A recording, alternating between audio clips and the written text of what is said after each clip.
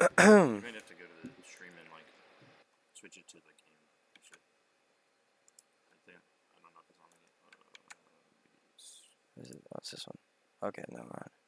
yeah, it's on Switch. Okay.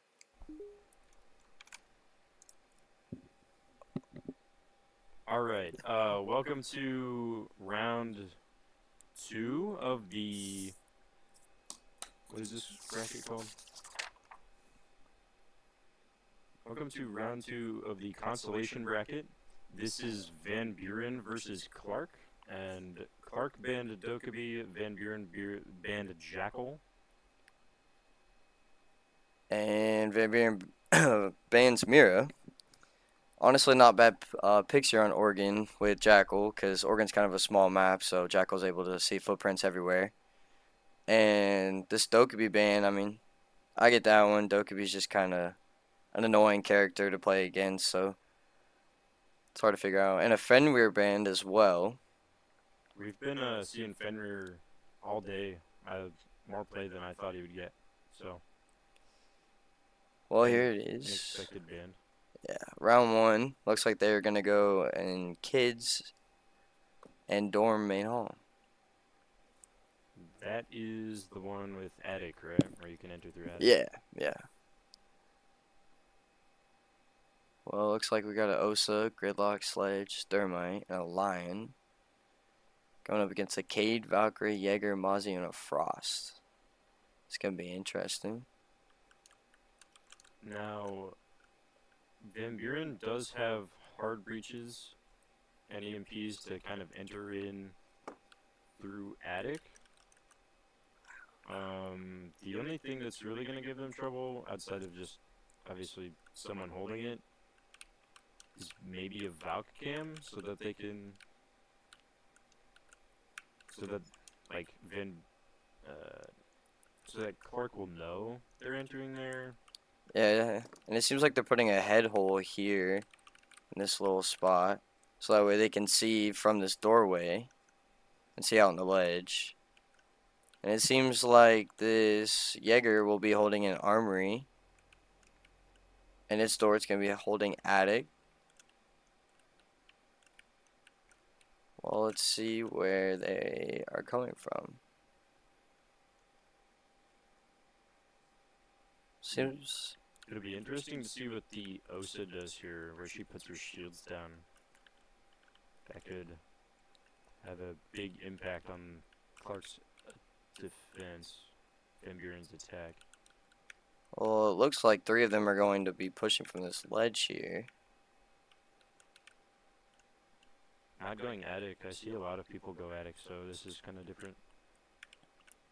Yeah, it kind of seems like they're just trying to push out this room and try and get wall here.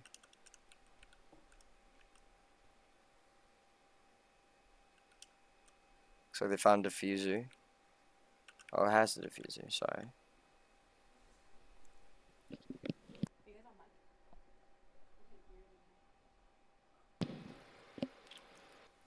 Well, seems like this Osa is going to be pushing up.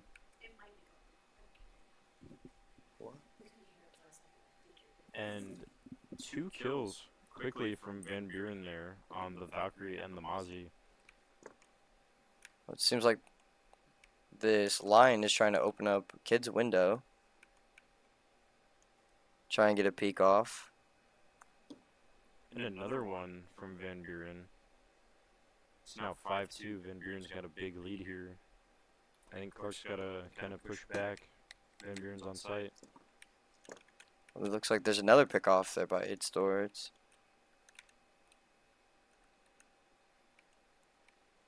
like he's trying to challenge his sled. Oh, and gets him knocked. It's a 3v1 as he finishes off the sledge, but he killed himself with the grenade. Oh, looks like Van Buren's going to take that first round.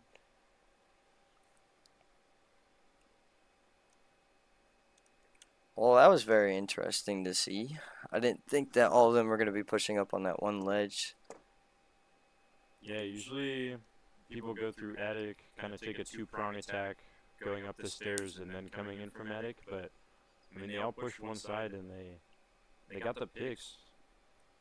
so they were able to do it. Yeah, it seemed like that sledge was coming up on white stairs trying to make a little noise, trying to get them to focus on him so that way the rest of his team can push up and try and take sight. We'll see how Clarke responds. There's a pretty similar team comp. And it's the exact same site, so the only change is the warden from... I don't remember what they played, actually. I don't think it had a big impact on the round. Well, it seems like they're making that same head hole there and footholes. Now, if they do the same thing here, Van Buren's already beaten it, so they do need to adjust their playstyle if they're not going to adjust their hold. Let's see where they spawn. Looks like they spawn in the same spot again. It does look like the Valkyrie and Warden are taking a bit more aggressive angles this time. Looks like they're roaming and having the rest play up top. I don't think they played like that last round. I think all of them were upstairs. Yeah, they were all just trying to hold sight and trying to get picks off. But now I think they're just coming for a more aggressive look. Yeah, it looks like Clarke here is going to be playing in basement and freezer. Looks like that Jaeger's still holding armory. And cooked wheat over here trying to make sure they don't go up to addict. Dort's holding in addict again. Looks like that Frost is kind of just playing around.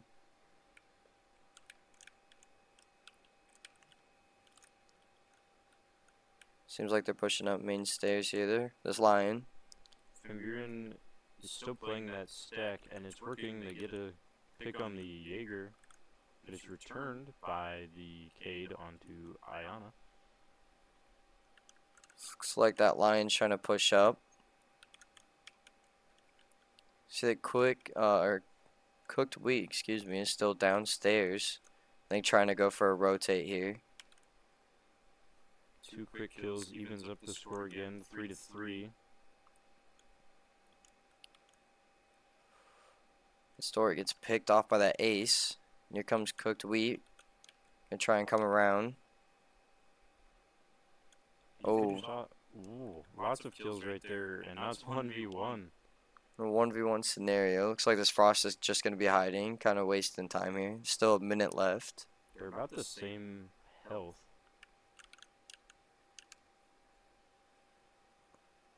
Looks like this Frost is holding the doorway. We're trying to check the attic. This Flores might be able to just kill her with his drone. She's pretty low. He just has to find her. And I think he's going to try and get that diffuser. So that Frost is holding from white. Kind of just wasting time here. 20 seconds left. He's going to have to make a play.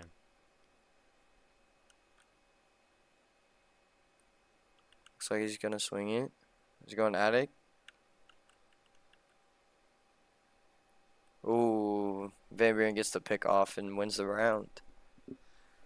So, Clarke's adjustments were really good. They managed to make it 1v1 instead of like 4v0. But, I mean, just couldn't take it. So, I mean, a little more adjusting probably. Gotta expect that all-in push from the one side instead of waiting for a split push with the Valkyrie. It was nice with that cooked wheat coming on underneath and coming up and trying to get some picks off. But I guess we'll see where they're gonna go basement this time. See what Van Buren has a rush for that. Now, I see a Sens. I don't see Sens often, so that's kind of an interesting play here. Yeah, Sins is a really unique character. I mean, not played as much, but I mean his gadget is really useful. I know the walls can cut off a lot of sight lines from defenders. Yeah, it's it's actually really good and really useful, and but it's just doesn't really seem like a lot of people use them as much. Well, it looks like Cook Wheat's gonna be going upstairs here. Looks like Lurka's gonna mute off that wall so it doesn't get open.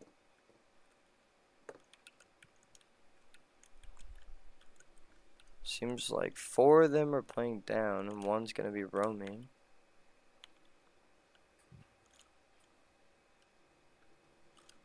There's Cooked Wheat. Sitting in servers. Looks like they're entering from this east side for the most part.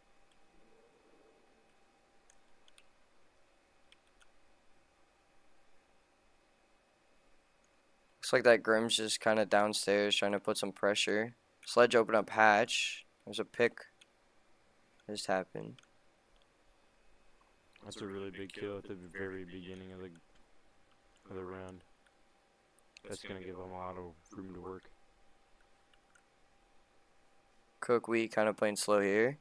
Oh, and gets picked there. Sledge is inside or drop down.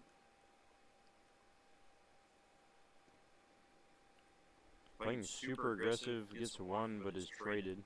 There's a diffuser. Looks like, oh, and Van Buren took round 3. A really quick succession of kills there.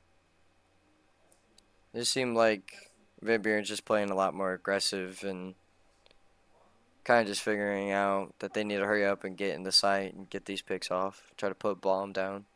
Clarke is playing very passive, just waiting for Van Buren to walk in. And that's giving Van Buren just a lot of space and angles to actually attack to the objective instead of Clarke going out, being the aggressor, and slowing them down. Well, it seems like they're going to go up top here again. Kind of seems like the same ops as last time they went up. I'll switch with the Legion instead of a Warden.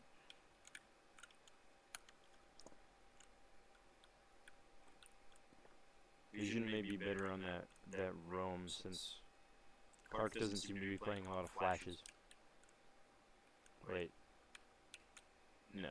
Clarke is defending. Oh, my bad. Van Buren isn't playing a lot of flashes. Yeah. Looks like there's going to be a swap here for a Flores instead of a Buck. Well, it seems like kind of the same setup as last time. Now, they did manage to bring it to a 1v1 at the end of that round, so maybe these further adjustments will actually win them this round. Let's see where they spawn. Looks like they stay in the same spot again. See what they have planned for this time.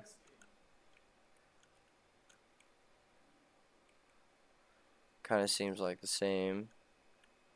Or maybe that Ion is going to white stairs instead.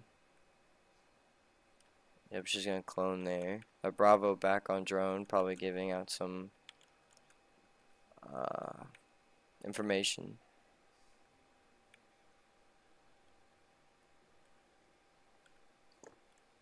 Well, it seems like they're not going to have any roamers this time. They're just going to be playing off.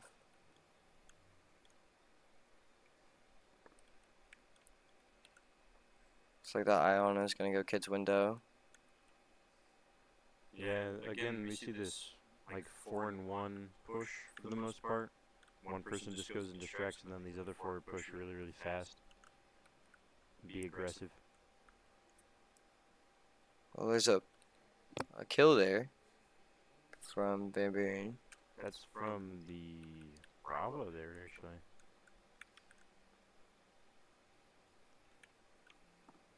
Well, it looks like this Ion is just playing games with this Jaeger here on the window. Oh, and gets picked off there. She does run in, but there's one on the stairs that might be able to get the Jaeger now that they know where he is. I think that Yair sees that now. Pushed up. Looks like that. Frost gonna trade it through the wall. We have 4v2 scenario here. Oh, 3v2. Oh, 2v2 now. Clarke's pulling it back there. We'll just kill after kill after kill. 1v2 now. Those adjustments are working out for them, but they gotta keep playing safe. They can't get aggressive now. They gotta burn the clock now that only one person can actually push. Well, they know where the last guy is, so I think they're just trying to waste time here. I think he's gonna go, yep, up here on this ledge. Drone out, trying to get some information on where they are.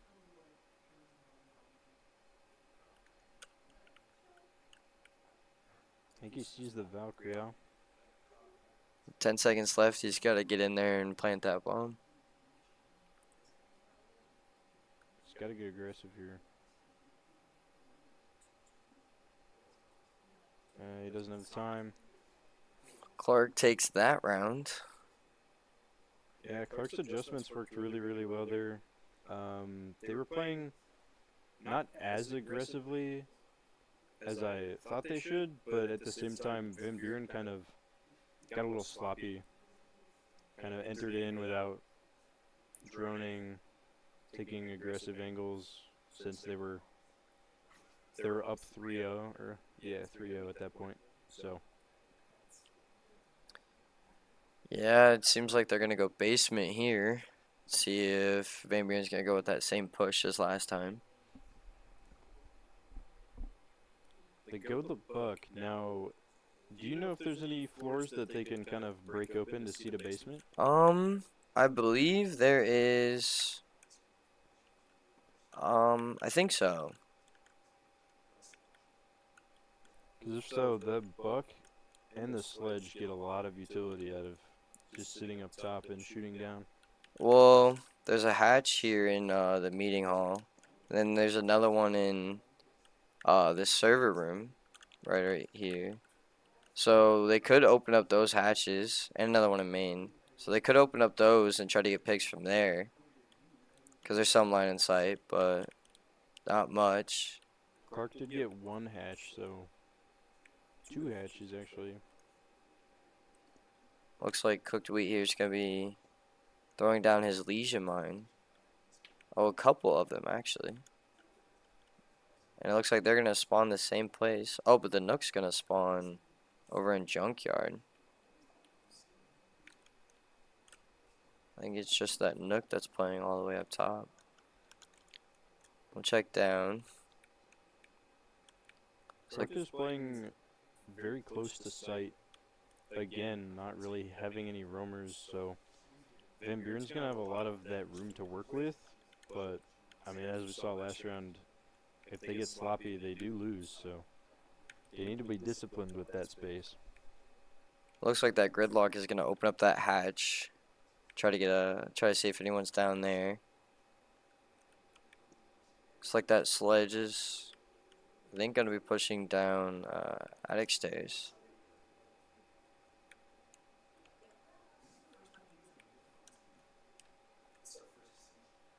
Seems like they all are in. There's only 4.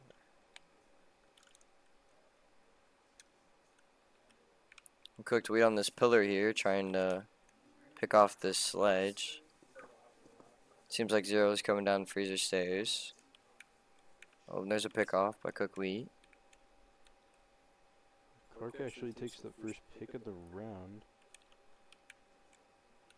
Looks like that Gridlock's gonna be on stairs as well.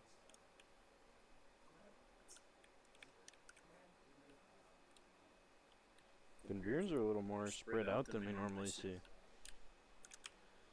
Yeah. It seems like the Zero's just trying to push in.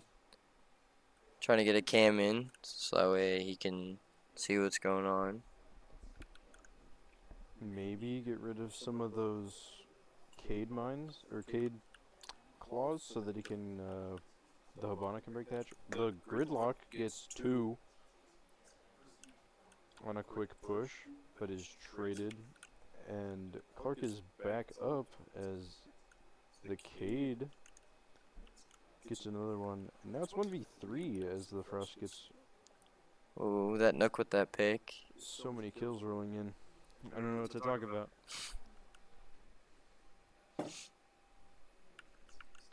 Looks like that Nook's gonna try and get a drone in there and try to get some information. She's got to be quick about it though. There's only 15 seconds left. Ooh, that was a nice pick off by Lurka there.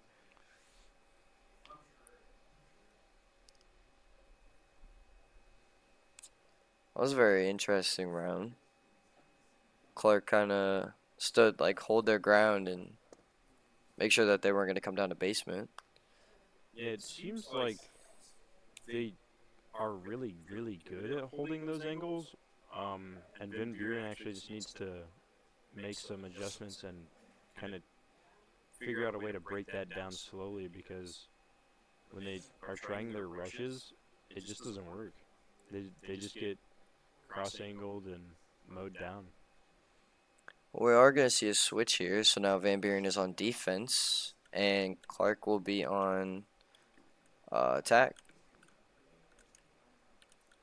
I think Van Buren might be afraid of their own strategy. They're playing 3 trap characters in order to slow down Clarke. Yeah, I'm kind of wondering how Van Buren's setup will look like, if it's similar to Clarke's or different from Clarke's.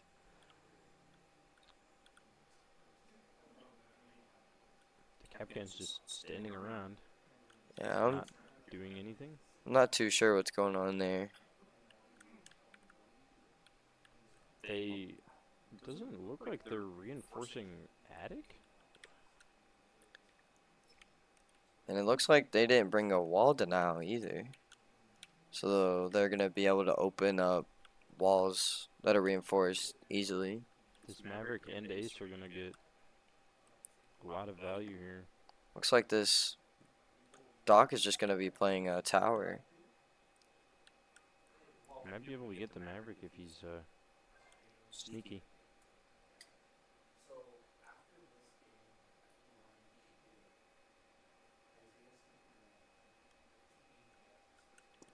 He's calling out that the Doc is there. Someone across the map actually gets killed by the Goyo. Looks like that Doc dropped off and is rotating back to site. Looks like we have Lurka here watching Father Childs. The run out. Ooh. That was a nice pick there. There was a down, but he got picked up, so it's even now. He's just going to be a little low on health here. Let's see, the Maverick should be approaching attic. Yep. Yeah, they're in there. They've got it open. Well, there's that Goyo just sitting there in that corner. I don't think he knows that Maverick and Gridlock are playing on. Never mind, he might now.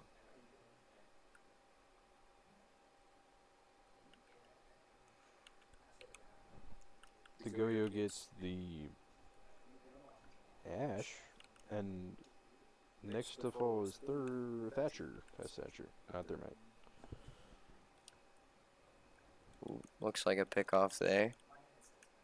They're picking up. Maverick and Gridlock are in, though. I think they're realizing that there's only 50 seconds left. They both don't have diffuser, and they're trying to hurry up and push up. Try to get in time so that way they can go plant. Looks like that grid's gonna get picked off. The Maverick takes a bunch of damage, too. He's got to play this real careful, but he's only got 30 seconds left. Well, it seems like between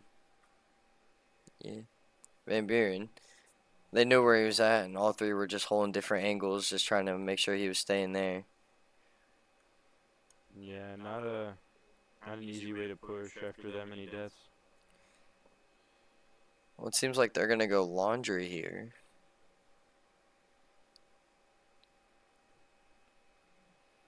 Again, it'll be interesting to see how Van Buren plays this because Clarke just played it nice and slow, played those angles, didn't really move.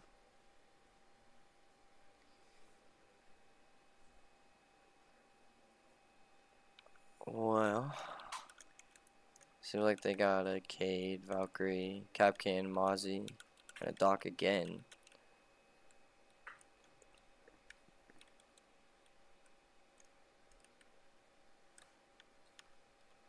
So that Mozzie's gonna be putting his gadget on the stairs, freezer stairs.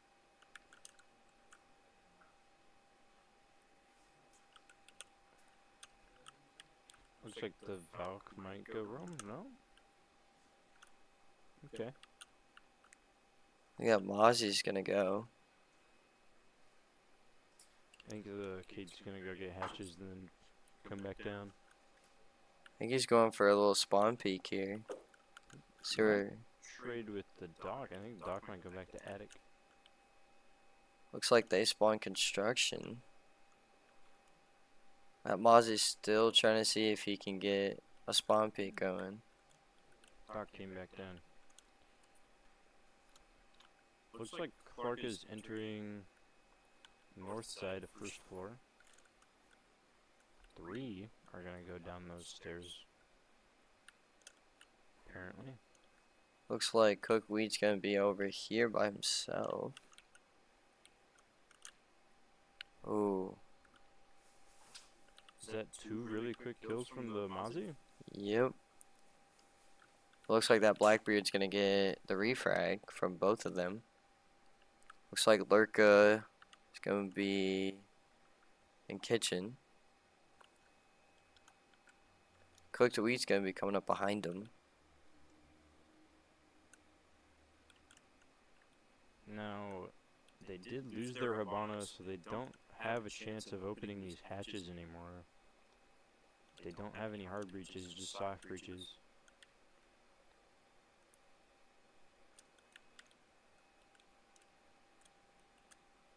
Looks like this Blackbeard's gonna be pushing down attic stairs. Looks like Cook Wheat might be going down freezer stairs. I think Lurka's gonna be falling after him. The Capcan is just lurking in the corner, waiting for him to push down the stairs. Looks like that Doc's gonna be holding an angle on top of that box. I think this Blackbeard's still toying with this Capcan.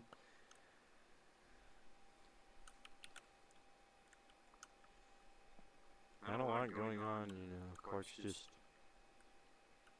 peeking down the stairs, hoping somebody might get antsy, and he does, but he actually gets the one on stairs, so I think they know where Lurka is, but I do not think they know where Cooked Wheat is. no, I don't think the Doc's looking at him. He might get killed. Yep. Oh, there it is. It's a 3-2 here. They do know where both of them are now, though. Oh, Cooked Wheat gets picked there. And so does Lurka. It's 5-2. Van Buren kind of did a hybrid, you know. They did hold those angles like Clarke eventually, but they were very aggressive playing on that first floor with the Mozzie, who got 2. Looks like they're gonna go kitchen here. Seems like they're gonna stay with that Valkyrie and Doc.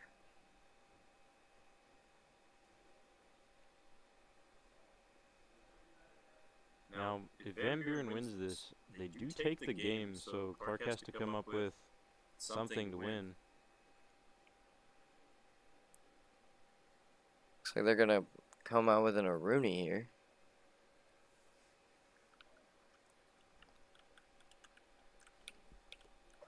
Like they're gonna try and make a rotate in a server.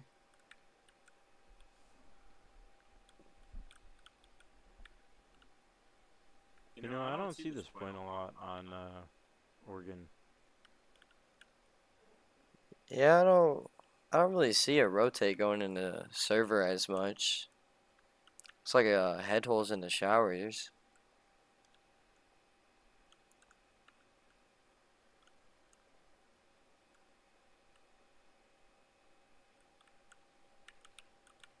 Interestingly enough, it looks like... Oh, never mind. I thought he was going to switch to Fuse for a second, but... It seems like they spawned junkyard. And Father Charles, excuse me, in German, spawn on construction. Looks like they're gonna try and take top floor control. That bucket or Doc and Pulse playing underneath.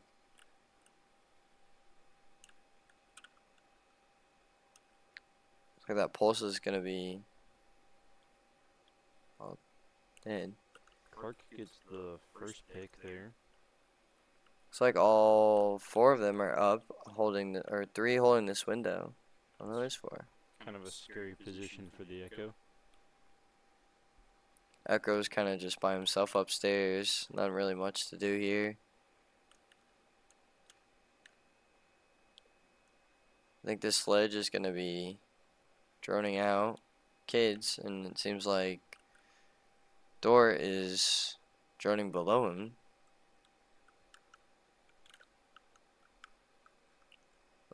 Well, that dock is still in showers. It's tagged a little bit. Clarke gets another one. And another one. 2 to 5 here. They might pull off a flawless run. It's like the last 2 are playing in sight. The only person on site It's a 1v5 scenario. gets the Valkyrie, I guess. And Clarke still has time here as well. And there it is, a flawless round from Clarke. They put that really well. I mean, there was 4 of them on the Echo, but at the same time, they pushed very coordinated after they kind of got rid of those lurkers. Clearing them out was really, really important for them, because they've been having some trouble with the roamers from Van Buren. Yeah, and you usually want to, if there's like a roamer, you kind of want to like clear him out, try and get rid of him. So that way he doesn't try to come up for a flank or kind of just be annoying at the same time. Looks like they're going to go upstairs here. Now it still is just 1 win for Van Buren to take this game, so Clarke has to play extra careful on the attack here. We saw that Goyo earlier, and he was getting some picks off.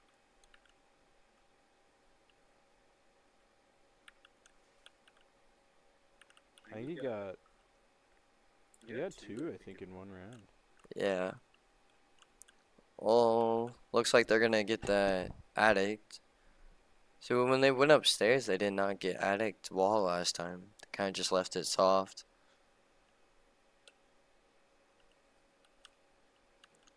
See that Rooney playing up in tower. Looks like they all spawn junkyard.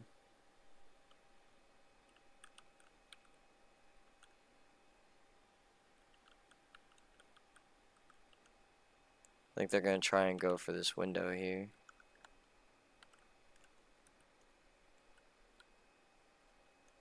Now they're going right up to that window, so Van Buren's going to know where they are.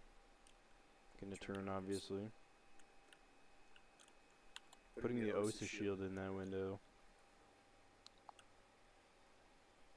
Looks like Lurka's gonna be trying and giving out some information with the drones. But I do not think they know that this Valkyrie is hiding in server room right now. There's 2 down there. I think they know she might be there. Is Oh, why they there's put the bees there? 3. There's 3. Looks like there was a pick off.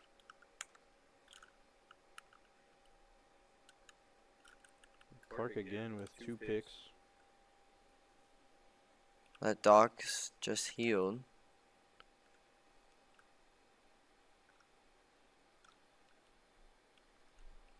Looks like that Rooney's just gonna be playing downstairs.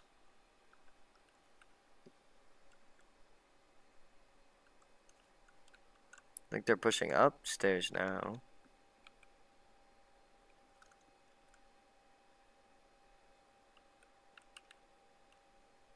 Still holding that window. Still have a minute 10 to play it. That Goyo fire definitely delaying them on the stairs there. I don't think they know that Amari, or excuse me, is playing downstairs. Might try and come and pick up that gridlock. I think Doc got 1 downstairs, making it closer, 3 to 4.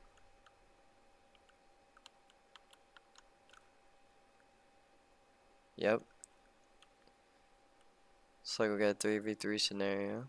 It's an even game now, and 2 are in the window. Ooh. Looks like Cooked Wheat's gonna be coming in through Addict. I think that Doc notices. Oh, he Okay. drops. Now, Clarke is coming down to about 15 seconds left. They gotta be aggressive, and there's 3 of them, so they can, but Looks like he's gonna go and plant. Van Buren's kinda running down the clock. So they got bomb off. It's a 1v2, a 1v1 scenario. Oh, nice little shot there. Now, right before that, I think the other one died to a Capcan trap. So that was kind of a scary scenario for them if he had lost that gunfight. I thought he got caught by the Rooney gate. Oh, maybe. Well, looks like they're gonna go basement here. Still keeping that Doc and that Goya. Oh, never mind. Swap into a Cade, and then there's another Goya.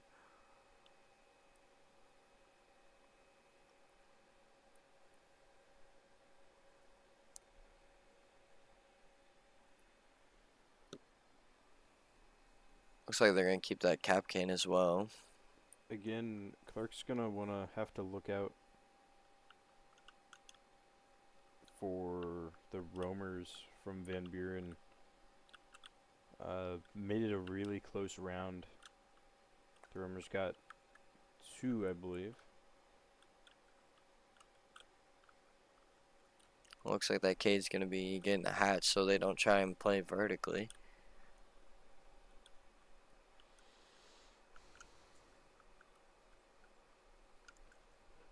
I think that Capcan's just, yeah, I'm just trying to put traps up vertically so that way he can tell where they're coming from. Yeah, they want those audio cues for those roamers.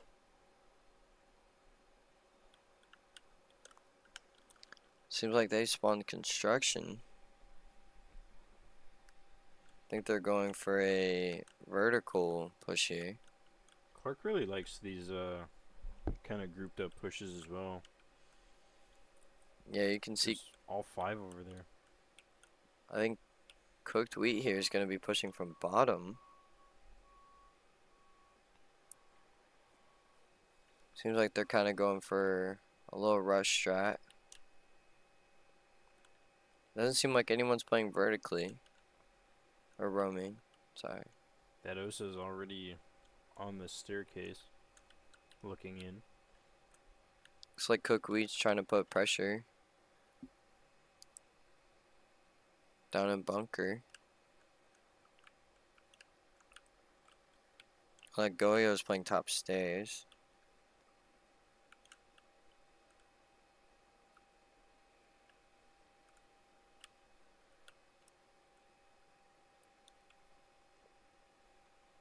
Looks Looks like 3 pushing from bunker. And there's Lurka up top. Got hatch. Not a lot of action. I think we're about a minute and a half in. Seems like that Iahsea is going to be playing with him. I think he's going to try and challenge that Doc.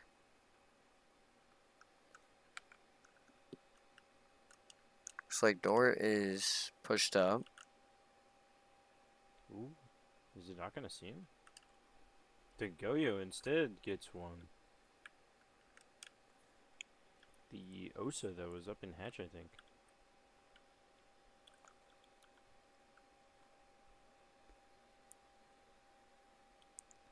I think Lurka's just playing from this hatch spot.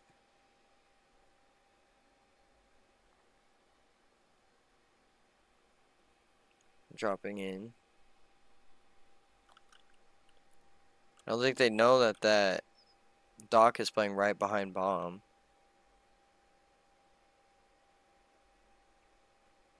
They get the Mozzie. They're all pushing from that side. Kind of a face-off here. They're going for plant. I think that Doc's gonna try and swing. Didn't realize that Lurker was playing right there. The triple kill. If he gets these last 2, that's an ace. There's 1. Oh. He's 1 Man, kill away from an ace. he got it stolen. So, Clarke actually back in it now. It's 5v5, yep. So Van Buren's still on the defense, which doesn't seem to be their strong suit. I think they've lost the majority of defense rounds. I mean, that round was good for Clarke. They were just playing really aggressive, just trying to push it in, trying to hurry up, get bombed down.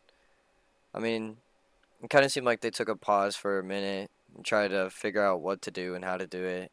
And then they finally executed the plan. They did a plenty of planning, but once they got that done, they pushed in fast, got kills, played good angles. Really well executed. Looks like they're going to get addict wall here.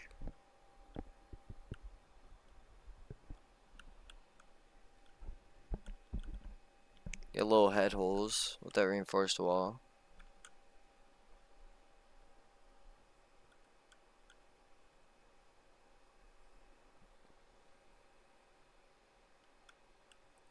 Looks like they're going to get games room wall. Looks like Cooked Wheat and Lurka spawn construction. Oh.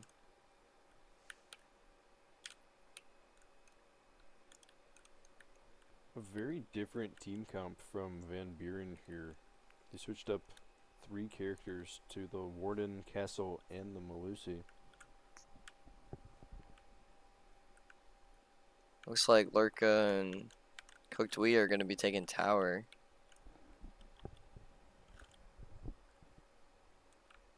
I don't think they're seeing anything over there. They're actually uncontested over there too. They do have to deal with the reinforcements.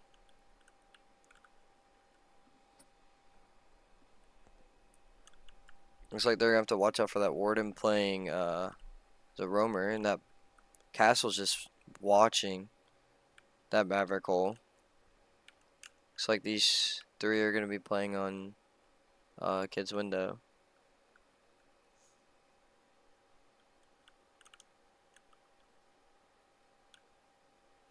So that Castle's going to fall off.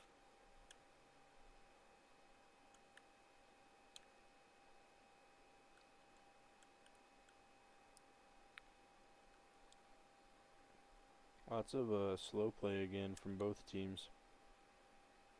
The castle just keeps rotating, not wanting to take that angle. Gets that Castle to fall off. Saw that Legion get hit by the gridlocks there.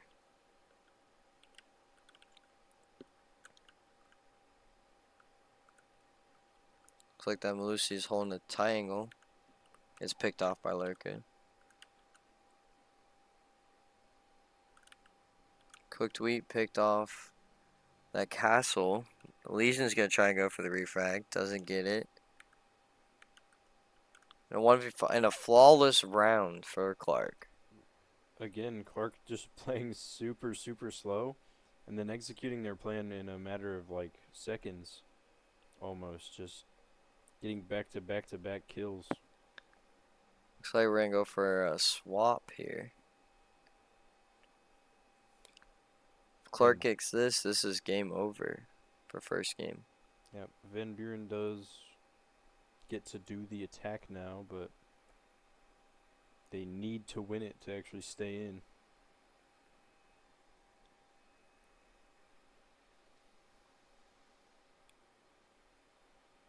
And this looks like classic Van Buren attack. I think this is what they were kind of running those rounds when they won. Seems like they really love that sledge. But I mean, Clarke also running some unconventional stuff. They got Thorn and Alibi. You don't see them a lot. Well, they did bring Cade for Walden out too, which is actually really good.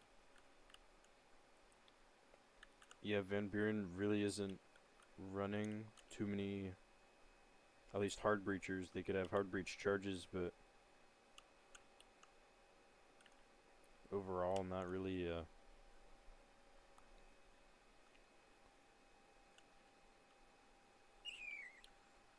Looks like they're gonna get Addict Wall. Looks like they're gonna spawn parking.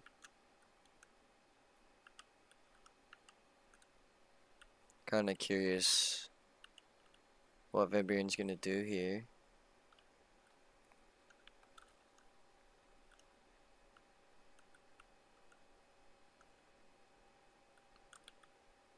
Well, it looks like we got Dort playing Armory. And Father playing in Kids. You've got 3 on B site.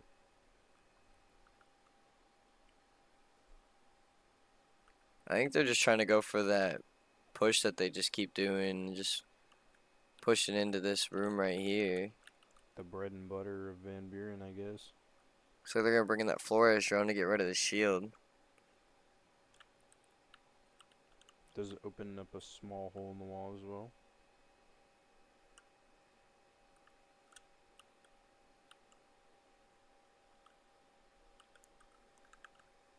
Looks like that Nomad's going to be playing bottom. I think try and push up to tower here. Oh, or not.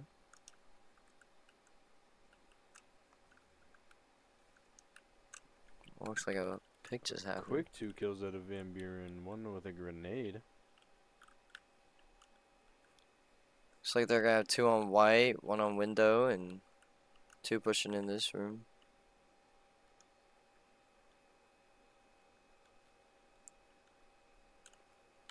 Clarke gets 1. I think on the staircase, maybe? Or in the window?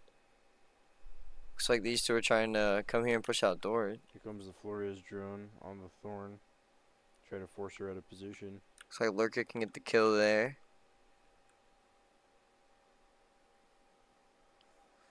Come down to a 1v3 scenario.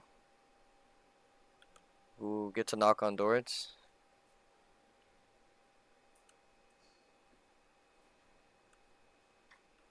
Now, this is winnable for Van Buren, but it's going to be really hard pushing alone. They know where he is. He's got 30 seconds, so he's got to plant. Lurker knows where he is and gets the final kill. Like Clarke takes first game.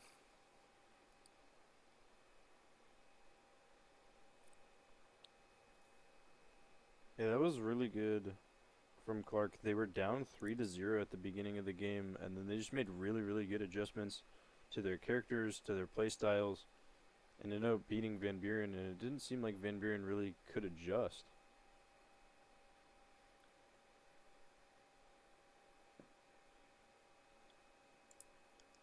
Well, and it looks like we're going to go into map 2, which is going to be Chalet. And it looks like Van Buren making a sub.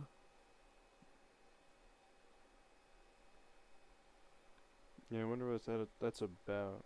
I wonder if they're gonna tell us that, 'cause it could be maybe Um, just a technical glitch. Never mind. I guess not a sub. Yeah, that is the same person.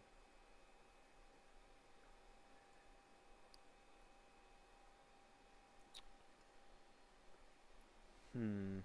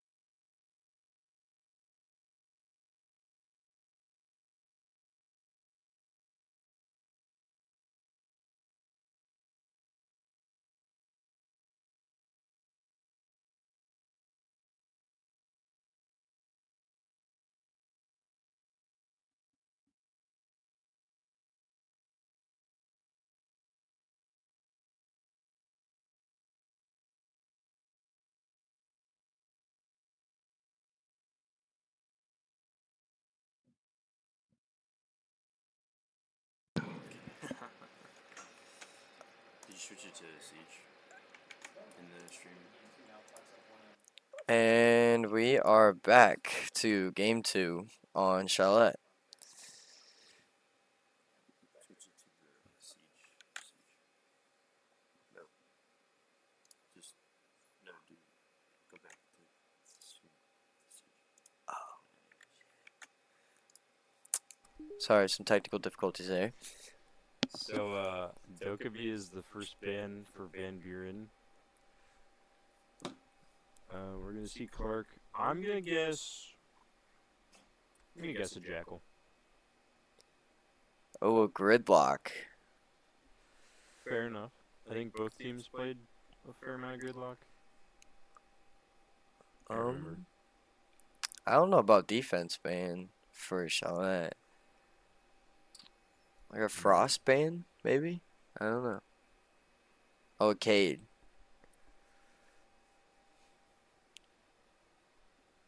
Let's see what Van Buren's going to do. I'm gonna call it. It's a Mira. Let's call it Mira. I could see a Mira.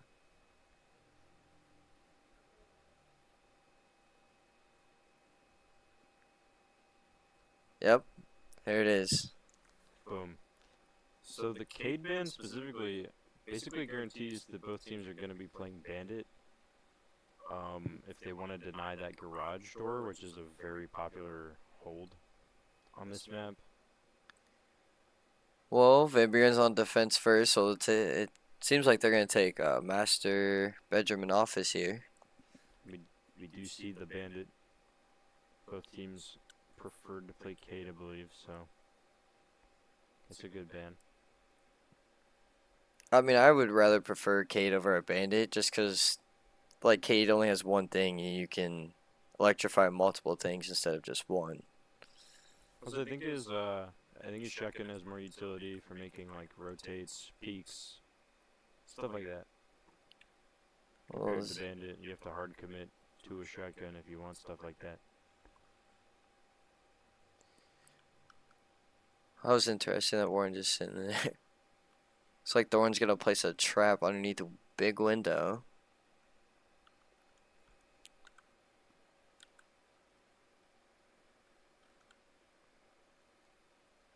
Interesting that Valkyrie wasn't banned.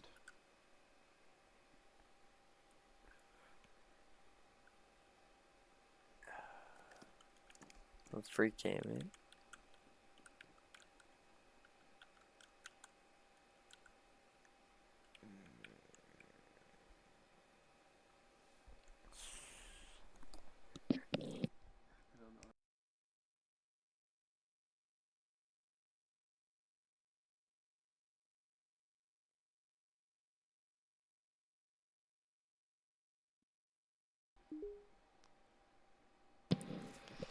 Well, it seems like they're going to be pushing in the library here.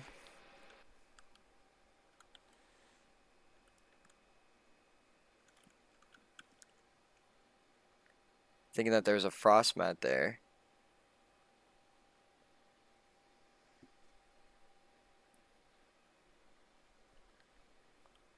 C4 from below. I think that was, oh, that was the warden. That would have been a pretty good C4 kill if he got that. Looks like Clarke is gonna get this first kill. Got a Rooney's just trying to waste time, play with them a little bit. See if he could get this Jackal. And tagged a little bit there. The warden is next.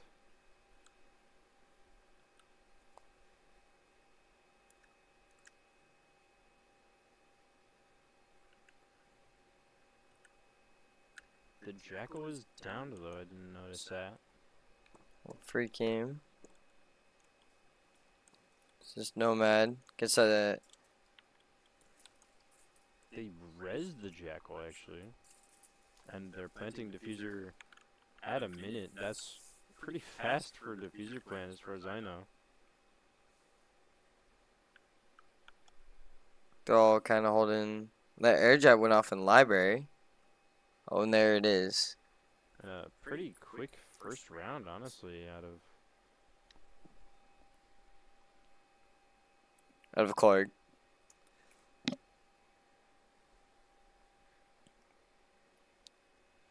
Seems like they're gonna go basement here. Van Buren will.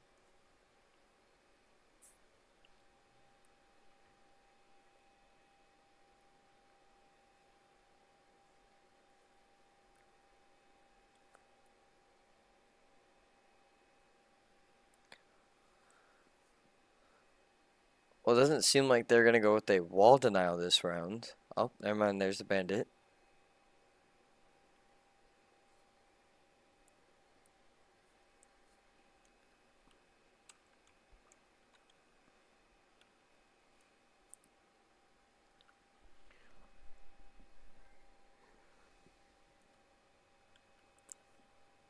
Well, it looks like that Valkyrie's gonna be playing up top, or I guess she won't be getting hatch. Looks like the bandit is on the garage wall.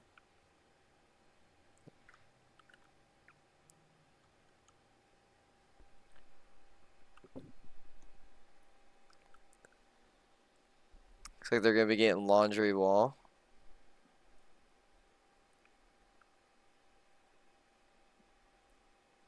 Now Warden's getting that hatch. You did do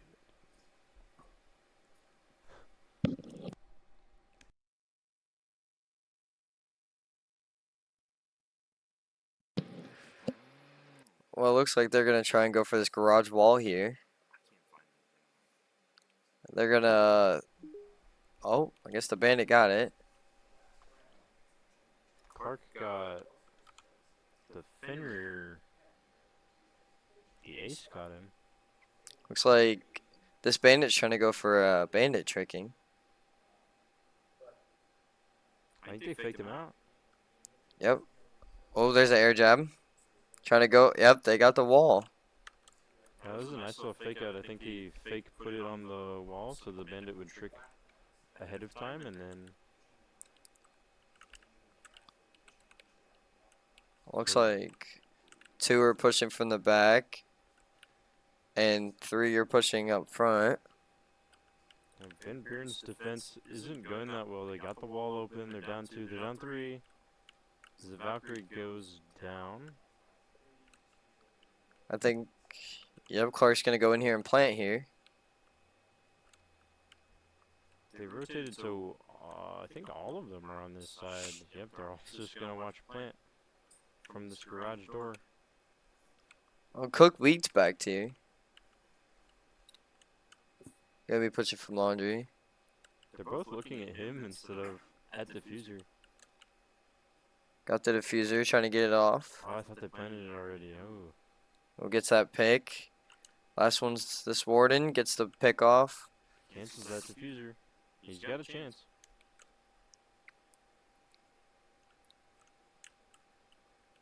I think Lurka is gonna try and go for defuse here. He's trying to swing him. I think they're gonna try and pinch him out. They're going for the plant on A instead of B this time. After a quick rotate. And they get it down. Looks like Lurka's gonna hold one angle and Cookweed's gonna hold the other. That was really nicely played by Clarke. They had a really strong angle right there after that. It was a good rotate by Lurka. I think Clarke played that very well with the 3 up front opening up wall and then the 2 in the back trying to push him out. And a nice juke from on the bandit trick to actually get that wall open. I think otherwise the bandit would have gotten the trick off. And, and Lurka knew that the Warden knew where they were planting, so he figured it'd be smart to swap sites and plant somewhere else. Also met up with his teammates so they could watch each other's angles. So it was really well played by Clarke. Yeah. Van Buren's gonna have to adjust for that. Looks like they're gonna be playing top floor here this time. Clarke up 2-0.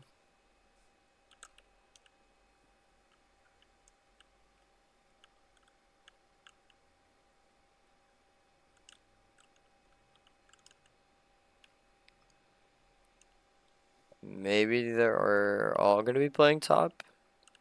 Looks like this warden's gonna try and go for a spawn pick, maybe. No. Interesting. He just tore down the barricade, put it right back up. Yeah. Looks like that thorn's gonna go in there. Looks like they spawn backyard. Seems like Lurka and German are gonna be going library.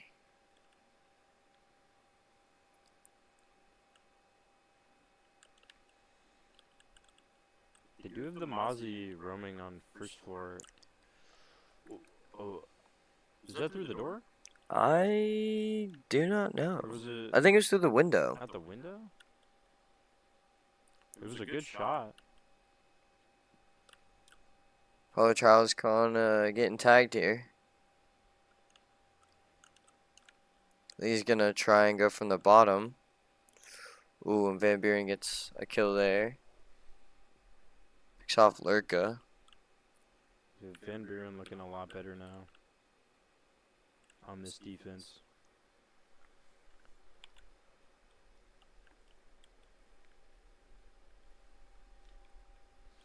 Looks like their cooked wheat is gonna be pushing through bottom, trying to go top.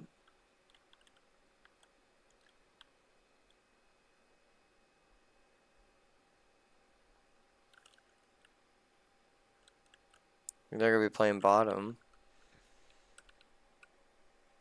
Looks like they're still playing top for defense.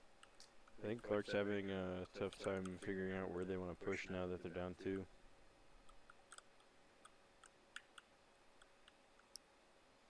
Just 1 nitro left for Van Buren.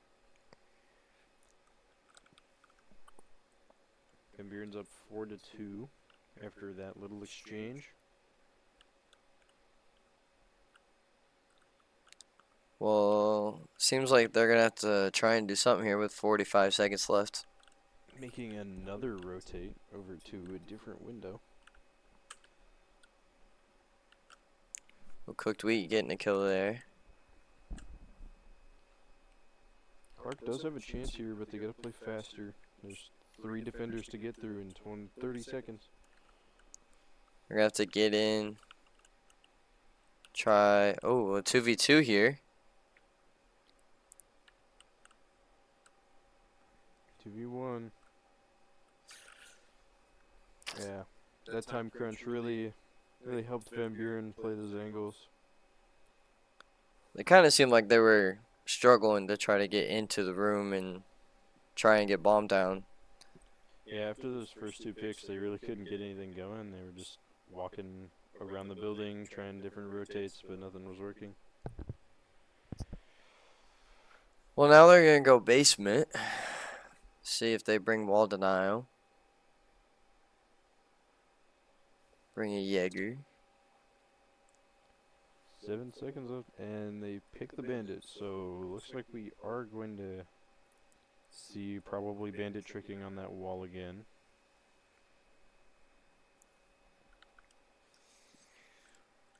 Feel like they're gonna get garage wall.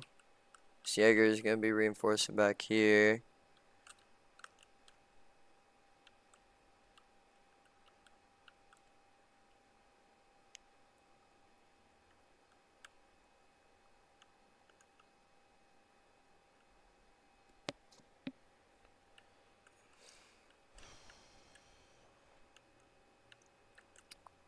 Wow, setup phase is boring. Yeah, Not a lot to commentate. not really. No swaps from the attackers. Looks like they want to keep it. Interestingly enough, they are running 2 hard breachers. I don't know a lot about Siege, but I do know usually you only have 1 hard breacher for the most Mainly. part. Yeah, and then you can, I mean, it's nice to have hard breaches as well, so that way you can get like hatch or stuff like that. Looks like this hatch is open. Doesn't seem like there is any roamers.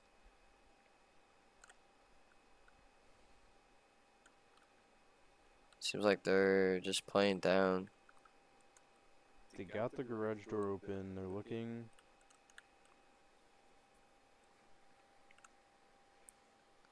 Seems like that bandit's just sitting in that corner, kind of just hiding a little bit. Looks like Dort gets a pick there. Clarke gets the first one. They didn't put up Osa shields. Looks like Lurker gets picked.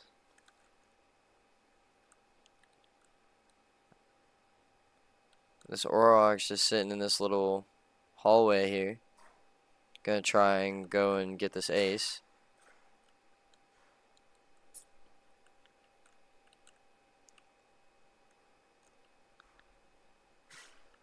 I don't think that bandit's. Another thermite charge onto the garage door, just opening it up a little more, trying to get a better angle, I think. Looks like Cookweed's gonna try and come from top. That bandit's playing right underneath the hatch. I think they're going for a plant here. They are. Gets the plant off. This is going to be really hard for the defense to get. They just need to not peek. Seems like that Orox is just playing back. I think he's realizing that nobody's back there now. Defenders really only have to hold the angle that Nomad is holding.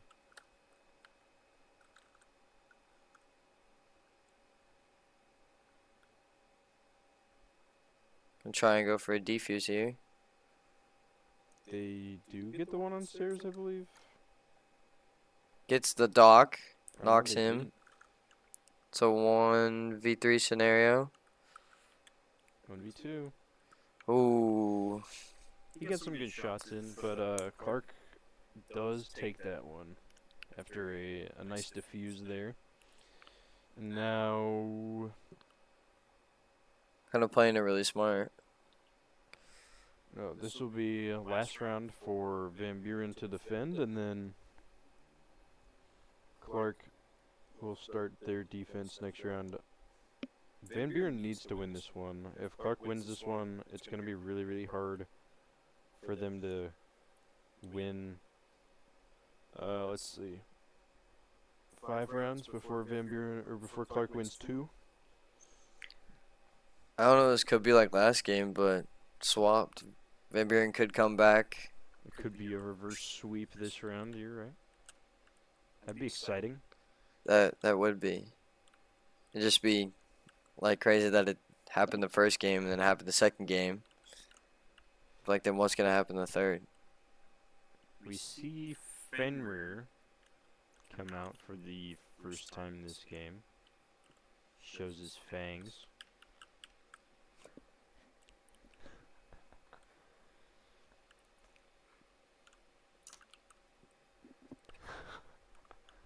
Now, on Clarke's side, they have a Fuse who isn't used often. Not a lot of people play Fuse. I don't think he's very good.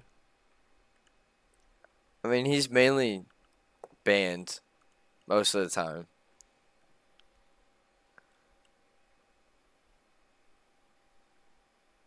Because I don't think people like running away from hockey pucks that explode. Yeah, he's very good at forcing repositions, but you have to kind of be in the right place at the right time. I think they're just trying to go for a vert take here. Looks like that Mozzie and Fenrir are just kind of playing together on this stairwell.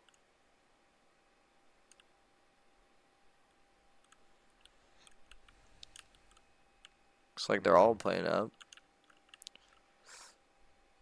Van Buren gets the first pick on Clarke.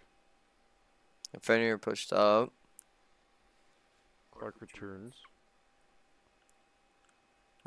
Oh, that was a nice C4 by that Mozzie. And he's out of there.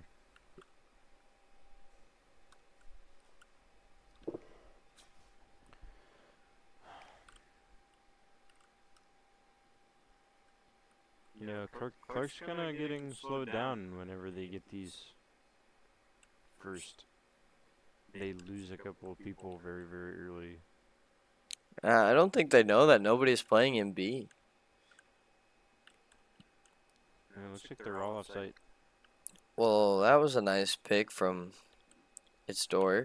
A second C4 kill for Van Buren. Seems like it's just all up to Clarke and Dort.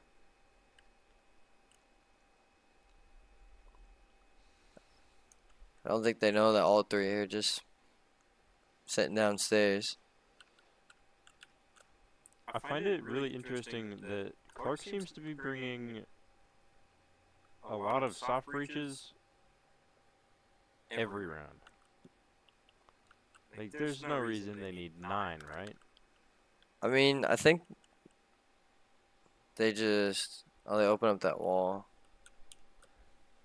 I was about to say, I mean, if they're trying to play vert, the soft breaches will help out a lot because you could just put them on the floor and just blow them up, be able to see through the floor. True. Very true. Looks like the Frost might encounter Lurka very soon. Yeah. I don't think he sees him. They're both on point together. Oh, there he is. And they did have bomb. Well, that takes it to 3-2. Yeah, that's a big win for Van Buren. They really needed that. But now Clarke is defending here. So we will see how this goes.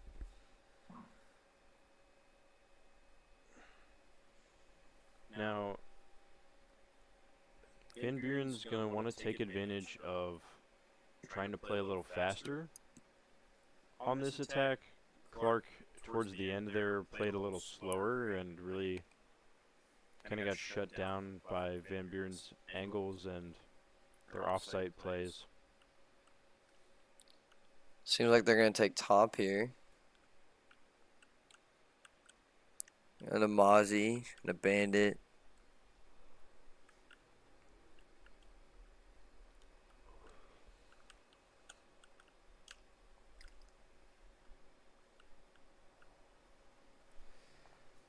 We see a Fenrir for Clarke this time, so again, a Fenrir play after no one playing him first game, I believe.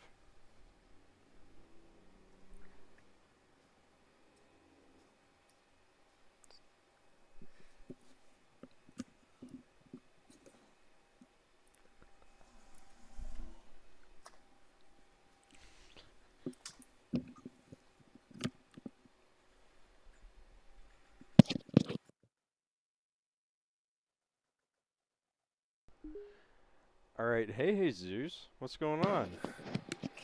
Howdy, yeah, I'm gonna take over a little bit for Iahsea here. He needed a little breather.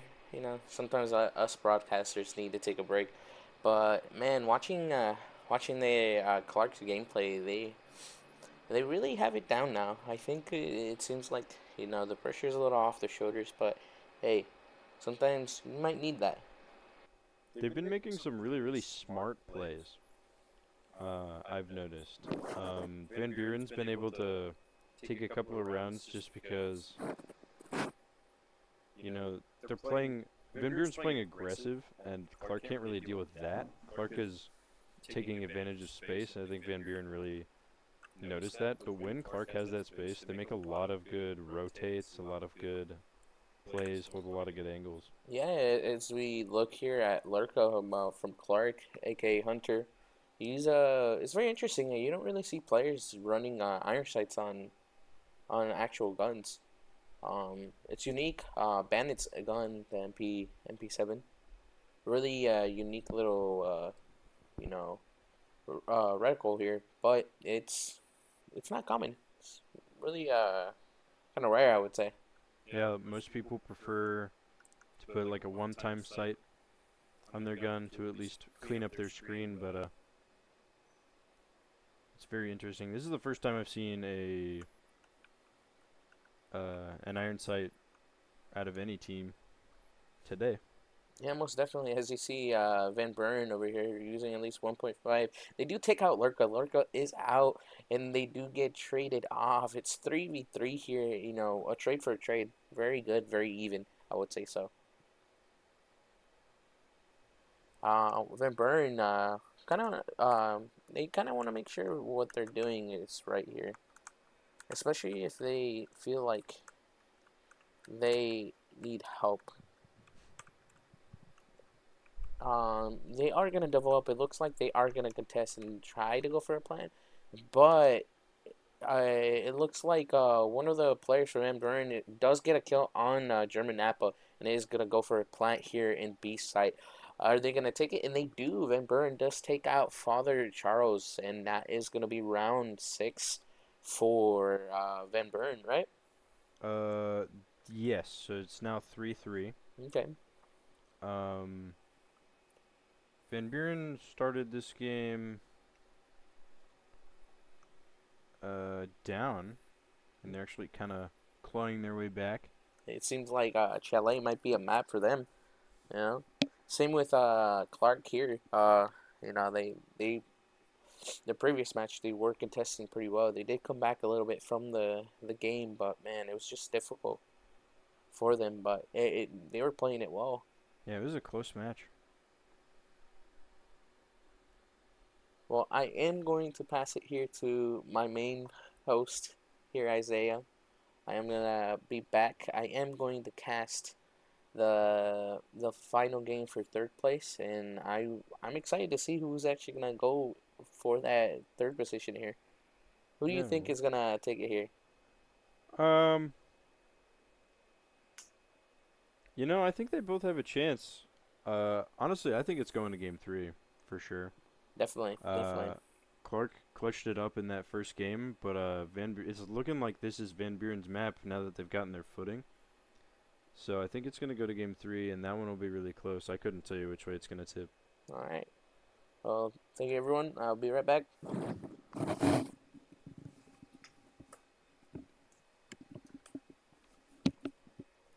I'm back.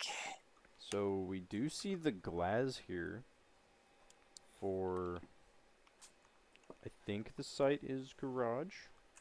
Yep. Appears to be. So glass is a pretty classic one here. Now, how they're gonna get it set up is gonna be a little tricky. They used one EMP really early. Yeah, I think they're trying to go for a bandit trick, but I think he's just trying to get them to use up all their EMPs. Because they only have one left, but they also have a Thatcher as well. If they can't open up this garage door, oh, they do have a Thatcher. I didn't realize that. I thought the Iahsea was gonna mess it up. Oh, it looks like they got it. Seems like Lurka is taking some shots here. From that IQ on the window. You know, the Clarke bandit trick is doing really, really well, keeping them off. I think, did they leave? Did they run out of EMPs? Yeah, they did. So that glass is gonna be really, really difficult to run now. Garage is kind of his main area, and now that it's completely sealed off, they don't really have a use for him. There's only one hallway I can really think of where he'd be good. We kind of see Lurka trapped here. Playing on window, and oh, there's that glass down. A couple of really quick traded kills there, and Clarke comes out on top. We see Dort, father and German holding basement. Kind of just holding sight.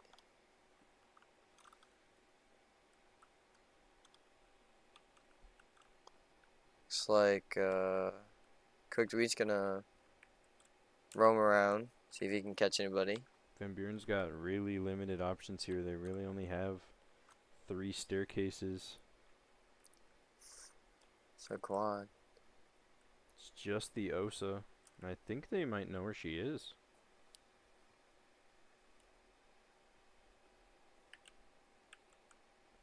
Ooh, there's Cooked Wheat down there. He has 10 seconds till he has to plant, and he doesn't have bomb either. Ooh. Clarke needs to just run away.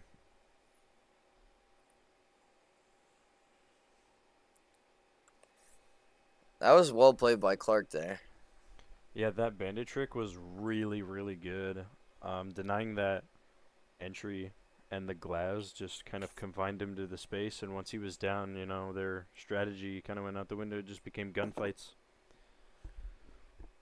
That was a great bandit trick in there by German. Yeah, he managed to bandit trick all 5 EMPs that Van Buren had.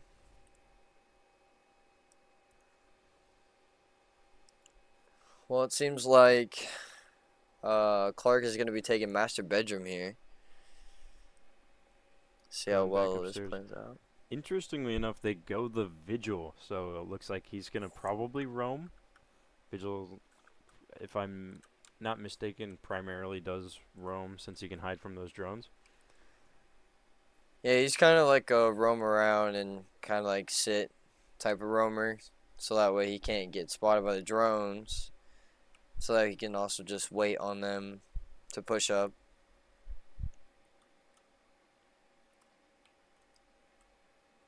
Seems like German's back on that bandit. And after last round, I don't even know if they'll be able to get this wall. Yeah, the bandit player for Clarke is really good at the tricking. That's they fooled him once. Or no, Clarke fooled Van Buren's bandit tricker, my bad. So Clarke knows how to play around that bandit really, really well.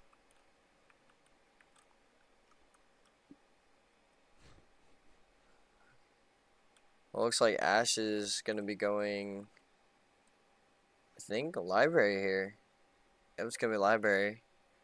And looks like Lurka is going to be coming from bottom stairs.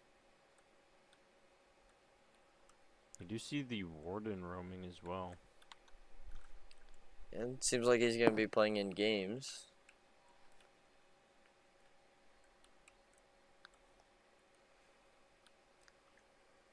We'll see the Capcan taking some damage here. A huge trade for the ace. They're both one shot now.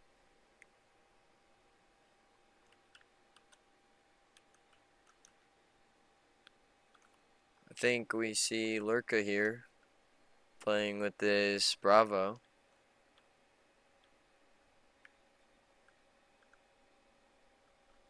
And Van Buren gets the first kill. Got the refrag there. It's 4-3. Van Buren is up. It's a 3-3 now. What an Ooh. effective roam out of Vigil. I think he got 3 there. We see the Iahsea just roaming, She's the last one. and she's real low. That Warden might need to come back to bombs and help out the bandit. I think she's gonna try and push into A here in office. She drones it out. Bandit might know that she's there now. Yep. I think he saw her. She's at 1 HP now. Oh, and that is that from the bandit. She dies to the bandit battery, back straight up into the wall. That is unfortunate. That was really something. So this is match point. So Clarke is at 5. They just need 6 to win. So Van Buren needs to win this one to stay in it. And Clarke is still on that defense. Looks like they're gonna go kitchen and dining room here. Yeah, this is a pretty non-traditional point. I think most of the time it is that just master bedroom and garage. Most of the time you switch back and forth. So this could work out in either team's favor. Van Buren, if they're really good at pushing this point, probably gets the win here. But, I mean, Clarke's roam on that vigil that they have worked really, really well. I think he got 3, so they got to be really worried about that. And How are they going to beat it? seems like they're gonna run with that vigil again. Looks like they're going to swap to Jackal to try to beat him. Just go and find him since he's running all over the map. Well, let's see where they spawn. They went cliffside. Oh, one tried to spawn peek and got picked off by the Iahsea. That's really, really important for Van Buren to start this round. They need to win it to stay in it. Looks like they mainly just got drones going.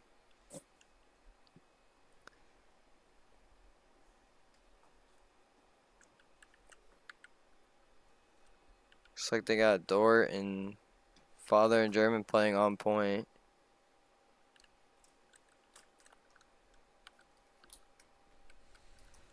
Seems like Lurka's gonna be up top here. I don't think he's found anybody yet. I think they're all kind of below him.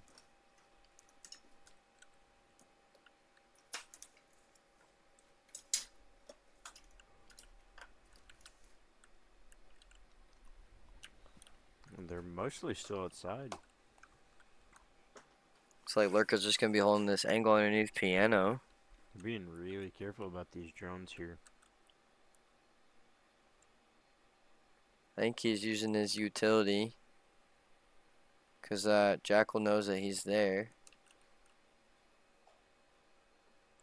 Ooh. Gets the Jackal really low. Oh, but the Iahsea comes up from behind. Van Buren really played that well. Figuring out where he is and then... That Jackal is at like 1 health.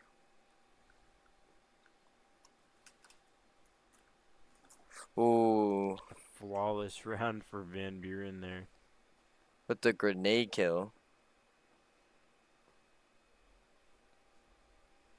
Now, Clarke is still going to be on the defense here, and they do get to go back to garage, I think. Yeah. So, Last time they played in garage, they played it very well. They played it real patient, kind of just waited for them to come to them. absolutely. That bandit trick is a real menace as well. It's going to be hard for Van Buren to win this one.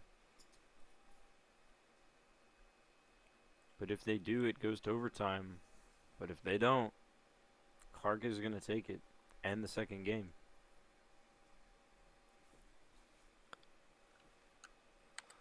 I guess we're going to see how this round goes. Now, they are sticking with the Vigil, which means they're probably going to stick with the Jackal. So, it's not a free kill by any means, but if they play it like they did last time, there's not really a way Lurka can beat it outside of if the Warden plays with him, I suppose. The Warden died really, really early.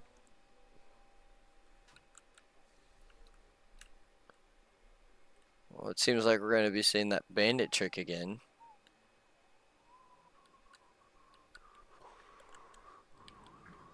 Looks like Lurka's going to be playing up top, along with cooked wheat. Looks like they spawn cliffside again, or backyard, excuse me.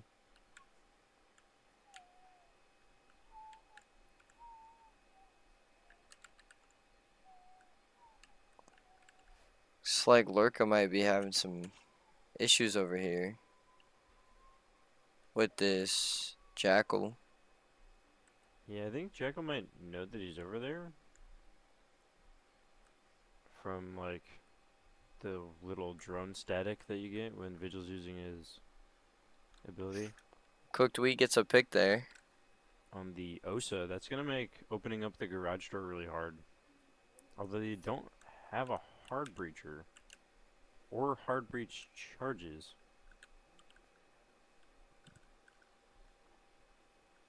I think. Ooh. That lion just ran right underneath Lurka. Oh. Van Buren is firing back with 2 really quick kills. Check downstairs here. I think they're just ignoring the Vigil. I'm just gonna try to take point while one is off.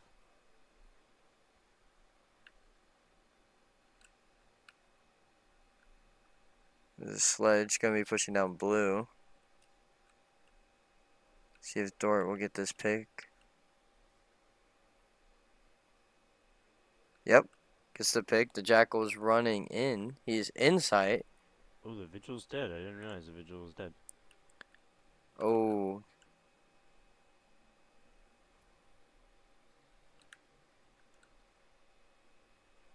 Van Buren is planting the diffuser and they've got some really nice angles.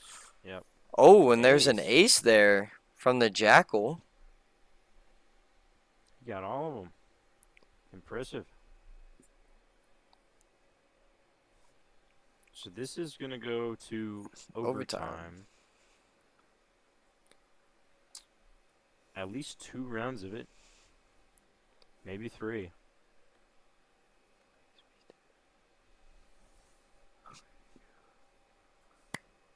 Well, seems like they are going to go master bedroom here. Clarke will. Seems like they're going to bring him a Lucy instead of a Vigil.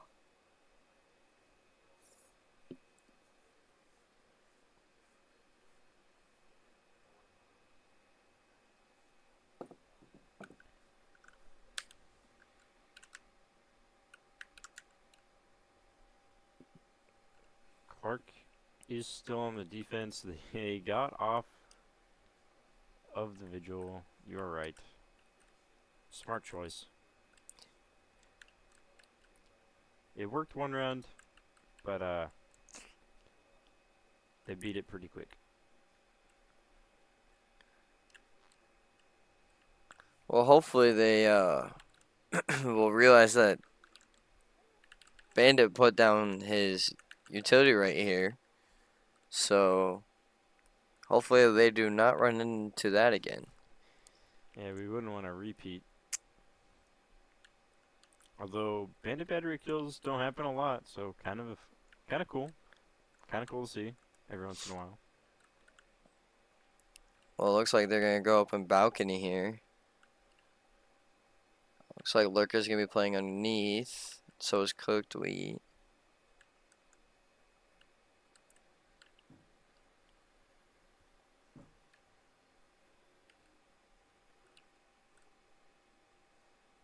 Looks like Sledge and the Flores are going to be droning out together.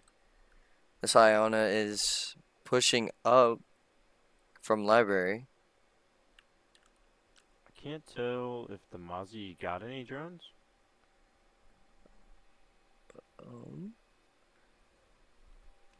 I think so. I just noticed Van Buren has 12 flashbangs and 2 grenades, which they've already used 1. So they are gonna try for a lot of flashes.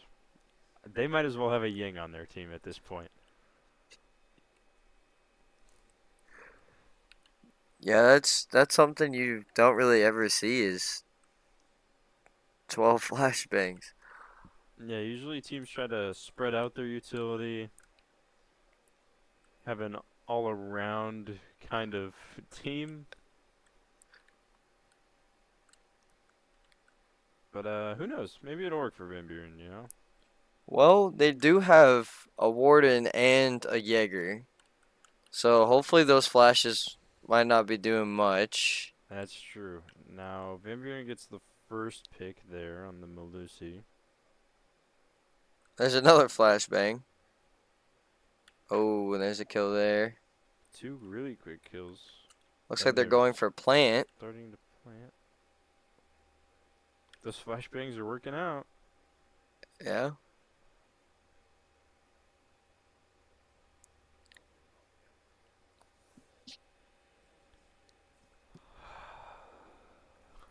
It's a 4v1 here. I think Sledge knows. Watch that Flores coming around the other side. There it is.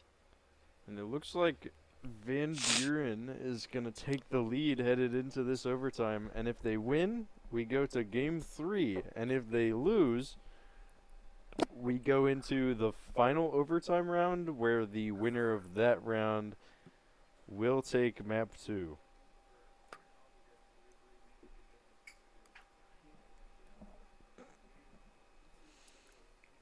Well, it seems like Van Buren's going to go to top floor here.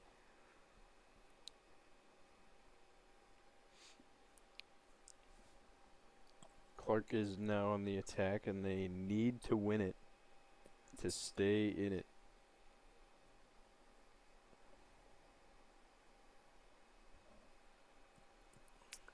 Well, it seems like they're going from a different approach than Clarke did. You see the Capcan, you see the Frost, and the Castle. Now, there's no electricity on their team. They're not running a bandit. Cade was banned.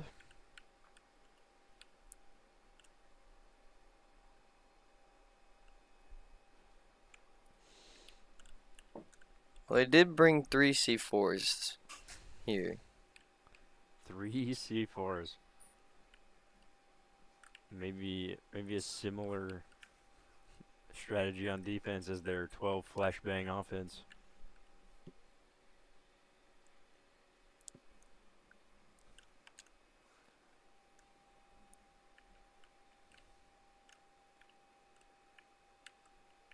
Well, it seems like this Valkyrie is going to be playing underneath. This Warden's going to be roaming.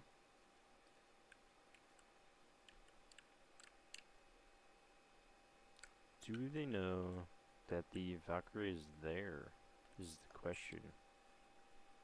I don't think so. Ash is right there. She's gonna. He's kind of just playing down in basement, waiting. The Thatcher got frost matted.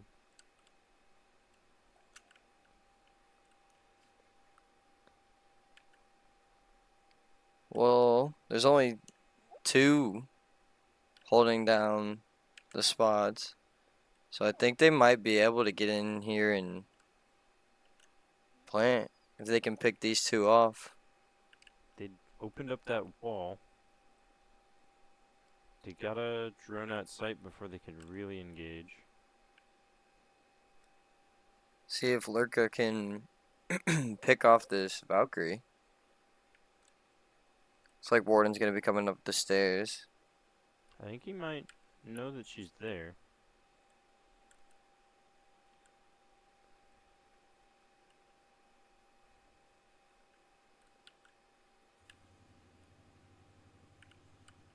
The Capcan's kinda pinned down on sight.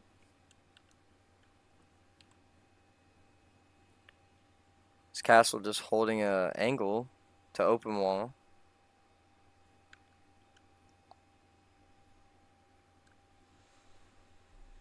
Van Buren fires back with 2 kills. 3 kills. 4. And it's 4-1 all of a sudden. They know where the last one is now. Looks like it's going to be all up to Lurka. We'll get some knock there. He's got 35 left.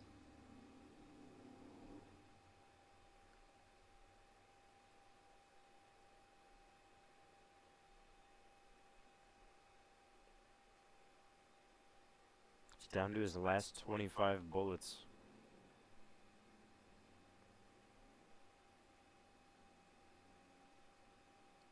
He's got 10.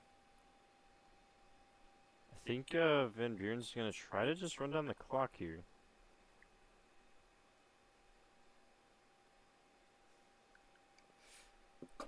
Ooh, and Van Buren is gonna take this game at 7-5. And we're gonna go to game 3.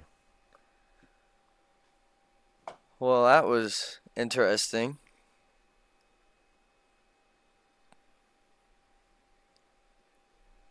Whoa. I think his arm's broken. Weird visual glitch. So we'll be back with game 3 soon.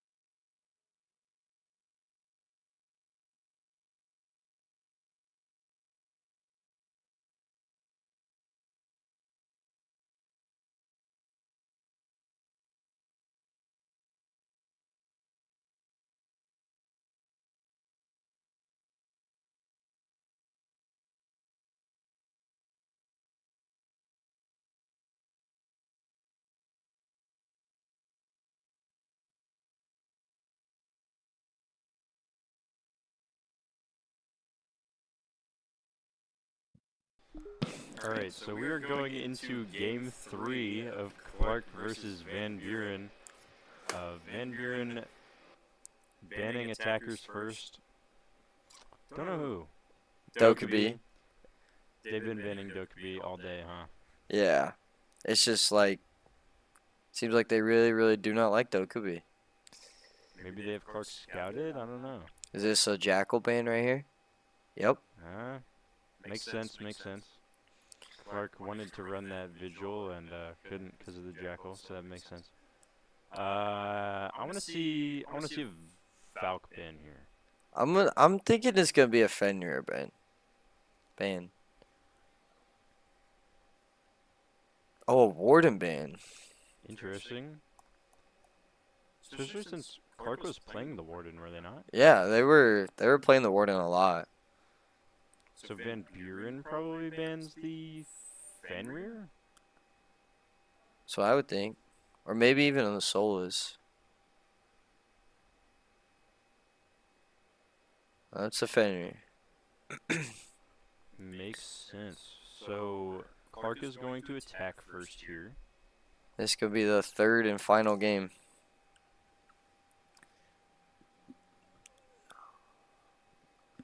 And it seems like they're gonna go cocktail bar here.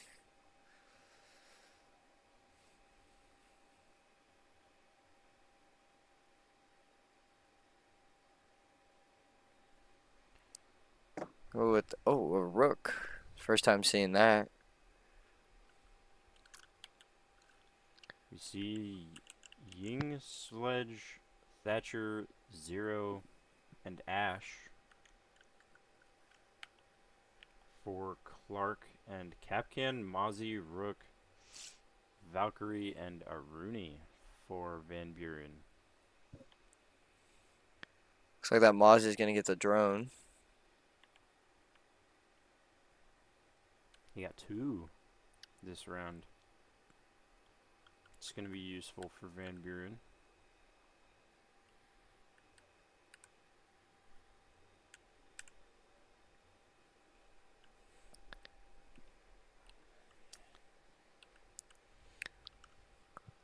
Seems like they're gonna spawn Christmas. Really gotta watch out for the spawn peaks on this map. It looks like they pinged it, although I don't think they've spawn peaked yet.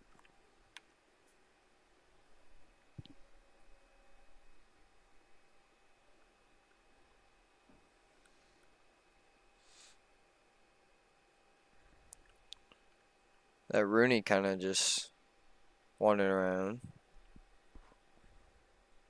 Van Buren looks like they want to set up something on the roof. Probably drop in near point. Looks like they're gonna drone it out. Looks like Lurker got a pick here. Oh wait, I just realized the team switched. Clarke is on the attack. Clarke is sitting up on the roof. They see the Valkyrie. They just force her out. No push. No kill. Looks like German's gonna be holding up on Skyline here. So the Ying drop down.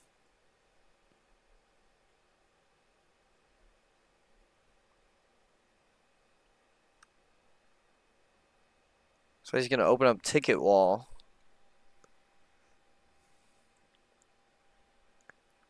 He's gonna drone that out.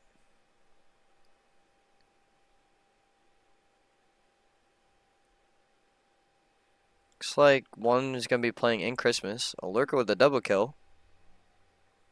Saw the cap can.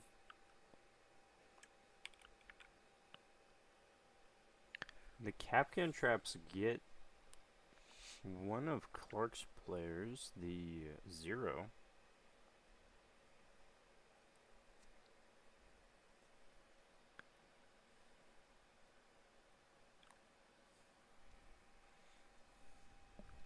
Looks like that Ying's gonna be Ooh.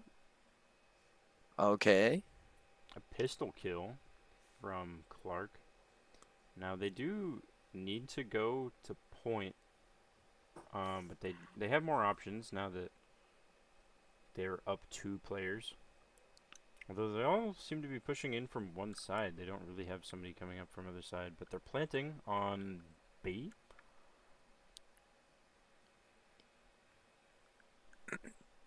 And the rook is down, so it's just up to the cap cam.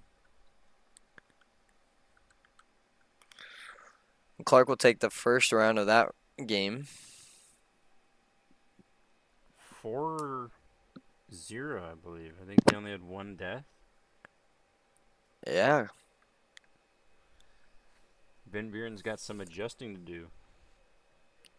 Well, it seems like Clarke's going to be or not Clarke, Van Buren is going to be going to kitchen. Another really, really popular point on this map. And they're going the Mira, which I think has been banned out both games, so we haven't really been able to see it. So. And the smoke is a new one as well. Yeah, smoke is going to be really nice to slow down what seemed to be a pretty solid push from Clarke. Going to be able to displace them pretty well. We can kind of see how Van Buren's going to be setting up here. Now, on the last point, they didn't necessarily need a hard breacher, but it looks like they're going to switch to one here. I think they know that Van Buren's not on 3rd floor anymore. So they do switch to hard breachers, actually. Looks like Mira's going to be getting this freezer wall.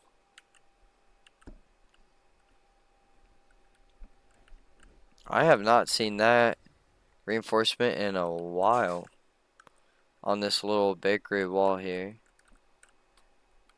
Let's see where Does seem kind of small is a way to put it, I guess. It doesn't seem like anyone's going to be using that part of the... I've mainly seen that like used as a rotate hole, so that way you can go from bakery into small bakery. Ah. The door is right there, though, I mean.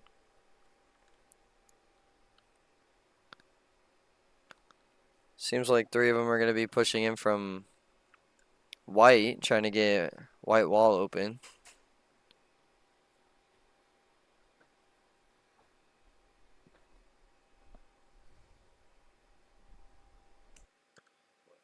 How's it going, Brian?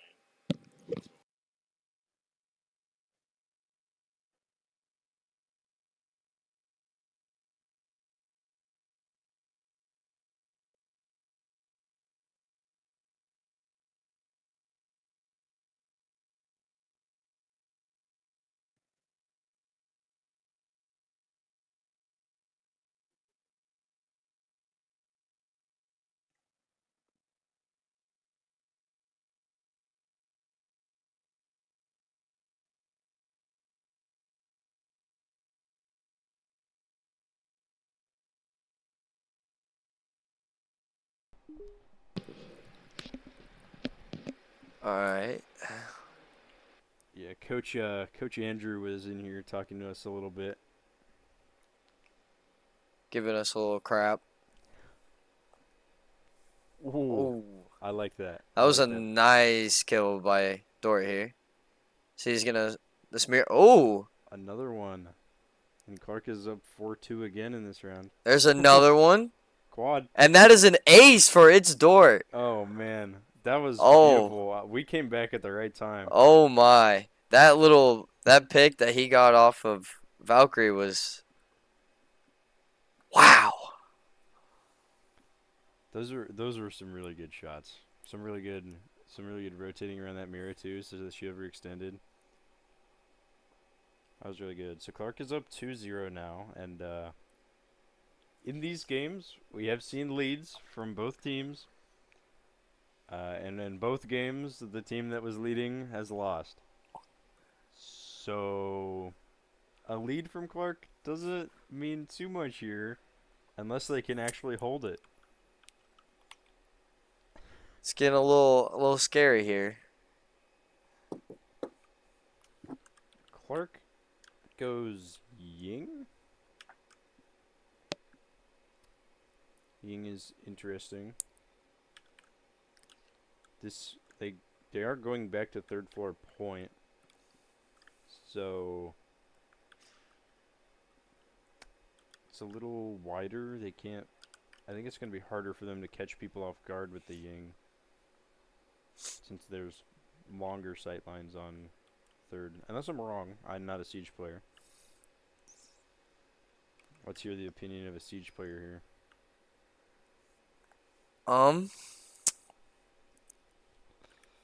I honestly don't know. There's like, different ways. I mean, at the very least, he got the spawn peak.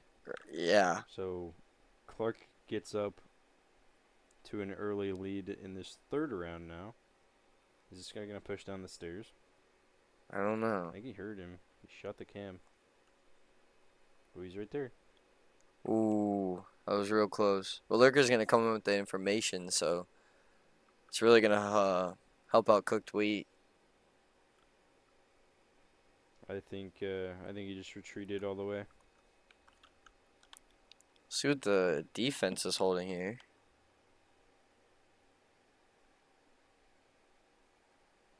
That door's going to suck to get through. Arena Gate, Legion Mine.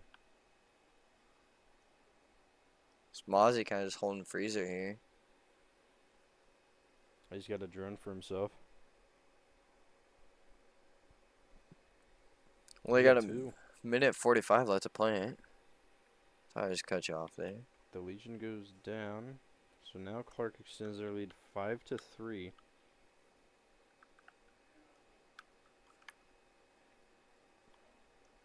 Oh, that grenade thrown from Skyline to Freezer. Ooh. Oh. Another grenade from the same player. I think that they're realizing. German got 2 grenades, 2 kills. Ooh. All up to the Mozzie. They're getting a plant off now. Can't see from the Ying gadget. And Clarke gets diffuser down. And so Van Buren, the Mozzie's going to have to be pretty aggressive. He's got 45 seconds or less to deal with all 4 of them and defuse. Time's winding down. Ooh. Clarke takes round 3 in and extends their lead to 3-0. Well, who knows what will happen? Because the past 2 games, it's gone to 3-0. And then the other team just comes back and wins it. Yep. So Van Buren's going to need to make some big adjustments here if they want to pull that off again. seems like Van Buren's going to go Fireplace and Reading. And there's that Thorn and a Soulless. Those are both a little new. You know, I agree. I agree with the second floor. They've tried kitchen. They tried third floor. They need something new. Right. Clarke has proven that they can beat both of those holds. They need a different hold.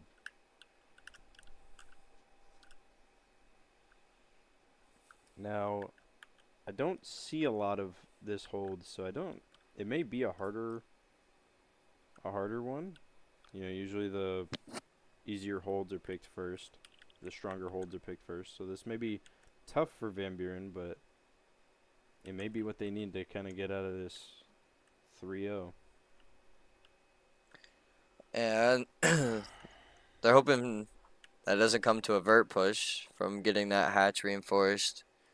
Capcan putting down his trip mines upstairs. I think he's just expecting them to just come from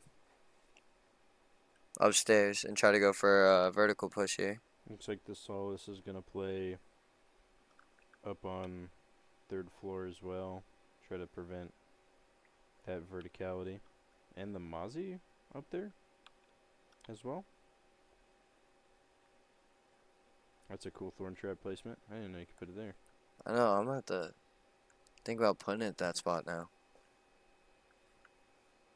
Now, traditionally, when I played Siege, trappers were some of my favorite operators to play. I think they're very fun. I think it's fun to get non-gun kills in Siege. Yeah. Sick cooked wheat coming in from bottom again. Going for the drone.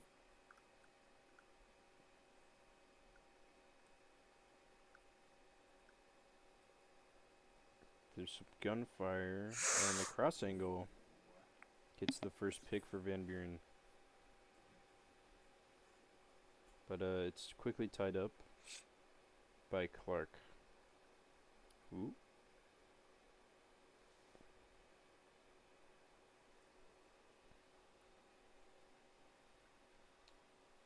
Van Buren takes the Ooh. lead with a cap can and then another kill, so it is,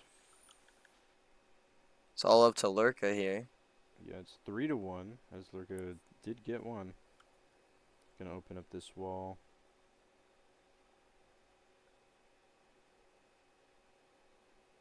See what he's got playing. The Doc is gonna heal up the cap can, so now a huge health and number deficit against Clarke here, as Van Buren is looking to take their first round of this game. He still has to grab defuse, but he's still got 55 seconds left. Looks like they're all three just holding bottom. Now, I can't really tell, but I don't think Van Buren is playing the diffuser, so I think he can go get it. I would think so. And he does. Well, he's got 30, so he's got to plant.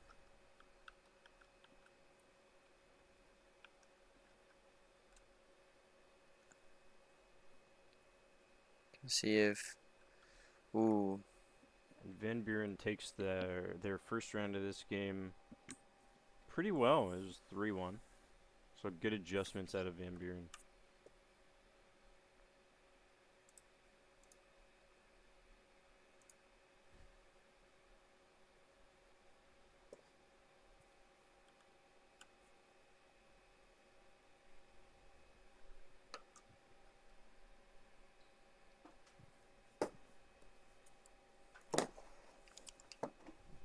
And it looks like we're going to have Coach Nate joining us on the mic. You bet. Now let me just check and make sure my mic's working. I want to hop in on this cast. Let's take a look. There we go. I think my voice is coming through. Awesome. All right. So we're in game 2, right, guys? Game 3. Game 3. It's tied set 1-1. Clarke's currently up 3-1 on Van Buren. Okay. All right.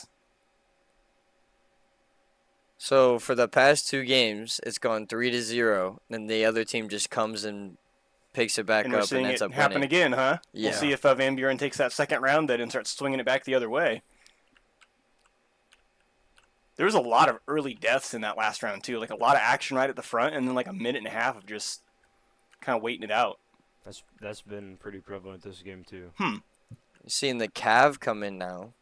That's Kavera. Have you seen Kavera at all? Have you guys seen Kavera in streams yet. today? Nope. No stream. And you guys hardly ever see Kavera when you play, right, Iahsea? Yeah, there is never ever usually a Cav. I'm curious to see if that Kavera can get any work done then, right? Because, I mean, if it works, it works. Where's that Kavera playing from? I think she's playing from Okay. VIP. So I don't know how well that's gonna go. But Van Buren's been every time that like they're on defense and they play top, they always try to go for that spawn peak. Seems like it didn't do much for him this time. See what this Frost Still is gonna up play to. in train. Yep. So they're gonna open hatch. What are you doing there, German Napa? This is a pretty interesting peak. We're just vibing up on top of the roof. We're just I dancing. guess so.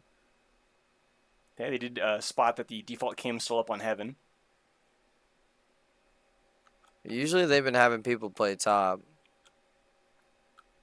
But I don't think anyone's gonna be. Nope, doesn't seem like it. Oh, Clarke dropped defuse. Oh, Ying went down. From a With frost map. trap. Now that's going to be rough because now wherever this Ying goes, she's going to leave a big blood trail behind her, and so she can't really hide anymore. That is a very unique spot to put a frost mat. I've never seen that before. Yeah, and it paid off, too. Yeah. They did not go for the hatch in Christmas. The Van Buren team did not reinforce it.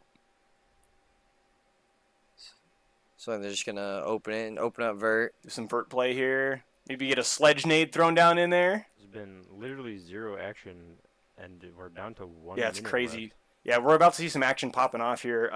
If we look over at white stairs, we have somebody pushing down white stairs on attack. Who is on these stairs? Oh, Deing died. Yeah, this Clarke team is just like, well, we could go here. We could go over here. Very They're- indecisive. Yeah, and now time is against them, right? I mean, when you're pushing 4 to 5 and against a defensive team and you have 30 seconds left on the clock, that's not really where you want to be. Ooh, he does get Nathan the pick with the there. drop down. Ooh. Did not know the other one was hiding in the corner. Didn't know that Doc was right there. We traded it out. 18 seconds left on the clock. 2v3. They got to start getting aggressive. Yeah, the Van Buren team just needs to There's hold. that Cav. Ooh. Can Lurka pull off the 1v3? No. So here, you guys are right. It was 3-0, and now it's 3-2. And it's most likely going to go 5-7. Just like every other game.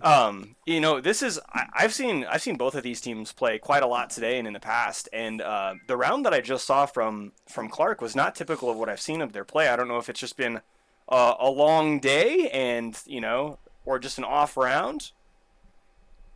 I don't But, even know. It's just I mean, like, Well, I mean, you've played some of these matches that you're sitting at the computer for like 5-6 hours in a row. Like, that's rough. yeah. And these guys have been here since 9 o'clock this morning. That Ondeganda match that we had, that was terrible. That was just, we won around, they won around, just back and forth for like 3 games, and it was just, And at some point, it was terrible. It's not even about the game of Siege anymore. It's about like your endurance and your mental game, and like, can I keep playing this game for another however many rounds? And especially in Siege, being tired is bad. You got to be super vigilant. Yeah. Yeah, because I mean, you have a lazy round, right? Or if you have a moment where you're feeling tired or out of it, and you just get picked, like, you're done. Yeah, it could spiral out of control. And I can't blame either one of these teams for feeling that way. This is, they've been going all day, and they're in the middle of game 3. Right. And they just keep punching back and forth. It's a war of attrition. It really is, right? We've talked about this before, but, we're likely looking at the team that can hold their endurance out the longest is probably going to win this game. Yeah.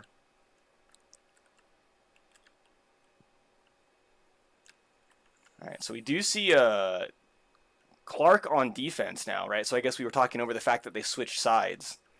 Looks like only 4 of them spawn garage side. And where's their 5th going to come in from? I They're all guess there. never mind. Yeah. Guess I didn't see that one. Looks like they're gonna watch the spawn peak. Now they are pushing 3rd floor again, which they have taken several times, but we kind of proved that doesn't matter. Basically, have it down to a science that Van Buren should win this round and tie up the score. Looks like Cooked Wheat's watching white stairs here, and she's them droning out.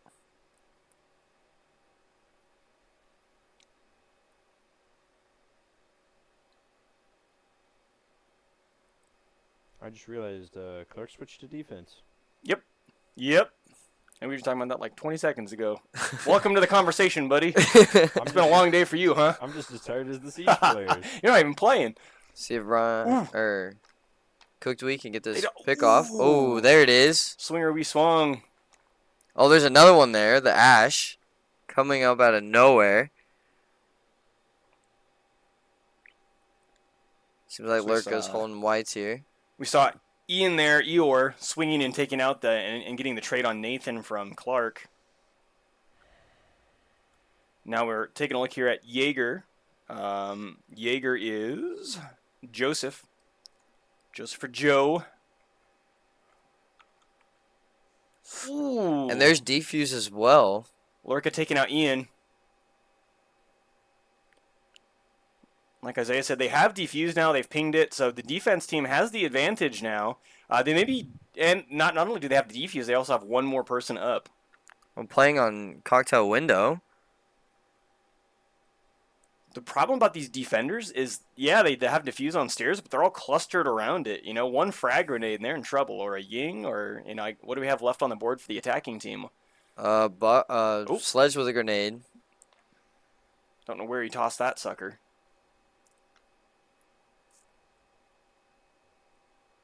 Well, they know that one's on cocktail window. Oop.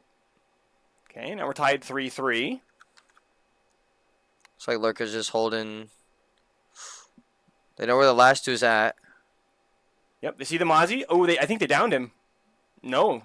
The C4 is going to get him. There it is. Oh. And that was just trading blow for blow. Did that end in a 1v1 or a 2v1? I think it did. I think it ended in a 1v1. Yeah, like just trading kills back and forth. Well, it's 4-2 here. Yep, so now when it happened last time in the other games when it was 3-0, did the other team then like sweep the rest of the way through, or did they keep trading? It was like a sweep until they got to 3, and then they started kind of trading a little bit. Okay, so we're seeing the same process almost exactly again. Yeah, one team kind of runs away with it, the other team catches up, and then it hits 5-5. And then it they have goes. to play 2 more rounds. Yeah, then it goes 5-7. It always guys, manages to level out to 5-5. They just love playing Siege so much. They're like the MCC team. They just love their overtime. Well, I don't know if I would say like overtime's, fun, but it's like, especially like game 2, if you're going in the OT, it's just like you're so tired, you just want the game to be over with, but at the same time, like you want to get the win, you want to get the dub, and it's just like you just got to keep yourself up, like keep thinking that you're gonna get out of this and you're gonna win the game. I think overtime brings that focus back. Yeah. Mm-hmm. Absolutely. It seems like they're going to go with a kitchen hold here. Yep. Going for a pretty standard setup, too. They have that Kaid who's probably going to get the hatch over here and freezer on the right. Oh, he's looking up at it. Yep. I think he's... Was it reinforced? Oh, there it is. Oh no, he's going for a K Yeah. trick. Yeah, he is. That's new. Ace there trying to counter the spawn peaks. We're just going to rush in from... Oh, So you're going to see them trying to drone in on small bakery. Or sorry, big bakery.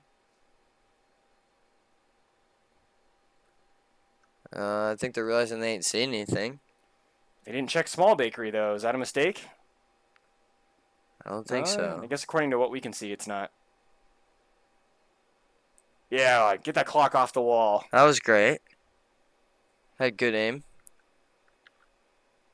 The Maestro kind of just sitting Dort. Got that black ice on the gun.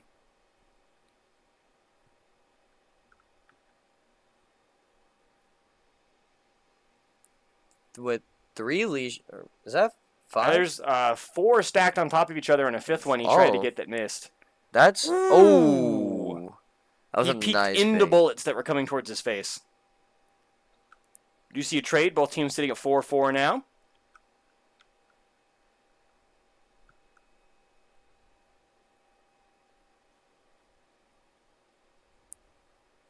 And we're taking a look from Joe's perspective here. Ooh. Ezekiel goes down. It's kind of trapped there. Nothing much you can really do. Joe down as well. It's Montana. Ooh. Ooh. Van Buren takes that round.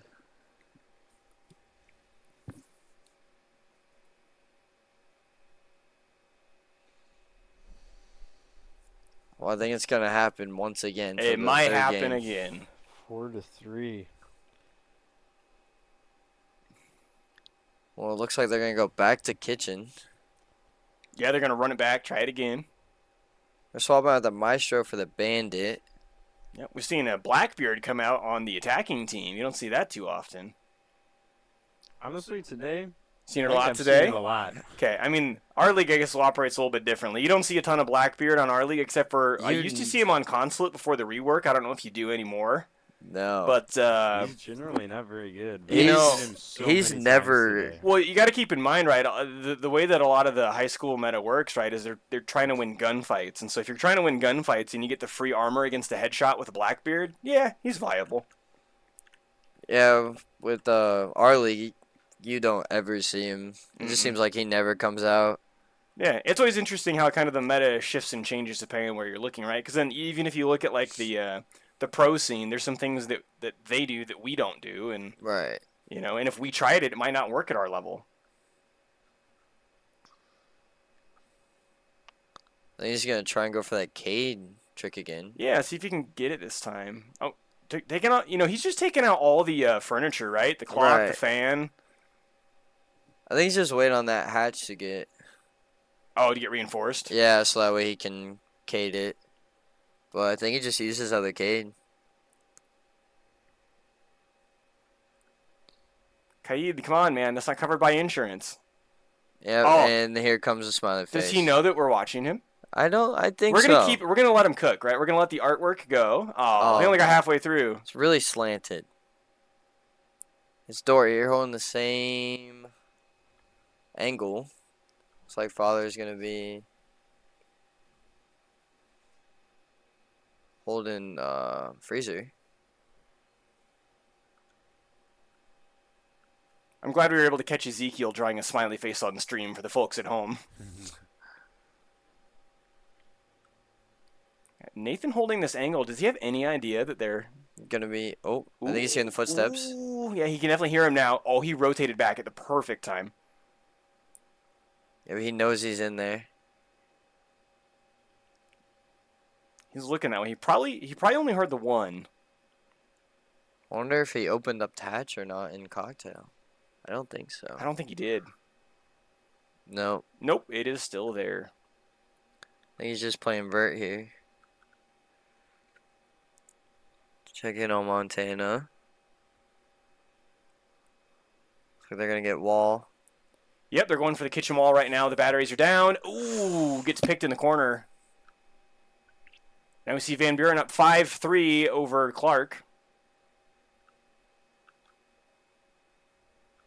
Nathan coming down. Okay, 3-4, evening out a little bit. Lurka holding red stairs. German kind of all by himself. Ooh, gets the knock. And the confirm. We can draw smiley faces and take out opponents. Checking on Lurka. It's like he's in a gunfight. There's another one pushing up. Ooh. Oh, that sledge came up. Yikes, he got pinched. Now, he did do about half damage on Lion before he got pinched there, but that's unfortunate. Looks like Nathan gets that sledge down. Oh, that Blackbeard shield broke. And a C4. I don't know what just happened. And it looks like Van Buren is going to plant here, so... Gets one with the C4. Got the plan off. Looks like he's going to swing. And Nathan clutches up. And you're defusing here at the very last second. 5-3. Now, Clarke could just take it home here. Or Van Buren could win 2 in a row, and we could go to overtime, just like every other map. Overtime. Overtime. Oh, I guess you didn't see what happened on the Charlotte map. Mm-mm. So Van Buren brought 2 frag grenades and 12 flashbangs. 12. 12 flashbangs. Yeah. 12 flashbangs. Yeah. That's a lot of flashbangs. Yeah, I'm gonna need to talk to Jesus. They only used half of them, too. I was going to say, how many did they toss out, right? Gonna have to talk to Jesus about that. I feel like 12 flashbangs won't be bad. Did they have Ying with them as well? I don't think so. I think it was Okay. just all 12.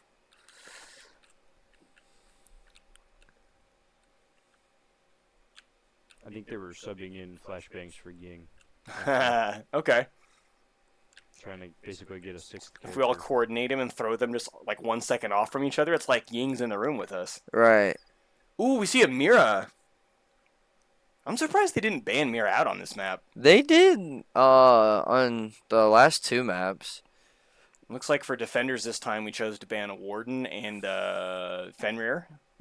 Yeah, interesting. I mean, with the way that things are currently going in the meta, I can see Warden and Fenrir being pretty solid picks, but Mira can be pretty scary on Cafe in the right spot. It was also weird that they banned Warden. Like, Clarke banned it because they've been playing Warden pretty much all day. Clarke were the people playing Warden. The most. Yeah. Yeah.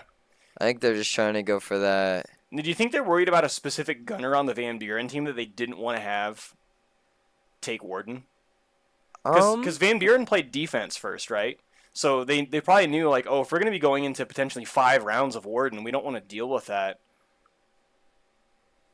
And you got a couple players on that Van Buren team that are, like VBC Esports 1 sitting at 8 and 6. Now, I thought it was because they were gonna do like maybe some Ying plays, but they also haven't been picking Ying. So I Yeah. don't know why they banned Yeah, Warden. we see Van Buren playing the Ying, but Clarke was the one that banned the Warden. Ooh. This is very interesting. I wonder if he's gonna... Ooh, he ran out at the wrong time. Are they going to chase him? Ooh, they are going to chase him. They know he's there. They know he's there. Ooh. He should have pre-fired as he stood up. I'm surprised he didn't shoot through the bookcase. Yeah. Van Buren off to a good start here. Yeah. They want to claw this back to be a 5v4 or 5-4. Now they have a minute and a half left in the round. They have defuse. They have... Ooh, that Clarke one's a with the 4v4. pick there. No longer have the Finka boost they can rely on. With Eeyore going down. Sees 2 of them skylight. That IQ coming up to red. And we still have at least one attacker hanging out on the roof with a minute left in the game. That's not where you want to be right now. I think he's going to go cocktail window. Ooh. So close to a peak there. Looks like they're going to try and nade out whoever's in cocktail. Oh, but the Jaeger gets it.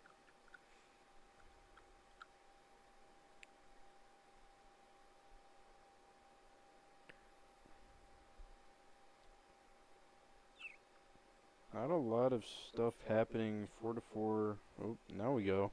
Right when they start talking. Oh, that was... Double kill from Van Buren. See if Lurka can get it. Oh. Ooh. So Van Buren needs to get one more kill in the next 27 seconds or get the diffuser down. They need to identify where Montana is at and not let him take any 1v1 gunfights. There it is. There it is. And it's going to be 5-4, and it's kind of looking like a 5-5. I don't want to knock Clarke out, but I think Van Buren takes this one. I think it's fate. You think they've clawed their way back? We're going to see the 5v5 and then we're going to have the OT? I think Van Buren 100% takes this round, and then it starts, and then it becomes anyone's game. Like you said, it's fate. It is fate that Van Buren wins this one, and if they don't, Well, I don't know what to think anymore. Clarke's going to go up top here, so I think they're thinking of redemption after that last round. Okay. We do see, again, the Mira play coming out here from Clarke. We see Sledge and Buck on the Van Buren teams. Lots of soft destruction here.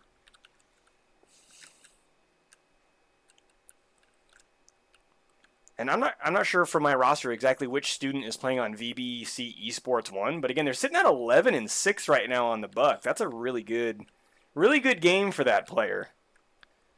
Better than me on my games. And you get more rounds to play. Yeah. It's true. That, and I always got to make sure no one's coming up behind us or... And, here's the interesting thing, right? Like the high school league plays 10 rounds instead of 12, and that was to make Right. matches shorter. Yeah, no. Now, in the grand scheme of things, those 2 extra rounds aren't going to shorten the match by that much. especially when you stretch it over 3 games. 6 Yeah, minutes. 6 minutes, give or take. When did we start this one, Iahsea? Like 4? I think believe so. this started at 4 o'clock. Yep. Well, it's only been 2. I mean, it's not that bad. We'll be looking at like a 3-hour match by the time this is done, no matter which way it falls. That Onda game that we had, that was like 4 hours, 4.5 hours. Yep. It was great. All right, so we see the Mira setup looking into Christmas. We got Cade watching into Cigar, Mm-hmm. the holding freezer. Now, are the attackers all up on the roof right now? I believe diffuser so. went down. Oh, sorry, never mind. They traded it. My bad. One's up, 2's up top. One's playing on red, bottom red, Well, we have 2 drones hanging out on the red stairs. and another one up top. So that's 3 up top. Have seen a fair bit of like drones crossing paths with each other or droning at the same area at the same time. You generally want to minimize that. You don't need 2 drones watching the same spot. Ooh, the Mozzie. So there's 4 up top and 1 pushing Cigar. If Clarke wants to seal the deal here, they have to start moving. There's only a minute and a half left on the clock, and they're all still on the roof. If they have anybody like flanking or trying to make space in another part of the map, are they all up top? They're all up top, and then the Lion is pushing in red. Ooh. Oh, I guess there's now, the IQ. The IQ did drop hatch. now they're both on, or all 3 on red. See, now that they're in here. Looks like one's about to get swung. Ooh. Yep, there it is. By Nathan. This is Clarke going to is be up. close. 4-3. Looks like he's going to pick up the Cade with his dock. Can they break the cycle? It's like one's playing on Cocktail Window. Oh, never mind, he went back up. Playing on Skylight now.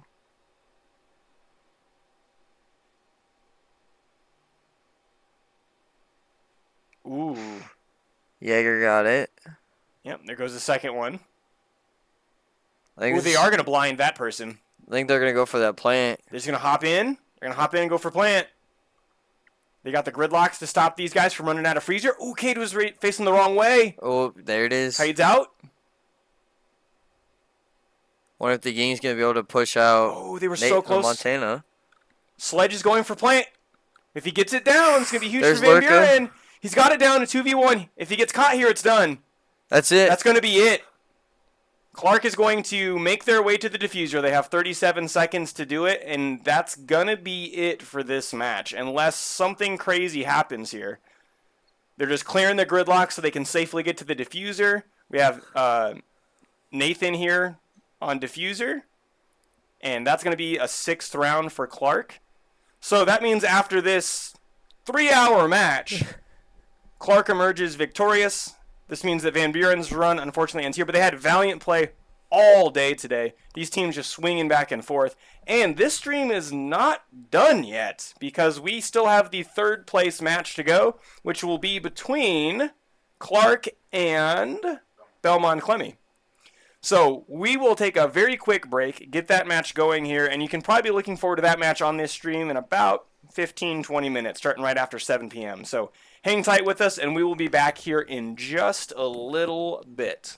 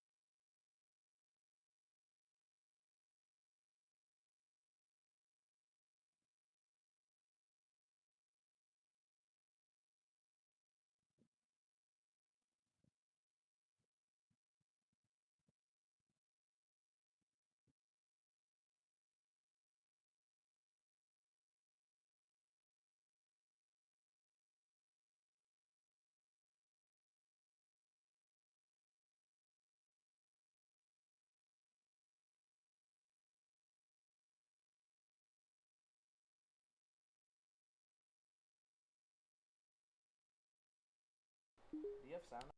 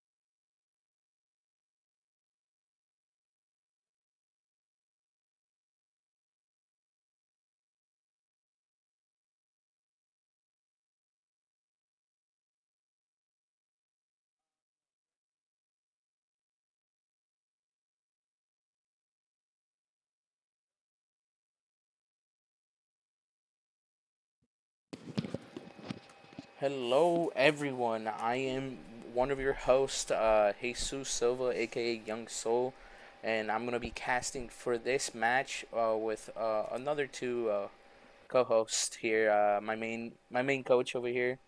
Yep, I am Nate Rodemeyer, also known as Professor Roadblock. I am one of the Marshalltown Community College coaches, alongside many wonderful other coaches that we have, and we have a special guest with us as well. Hi, my name's Will Hayes. Will That's Hayes. Okay, just Will Hayes. Just Will Hayes. Man of few words.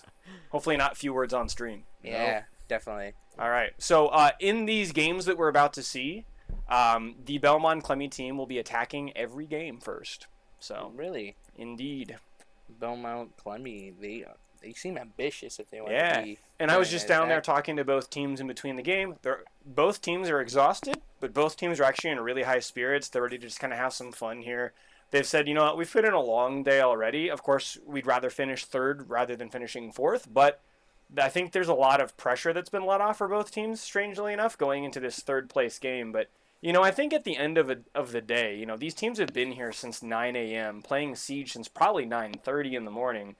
It's 7:16 p.m., right? But by the time this is done, they may have put in a 12-hour day playing Siege minus, you know, break times in between. So it's a grind. Yeah, and this isn't just normal Rainbow Six Siege. This is competitive. This is have to win moments and have to win games. And we've been talking about this all day, right? There is not a bad team in this top 8 that made it to the tournament. They are all incredibly skilled teams. All very, very competitive. And speaking of that, as they're filtering into the lobby, I'm going to go ahead and read out the rosters for these teams one last time before we hop into it. So because they're already sitting in the lobby, the Clarke team, I'll go ahead and shout them out here first. So I'm going to read off the whole roster here, whether they're sitting in the game or not. So first up, we have Montana Morgan. Montana is a senior. His gamer tag is It's Dort LOL. Next, we have Nathan Allard, Cooked Wheat, also a senior. Owen Shakarer. I hope I said that right. I think it's Shakura. Okay. His username is It's Owen My Guy. He's a freshman. We have Joseph Baclavin. Father Charles. We have Ezekiel Hutzel, who's German Napa. Hunter Rillikite, who's Lurka. Otto Sandoval, who is PC Otto. And we also have listed Hunter Henry and Leah Flowers on their roster. On the Belmond-Klemme team, we have... You want to rattle this one off? Oh, yeah, sure. As Wile E. Coyote, we have Nate Spencer. Daffy BK is Colin Miltenberger. Gossamer BK is Tavian Watts. Roadrunner BK is Braden Vanderwall. And Tweety BK is Xander McElmore. You bet. And then elsewhere on the roster, who do we have? No. Okay. And the other thing I will say, these aren't on our sheets, but I happen to know the names of both of their head coaches, their decks as well. So I want to give a quick shout out. Shane Wagoner is the deck for Clarke, and Austin Litch is the deck for Belmond-Klemme. Looks like we are waiting on one more Belmond-Klemme player to come in, and then we should be good to go. You know, there he is. You know what I got to say before we start? Last year, Belmond-Klemme had the Sesame Street names, and I loved that. I love that they go with the themed team names. Going to throw a little shade. I think the Sesame Street names are a little bit better than Looney Tunes. I know. But I do love the specific Looney Tunes characters they chose. Wile, Daffy, Gossamer, Roadrunner, Tweety. Not a bad one amongst them. So, yeah, do you even know who those characters are? Yeah. Oh, okay, good. Good. Worry, Gossamer there is a kind of a niche pick. Yeah, the giant red monster. Yes. Yeah, I love it. Let's go ahead and see if they're ready in the chat here. Yeah, let's see if they're wanting to start this up here. Yeah, they seem very excited. I think here. that's coming from the black box. Really? Or maybe they're cheering as they're getting ready to go. Probably. They're probably getting themselves hyped up, you know? Yeah. It is the pretty much last game for them, so they have to use every source of energy, pull out. For both of these teams, their Siege season ends after this game, right? So It's a big moment for all these players, especially for those graduating seniors. Yeah. I think... we're just waiting. I think they're doing a little introduction. Oh, that's exactly what's happening. That's why, sorry, one of the exec team members came in and asked if we were ready because they're actually doing proper introductions for these players down in the auditorium. So we will wait for just a minute until they've taken a seat at their computers, and then we should be good to go. While that's happening, we're going to go ahead and mute our mics for a minute, flip it over to a quick ad read, and do some quick stream checks.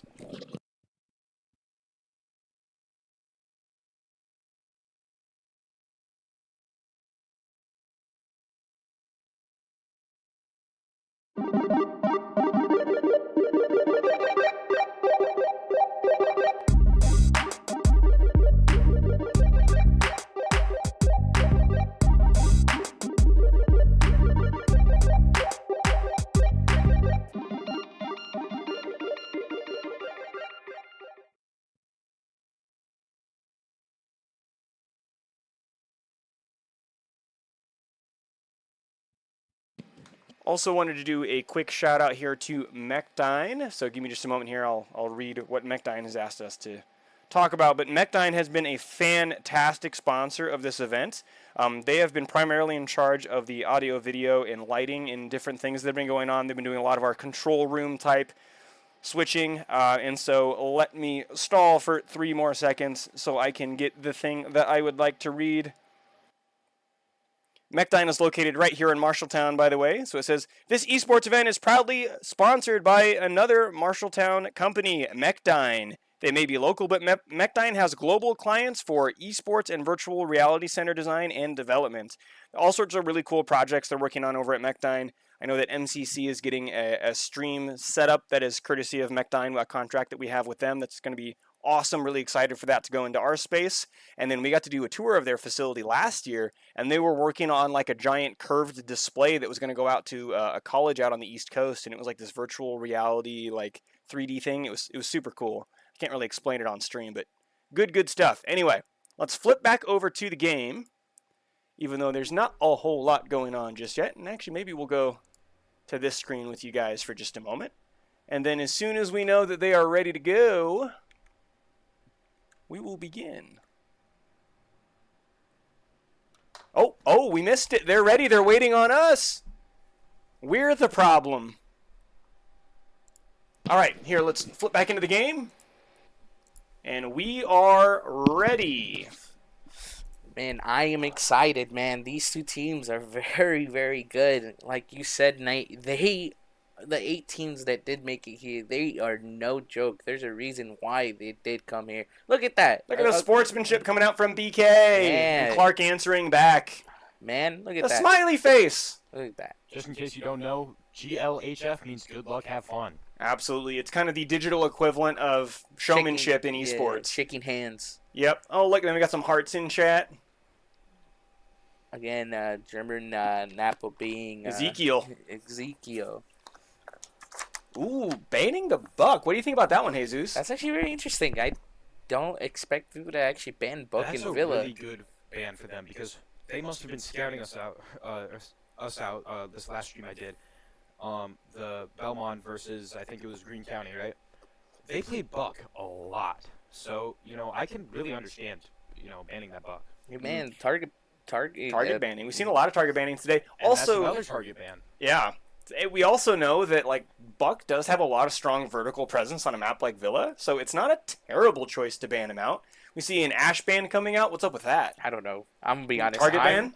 It could be. I know Mira is definitely a target ban because, honestly, Clarke's Mira, I just want to say, is doing a fantastic job today. Is that Montana? Yeah, Montana really BK wants to take that away from them. Really loves that. Fenrir, I've seen I think Fenrir's eaten more bans today than just about any operator. I mean, you guys also ban him quite a fair bit as well, right? He's scary to go against. He's like the new Jackal ban. Yeah, man, he's scary to go against because you can't see anything for solid 3 seconds. You're blind. You can't see anything further than 2 meters ahead of you. I'm seeing a lot of cat banners on screen across both teams, and I love it.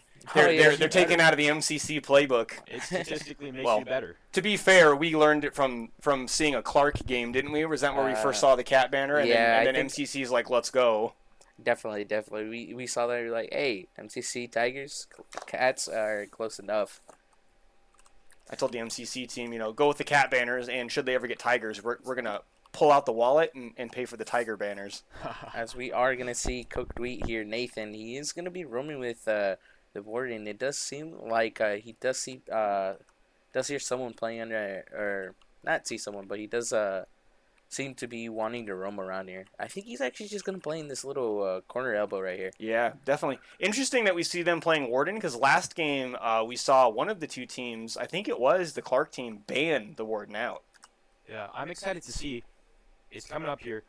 I want to see what the tempo for Belmond-Klemme is like, because at the start of last game, it was extremely fast. They got in quick, and they got frags extremely quickly, and it kind of threw Greene County off balance. You're setting up still, and boom, you're already getting shot at. Definitely, and that's why it's super important as the defending team that you do not have any work left to do once that prep phase is over. You want to be done, set up, ready to go, so you cannot get caught prepping. I'm liking the split push on BK Klemme over here. They are doing what I would call a standard 2-3 push. 2 people push one side, and the other people are pushing the main objective here, as you see. Let's take a look at our Roadrunner perspective here. Oh, and Tweety goes down, and so does Wile E. Coyote. Ooh, unfortunate for them. They are going to be contested here, and it looks like they are going to get hit here. We do see Daffy get down here, It's unfortunately. already a 2-3. Like I said, Belmond-Klemme likes to go in fast and hit him hard. We do see Roadrunner taking down. Oh my Ooh, God! Roadrunner Keep the action taking here, it. right? He's the last person alive. We're going to see some action. It's a 1v1. Is he going to get the ace in round 1? It does seem look like He has it. no Ooh, idea. Now he just does. see him. This mechanical skill here. Now, there's this is why I love Rainbow Six Siege. Just moments like this. Ooh. Like, they both know where they're at. So we're going to see Roadrunner try to go for a pivot here. I like this. He's taking like- his time, yes, getting yeah. information, I like resources it. here. He's taking it slow. He's being smart about this.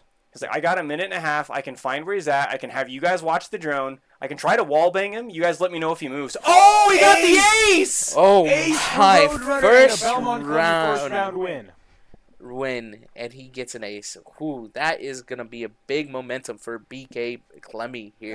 That is special, and that is something that he will remember Look at that. for a long, Nathan long time. paying tribute, paying respects, saying, "Hey, that was good. That was really good." Yeah, I really love the sportsmanship that's going on here.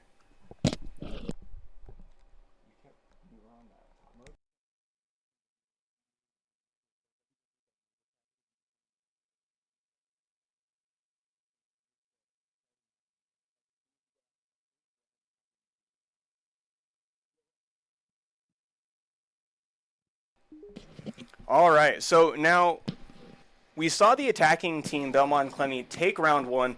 We see the Clarke team setting up on the same side again, and again, it's kind of the predominant bomb site. They very narrowly lost it. Why wouldn't you just say, let's run it back and we can hold this a little bit better? Yeah, definitely. It just seemed like they did play it well, but they just got out-fragged. Once Yeah. again, them trying to do the TDM meta. What it seems, what Belmond-Klemme is trying to do here. They're just throwing bodies and making sure that they can refrag off it. And we see Nathan there, right, hiding in the bathroom. Yeah, he's just enjoying himself here. Yeah, and now that it's already happened, Belmond might lose a little bit of that element of surprise. You know, Clarke knows, okay, they like to rush us. The tempo is going to stay high. Yep. And, if this was any other game or any other situation, I might say, man, going out and getting aced round 1 feels bad. But this Clarke team is not going to take that sitting down. They're going to go, all right, this is where the bar is at. Let's answer it. Yeah, definitely. He is going to get picked here. Looks like he doesn't get thrown out. Nathan is going to try to reposition himself out just to make sure he does not get picked or pinch here. But he does. And It does Tweety's seem. gone. Oh, he does get saved. He's saved. Ooh, unfortunate. And then he repeaked. We do see Daffy over here. He does know where he's at. He did spot him, but I don't think he saw him. I think maybe he saw him. I Didn't don't react. think his reaction time was fast enough. And, honestly, don't give away your position if you're not going to... He must not have seen him. He didn't. Looks like Nathan is gonna contest back. Looks like he does see someone, and Oh, my gosh. Nathan coming in to contest. He does get a double kill here. Like on I said, 90. man, punching right back. Are we going to see a reverse sweep here? Are we going to see another 5-0 in the other way? Oh, he does spot Cam. And he Wile pings E. it. Coyote is a good player, so I want to see what he Yeah. can do. Ooh, Ooh, flawless round. See, unfortunate. so it wasn't an 2 in a ace, row. but it was a 2 5-0 rounds back to back. Definitely. Very quick matches here. And that just goes to show, like you said, these 8 teams that came here, they're all extremely good and extremely evenly matched. I wonder where Clarke is going to be trying to choose here. They decide to say, hey, let's keep the same site. But, typically a lot of people would always go the Aviator Games room and then go to Statue and Trophy. And it looks like we do see them pivoting towards trophy and statue, right? So they said, Yeah. okay, now we've won that one. Let's go over to trophy statue. I do like this Frost play here. We do have a player here in MCC that's a Frost enthusiast. He just loves playing Frost. And it's so fun to see how many bans he eats because people just don't check for his frost traps. And so game 2, they're like, no, you don't get to play frost. Yeah, I think we're going to see a lot of Frost play today from both sides. Yeah, and we've seen a lot of frost play throughout the tournament today. Although I got to say, Jesus, I've seen a lot more utility usage from the high school league this time than I've seen in the past. Hey, I think they're starting to learn, catch up with the collegiate leagues, and they're gonna learn quick. Hey, agree. you can't be lacking on certain things, especially if you're trying to go up in the world of esports. Yeah, and we've been fortunate enough over this fall to make contact with, I'd say, like 3 or 4 of the teams that happen to be here. They came on campus visits where we went to their schools and stuff, and so it's really cool to see a lot of those students in play here today in their natural environment. And yeah, you can see them applying some of the feedback and things that they've talked about with us. It's it always warms their heart when I see them actually, using some of the stuff that we teach them. It's like a small teacher moment right there. You're Absolutely. Like, they're using the thing I taught them and they're applying it. They did listen. All right, let's go to that first person perspective on the Lurka here. He's playing in Vault here, looking for kind of that roam presence. Ooh. Daffy takes out Cooked Wheat. That is going to be a good early pick for BK here. They're just making sure to shut down Nathan because he was a high priority. I mean, look at that. We're 2 rounds in. He's already 5-2, right? I mean, was he the one that aced? No, the other team aced. Yeah. Oh, Lurka does get the pick online. Daffy getting a little bit impatient there, but Lurka getting vengeance for Nathan there. Gone now. We just keep seeing players trade back and forth, so that means that Wile E. Coyote, by that rule, he's got to be the next one to go down. So just keep watching him. Let's see how he plays. He is going to progress slow. He does pre-fire things. That's an interesting thing. I haven't really seen students... Pre-firing? Yeah, pre-firing. Yeah, I've seen a couple of gunfights where it's like, if you would have pre-fired, you would have won that one. He does know that there is people in there. It looks like he does get information. I'm surprised he's not using his utility. He does I told get you! picked off. All right, so now that means German Napa has to go down that. Oh, never mind. Oof. He says, look, we're breaking the curse right now. I'm going to catch this 3K here. I don't think German Napa knows that someone else got stuck on that frostmat to his right. I had no idea. And it's 3v2 right now. That means that Clarke has the advantage. It's 2v2 though now. Roadrunner picks up a kill on Father Charles. He had the right game sense. He had the right play. He just didn't execute on the gunfight. It does seem... 2v1 German is taken down. They need to go for plant right now. Yeah, I think they're just trying to fight. They're going. And look at that. They should have gone for plant behind chassis. Why would you pick that? He doesn't know. He doesn't know. He might get picked up here to the left. Oh! That was risky play there. Again, in my opinion, the Thatcher there should have gone for the plant behind chassis, forced that guy to run out, because that was a 2v1 situation, right? Go for the plant, force the defender to come to me. You got my back, right? That was the play there. But, they pulled it out. And, sometimes the adrenaline's rushing. You're not really fully thinking about it. And again, guys, they've been playing Siege for almost 12 hours. It's okay if they slip up every once in a while. Yeah, definitely. Man, once again, Frost. I will say this. I am liking this new Frost rework. It makes a little bit more sense. It was super controversial when it was announced, but, like a lot of things in games, we announce this, everybody hates it, and then they go, not so bad. It's not too bad, yeah. Yeah. It could be worse.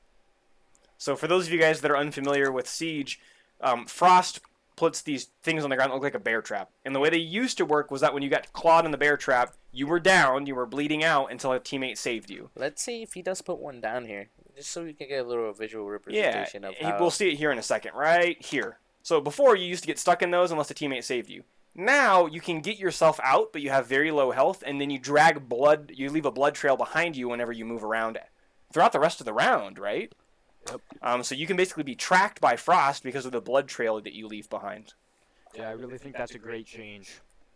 Yeah, I remember, I don't know if you guys were watching when they announced that. It was just boos from the arena when they announced the Frost rework. Because a lot of people were like, why did Frost need a change? But anyway, so now we're in action phase here. We see Belmond-Klemme is up 2-1 over Clarke. So now it's Clarke's turn to punch back once again, and I know that they will. We're once again set up in Trophy Statue, right? Yes. Yep. They are playing the same site. It looks like they're going to try to recontest to say, hey, we did good. It's just a little bit of a misplay there. He does realize he is going to get pinged here, but I'm surprised. For the wall bang. That was a great use of his intelligence, and by intelligence I mean those cameras. He looked for the opponent, he found them, and he acted on that. Well, there's a vigil nearby. Those flickers you saw meant that there was a vigil hiding. Yeah, they are very skeptical now. They have to be very cautious because if they just go in there and don't drone out a bit better, they can get countered from it. You bet. And they knew the Mozzie was there. They knew the vigil was somewhere nearby, but BK pushing forward. Do they have their flank covered from the aviator room? I'm not sure, but I do like that they're pushing together. I do like that Nathan and Hunter here are holding crosses. They are playing together and playing the refrag. Exactly what BK is doing here. They have two people playing close just so they know that if one of them die, they can get the refrag and just a trade for a trade. Yep. One of the concepts you hear in esports a lot is the idea of parity, if the teams are even or not. And the biggest way to tell in Siege is how many people are alive on your team, right? If you have 5 and they have 4, that is just an inherent numbers advantage. So if you can get those trades and tie things back up, that's what you want. Ooh, 3v4 Nathan now. does pick off someone. The parity does change, and he does. And then it goes right back again. Oh, no, it's the other way. No, it's 4-2. 4-2. Let's see what happens here. I wonder how they're gonna play. I think you might go for a flank here. Gossamer Yeah. down by German. We are gonna look at Tweety here. He is the last one alive. It is gonna be a 1v5. And I think Clarke knows where he's at. Yes, definitely. He needs to isolate ones here. He needs to make sure he can contest. Oh, he had the angle and just reacted too slow. Maybe Maybe he didn't see him. there. No, I think he hesitated. He saw him, but he wasn't too sure. Mhm. You can't be Again, going. pre-fire, right? Don't check that angle with your face. Check that angle with your gun. Like, if they're not there, who cares, right? Like, they already knew where his position was. His bullets aren't going to give away his position. They already knew where he was. So swing that corner while you're shooting. If you get the pick, you've opened up an opportunity. Don't leave it to a reactionary sort of thing where you can hesitate or miss your shot. Just go in. No, you Yeah, don't want to and be. Especially, Belmond-Klemme knew he was there. There were shots fired at him. I don't know if the comm wasn't there or maybe it was too loud. The comms weren't clear, but something happened there and it needs to be changed. Remember, don't react to it. You want to be proactive, then you want to be reactive. Exactly. The more that you can make the opponent react to what you're doing, the better your position is in, right? Like, you want to be the one, as you say, controlling the pace or tempo of the match. You want to be the one forcing them to react to what you are doing. So you want them to play your game and follow your plan. Nathan just going around on the hunt, trying to get drones as much as possible, which It's a is good job for Vigil. Yeah, especially because you can hide from him, and you can also bait him. Yeah, because if you think about it, those little flickers can be a good source of an indicator. Like, oh, we need to get this Vigil. We need to figure out where he's at. But at the end of the day, it's a bait. It's a bait trap. Absolutely it is. I've seen a lot of Vigil play today, and I feel like, and correct me if I'm wrong, guys, Vigil used to be pretty dominant in the scene, and I feel like he's really cooled off a lot in like the pro or high level plays. Yes. But we've seen him a lot this time. Yep. What was it about Vigil that's made him not so viable at those higher levels anymore? It's just the fact that I will say that the pro players, they just have a unique game sense, man. It's just too far advanced if you really Yeah. think about it. Gossamer's already sort of in position. Ooh, yeah, let's take a look and see what Gossamer's doing. Oh, definitely. He is going to I'm be sorry. droning out. That was a I drone. saw his name. Let's take a look at Roadrunner. The Roadrunner's going up these back stairs here with the diffuse. Oh, sorry about that. We're all good. Creeping up those back stairs. He's already taking map control. This is not looking good He's here. kind of alone, though. I would be pretty worried if I was him. He may Yeah, be alone. especially when they're alone with diffuse. Oh, he does have diffuser. He has diffuse. Ooh. Now he's covering his flank with the Claymore, right? So if they That's go a great around from idea. Aviator, he's good. Could Why be down. Coyote does pick off Nathan here. Unfortunate for Nathan. I don't think he notices his Oh, own. behind pool table. He does get down by. But That's going to put BK in a really rough spot. Not only are they Yes. down man, they're also down diffuser on the other side of the map. I don't think he knows that he's down, and it's unfortunate Oh, too. teammate right there. I got you, fam. He is gonna get picked up here, and they are gonna Great- get that's diffuser great again. For the like you guys said, parity. I mean, if that save wasn't made, this is what's gonna happen. He went back to the scene of the crime. You know You got- never returned to the scene of the crime, Jesus. You know that. You know you got shot, and you don't know where. Why would you go? Why would you into it? repeat the same angle? He knew he had to get the diffuser though. Ooh, And there it very goes. rough. After seeing his body just get massacred, I personally would not go there. I would just say, hey, you know what? You can have that spot. I'm gonna go. I'm gonna go different somewhere else. Yeah, just say, you know what? Maybe. Or pause for a second, see if somebody has a drone or something you can use so you know where that person's at. Like, I think they were behind pool table, right? Plus, once they knock you, they're not going to keep laying there. They're going to rotate into vault. They're going to go somewhere else so that you have to guess again the next time you re-engage that fight. It's like rolling rolling a dice. You don't know where you're gonna get. Yeah, and you do not want to be rolling dice in these games, right? It's all about maximizing the reward for the minimum amount of risk. You do not want to be rolling that d20 and having a 5% chance of hitting that nat 20. Yes. Looks like BK's now on the defense. Let's see what the strategy is here. I am liking the lineup here, having Doc, Smoke, Kaid, Solus, and Valkyrie. That's a really good comp. Yes, definitely. They have utility, they have healing, they got information, They got drone denial. they got drone denial. They have operators that are, frankly enough, I'd be scared to go Yeah, against in and my again, division. Smoke with the area denial, like, so even if they take map control saying, hey, you're not going to get into sight, you're not going to get into this room, remember, for those of you watching, the defender's job was all about wasting time, and the operators they've chosen, especially that Smoke pick, very, very good at wasting the attacking team's time. Yeah, and I want to mention here, Gossamer, he's been playing Cade basically this entire day, and he knows all these Cade spots. I saw one over in Army, and he just put one down there. It's not really normal. He doesn't just put it on the wall. Is he going to do the cheeky one in Aviator behind the bomb? I don't think he is going to be doing that because he does have one on the vault wall and on the wall. Oh, yeah, his claws are out. Yeah, but he puts those on the wall. That means, if they're not bringing some way, like a Thatcher, which they are bringing today, there's really no way to get through that wall. Like my good friend Ryan Scooby is always saying, get through that wall. That puts you in a good Oh position to win. no, he does miss. He almost hits him Oh right my there through gosh. the wall. Who was that? That's unfortunate. Mike, Nathan, being really risky there. He You should have don't- gotten punished there because Yes. when you're swinging in on the rappel, you are a free kill. Yes, Yep. you can't do anything. You're stuck in that animation of going in. Let's see what the Solus can do and what they can see.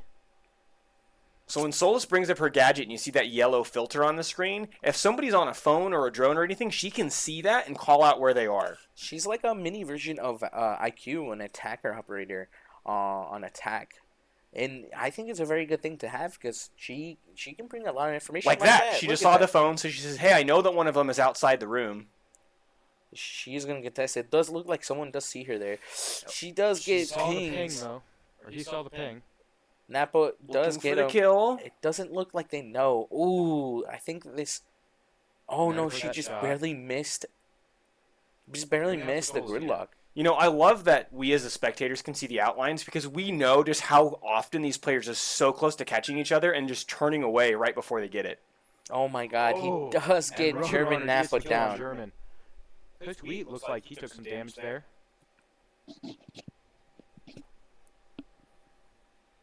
It is just Cook Wheat and Montana, a very strong duo, especially here in the attack. As you can see, Nathan does pick off Wily Coyote here, and it is going to bring it back to 2v3, but are they going to make it into 2v2 here? Are they going to get parity back? And you can see what BK did there is they pulled back to the site, and they're saying, okay, there's 30 seconds left. You have to plant, so let's make it so you can't. Yep. And again, that smoke is up. You're not coming in. Now, I will say the two players left alive, the two operators left alive on the Clarke side, you have an ace and you have an IQ. They are two operators that could make a play here, but they have 16 seconds to do it. They have to be fast That's about right. it. They can't out waste time here. And it looks like they are going to be pushing up They're here just trying to push through slowly. the smoke, yeah. Are they going to And the contest? smoke canisters are out. Ooh, get the flank. If they get the flank here, they get... Oh. And Ooh. BK wins that one. Unfortunate. Go ahead. Sorry, unfortunate for Nathan here. He did see the barrel of Kaid's gun because that's a pressure, man. It's Yeah. a very long. There's visual no effect. way he would have known this, but in hindsight, he shouldn't have fired on the Kaid. He should have gone into the vault, and he would have caught them both from Yeah, behind. That probably would have been a completely different story there. But again, he's playing with 10 seconds left on the clock. He doesn't know where the second one is at. Why would he not shoot the one that he sees, Yeah, right? definitely. There's a lot more than we can see, and they really just can't. Yep.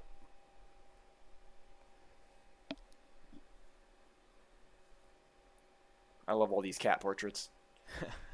Oh yeah, I like all these the esports portraits and esports bundles that Raymond does pull out. Mhm. A lot of them are really cool looking skins, man. Especially my favorite one. I tend to be a little bit biased towards this team only because they're kind of a rebrand Koi. Koi? Yeah, they used to be under the name of Road Gaming. Oh, Well, really? Yeah, they were. Koi's what? I didn't know that. Yeah, unfortunately, the company did kind of go under, and so they had another person buy the team, and they gone under a new rebranding. And they're like a Spaniard team. They're pretty decent. I mean, Rogue was always a good team. All right, so we see the Belmond-Klemme team setting up in trophy and statue. The interesting thing about this bomb site in particular is that there are two rooms that are across from each other, but it's one of the only sites in all of Siege where you can actually see into the other room from across the way. I want to see, because it just transitioned now. BK's on defense and Clarke's on offense. I want to see, we saw a little bit of the tempo that BK had. I think Clarke is going to play it pretty differently. Clarke is a team that is really good about playing aggressive when they can identify they can get away with it. Yes, they are very optimistic and optimized team. If there's an opportunity and they know they can take it, they do it. And they do it in a way where it's fast and precise. As we can see right here, they're getting those some. Oh, they kind of screw up the timing on the Selma charges, but I think they're going to get some here. Ooh, Runner does get a kill on Lurka, but they do open up the wall. Runner getting another kill on them. He's just being fierce over here with the Solus, man. He's popping off here. Roadrunner is just... I mean, look at the kills, 11 and 4 right now. Unfortunate. I think is he going to contest? They do know that... Oh, they have bomb. They bomb. Oh, they did. They got bomb. And they just identified that bomb is down. So again, now the defending team is like, we're going to protect this case with our lives, because if they can't get control of the case, we're going to win, unless they kill us all. Yeah, if you do see... Oh, TK! Ezekiel said, Charles, I'm just sick of you, bud. I'm not having a good time with you. Goodbye. Sometimes that adrenaline's running, you see movement out of the side of the screen, and you think it's an enemy, you fire, and it ends up being a teammate. Does the ace know that they've downed the player? I don't think he does. He does know that there is multiple people. Oh, he falls from the hatch. I don't think he knows. Nope, but he is doing a really good job of taking the opposite angle here, looking down this hallway. They want to make sure that it's safe to hop in this room. Ooh, he could collapse on them here. He knows. He just needs the information. Ooh, he does the Legion mine. But it's too late. They already got picked up. They've only got a minute left, and they've got the diffuser now. Ooh, was that a C4? They tried to get him from below? Yes. Or an impact, maybe? Yeah, an impact. But it does look like... one person anchoring, it looks like. Oh, this could be a good opportunity for... They got spotted on the Valk cam. Ooh, a little too late and unfortunate here. They could make a play here. So Tweety threw out that Valkyrie camera. They got to see him coming in. They know he's coming into this room. Now, that player who's hiding behind this other side, they're listening right now for this action you're seeing on screen here. They're looking for him. They're going to try to kill him. But the attackers do get the diffuser down, and they get a kill. Now we're in a 2v2 with diffuser down. 1v2 now. Oh, they turned that round around. 2v4. And just Montana just saying, you know what, give me bomb, swooped it up, and then just left. And then Ezekiel coming in with a clutch there. Like, that was a really crazy turnaround. Yes, that's how you hold cross angles there. That's planning and strategizing. Hey, cover me while I get this down, and you just make sure that I don't die here. And we could, even though we can't hear them talking, you could see from the way they played that wasn't just like dumb luck of doing that. That was planned. Yes, that was coordination right there. Yep. And what we see at this level of playing, we've seen it from every single one of these 8 teams today. The more you are planning, the more success you're going to see. Now, we have seen teams that have won off raw gunfights, but the more planning and forethought that goes into what you're doing, the better off you're going to be. Yeah. We are going to see, I'm just saying, Roadrunner, over here with the Solus, man, he loves that character. It's a very informational character and scary. I would not be surprised when we get to game 2 if the Solus all of a sudden gets banned. I'm just saying if Clarke does pay attention and notices that she might get target banned here. I mean, here's the problem, right? With this Roadrunner player, they're not just going to have this level of oppression on Solus. Right now, Solus is a very high-value pick. It may still be worth taking Solus off the board, but I don't think we're going to see Roadrunner's kills get cut in half just because they don't get Solus anymore. Yeah, Yes. and Solus, she's got a P90. Right? That's not the best gun in the game. No. By far. So Solus is not a gun pick like some of the other operators are. We are going to notice a little change of tempo over here. All of them are going to be doing kind of very similar push. It does look like the Gridlock is going to be contesting over there. Nathan going to be fighting for his life here. He does spot a Wild Coyote over here. He's just playing on those stairs. He's picking his battles. And he's doing it smart, too, because he, if he would have stayed, he would have gotten naded there. Ooh, try to go for the Nitro Cell kill there. We do see him still holding the angle, but look at that. The repositioning is fantastic here on Wild Coyote. He said, you know what? There's too much... Father Charles went down there. Too much... Oh, but he's picked back up. Just a shout out here. Wile E. Coyote is Nate Spencer.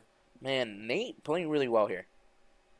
As Mossy. We do see Roadrunner being pushed off. Roadrunner being... Braden doing really well, I will say.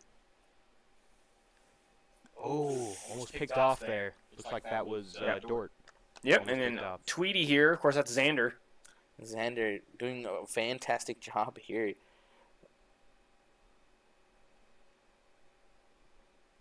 See if Belmond can take control of the momentum. So we're a minute left on the clock. 5v5 still. We do see Nathan and Charles. We're both at 1 down. HP. Charles goes down. Oh, Montana Oh, does and get down as well. Montana goes down. Yep. But I don't think they realize he got down. He is telling his teammate, hey, come over here real quick and pick me up. Come on, sneak in. Oh, Lurker goes down from Daffy. Zeke, get me, Zeke. Don't fight. And he does get picked up. But is he going to get contested? Remind me, is that the second time that Dort went down and was picked back up? No, there's only... No, somebody else went down. Sorry, Yes. my bad.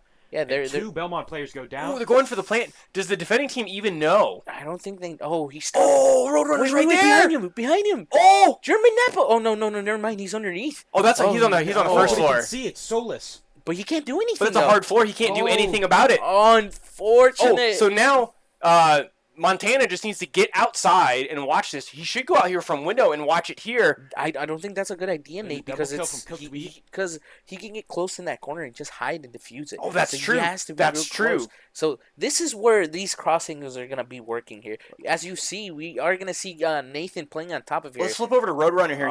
Oh, unfortunate. Again, like we said, the planning that's coming in from this Clarke team. Look at that line of sight That's there. such a deep angle, right? They've blown open 2 different walls so they can see like a third of the way across And the that map. wasn't even from Clarke. That was from Belmond. They were the ones that opened that up. All right, and so we are looking at a potential match point. Clarke takes this attacking round, and they will win game 1. But we've seen these teams trading rounds back and forth all game. I'm just saying, Clarke, as much as they get the rounds, they just like that comeback story, man. They just enjoy playing the game because every time I see them in the lead, I'm just saying they just want overtime. Let's do more rounds. Let's run it back. Look, we got like a 2-hour drive to go home. It doesn't matter. Might as well make it another 2 hours to play. Yeah, we're gonna stay here until 11 o'clock tonight. I'm gonna see if mom and dad will let me stay home from school tomorrow.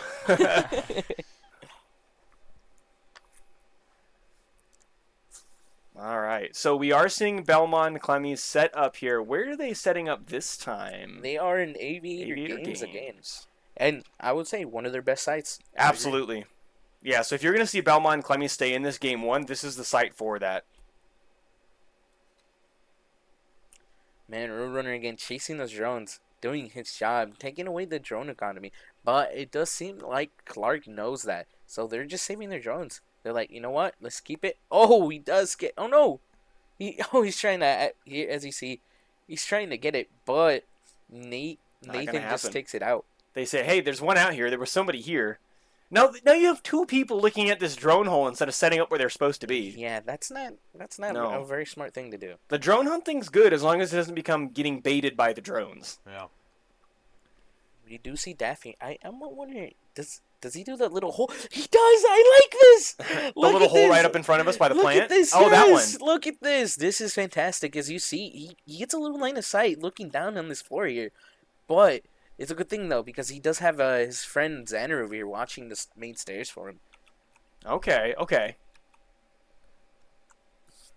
And he's got to be careful, though, because players that have a lot of experience in Siege, they know sitting behind the bar where Daffy is at is a very common spot to sit. And so, and Gossamer goes down. That is a good nade on Nathan here. Just cooking the nade right. I don't think they know. Oh, they do spot the Wamai. Wamai is stuck in that because of the Lion's gadget. Why? It looks like they're going to be buttering up here. That area. ooh, yeah, they're doing a hard push through Not study a here. good, That not a good east side shoot of here the for map. Osa here. She can't get No. impacted here. They could just Oh. speak, just speak. Oh Oh, no! what? Why would A you? slew of kills. Unfortunate. 2v4. So we see that Clarke has taken map control of study. Oh, We are gonna see a 1v2. Oh, he Daffy does trying to down clutch he your kick. does- Oh, no. So that does mean that Clarke is going to take game 1. Yes, definitely. They do take game 1 on this, but that was really close. He downed That that, was person. such a fun game to watch. Oh, definitely. Man, Belmond-Klemme, man. Daffy, Bert, right? Yeah. Or Bert Colin, last year, yeah, Colin. Colin. Yeah. Colin. I forgot the Sesame names. I get Yeah, confused. yeah. But no, Colin, fantastic player, man. He seems like he's knowledgeable in the game, and he's mechanically pretty good here. Yeah. And again, if you look across both of those teams, they were strong across the board. So really excited. Game 2 will be starting here in just a few moments. Again, we know that Belmond-Klemme is attacking all 3 times, and I think game 2 is going to be here on Chalet, right? Yeah, definitely. So we're going to take a quick break here. Stay tuned. We'll get started with game 2 in just a moment.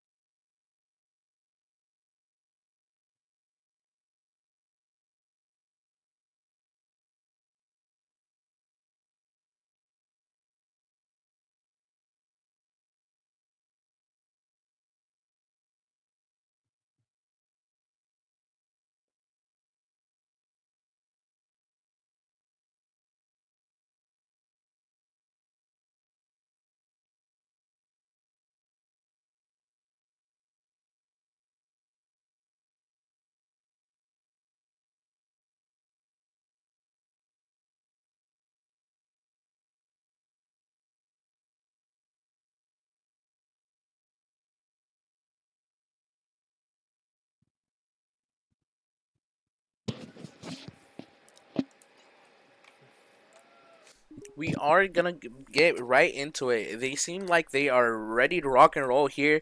Second map being Chalet here.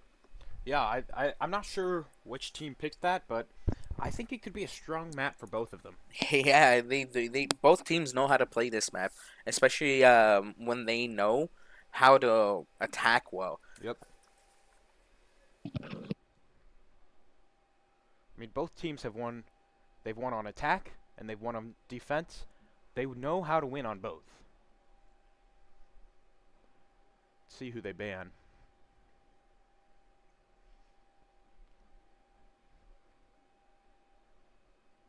Jackal ban from BK. There was a Buck ban from Clarke. Sorry.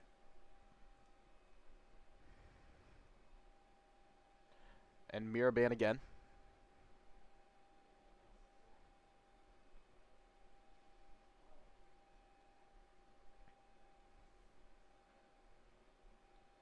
And then another Fenrir ban. So I feel like the bans here have been pretty consistent.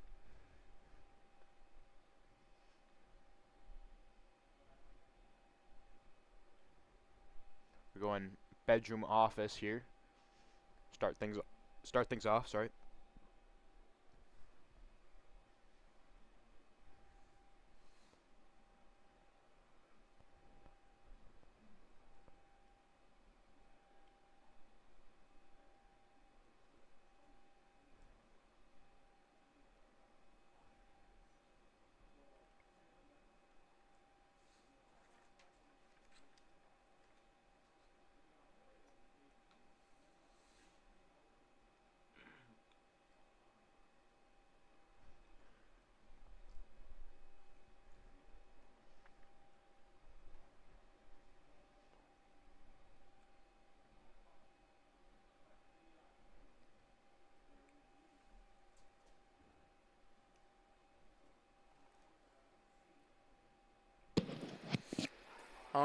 Sorry about that.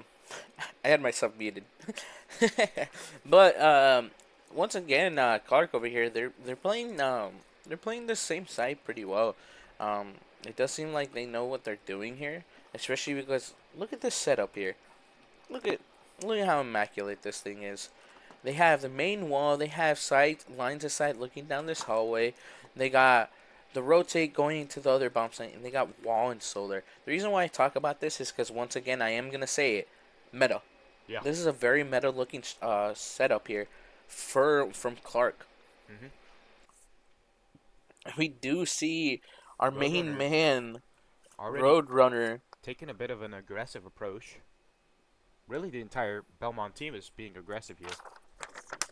Oh yeah, my man over here, Roadrunner, Braden. He's just making sure he's been doing really well. It seems like he loves playing Thatcher, man. Yeah. I don't really see a whole lot of people wanting to play that support characters. Yeah, but it's oftentimes something you really need, especially with electrified things.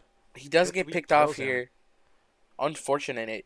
At least he was able to get the EMP off before he died. Oh yeah, Nate over here just refragging him, making sure that he gets a trade for that trade.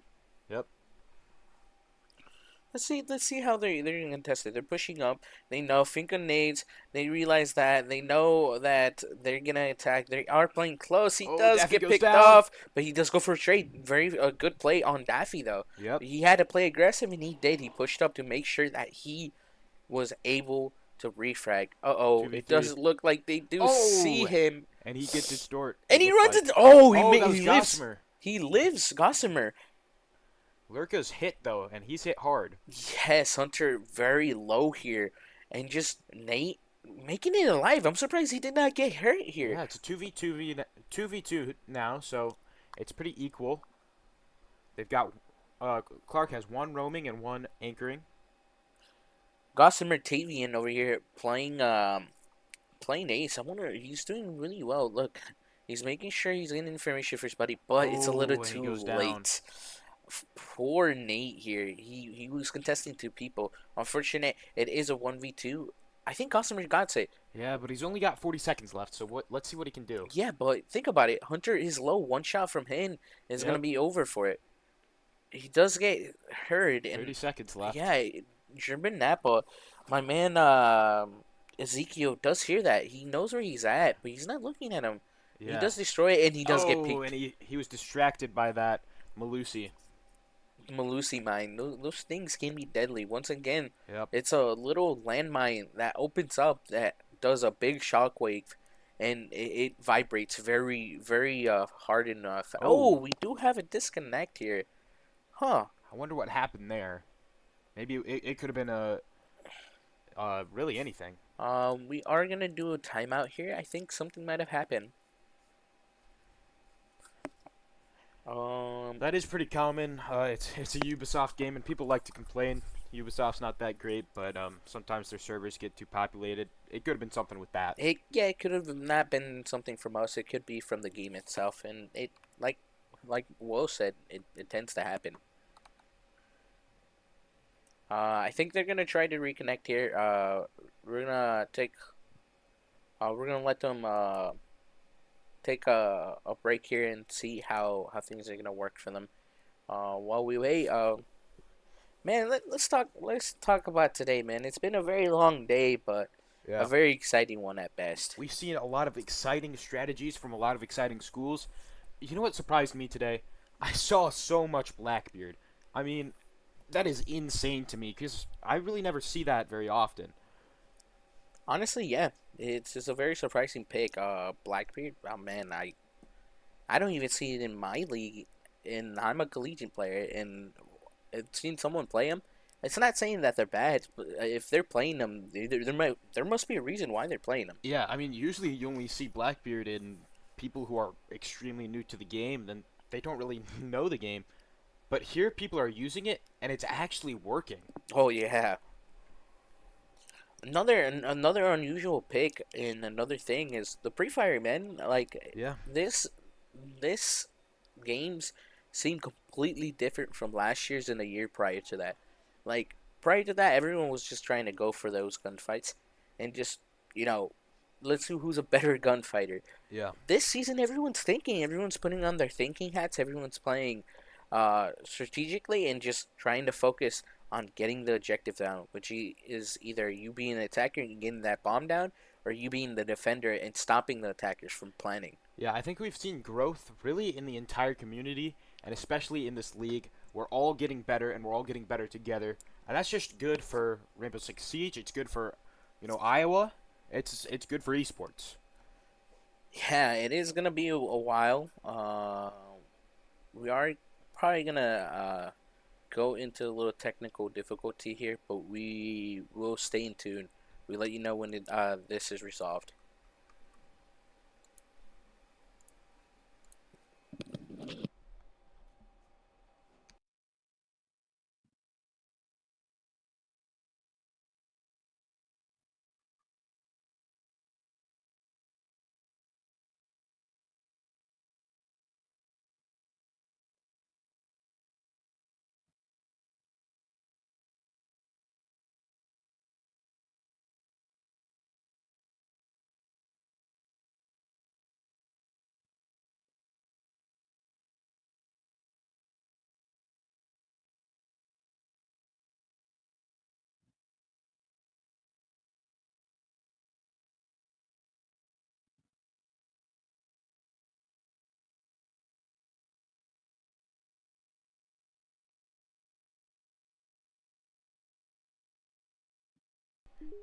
It looks like people are starting to get back in, but we're just gonna take a second, um, wait for things to sort of get ready, wait for their players to get ready, make sure everybody is uh,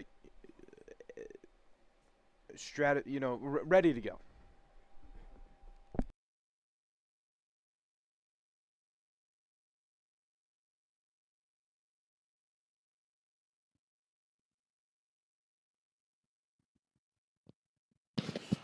It does seem like they are ready. We are gonna unpause the game and we're gonna get back right into it.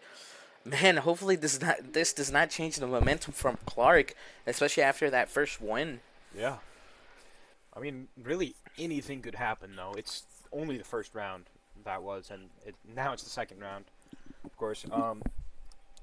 I really am excited to see, okay, Belmont, they lost the first one. How do we respond? How do we say, okay, we're coming back. We're going to win this round.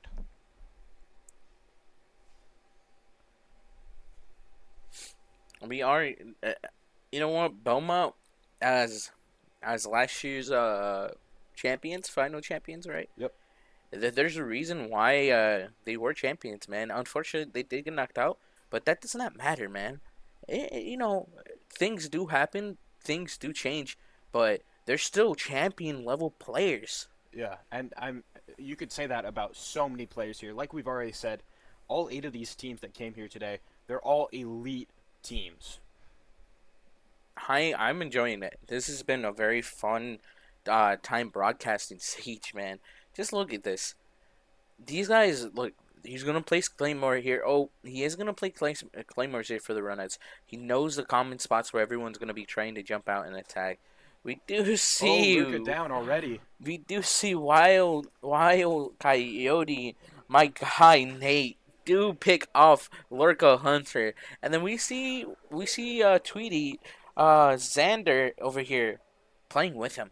Xander just being a phenomenal flank and dual partner here. Nate's just pushing up. He's being aggressive.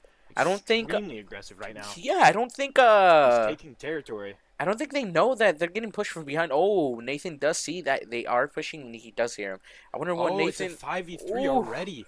Only 2 minutes in. Or Yeah, so, a my minute in. man Roadrunner being Braden, just picking off people. German Napa does get it. Nathan does get a peek, And but that'll equal it out. But quickly, right after, Tweety gets a kill. 2v2 now. oh, it is 2v2. Let's see Daffy. Daffy does know where they are. He does open up the wall. He's making sure that he gets information. He does run across, but does get the pick on Montana. 2v1. German Napa. Can he pull it off? Can he get 2 kills and win his team this round?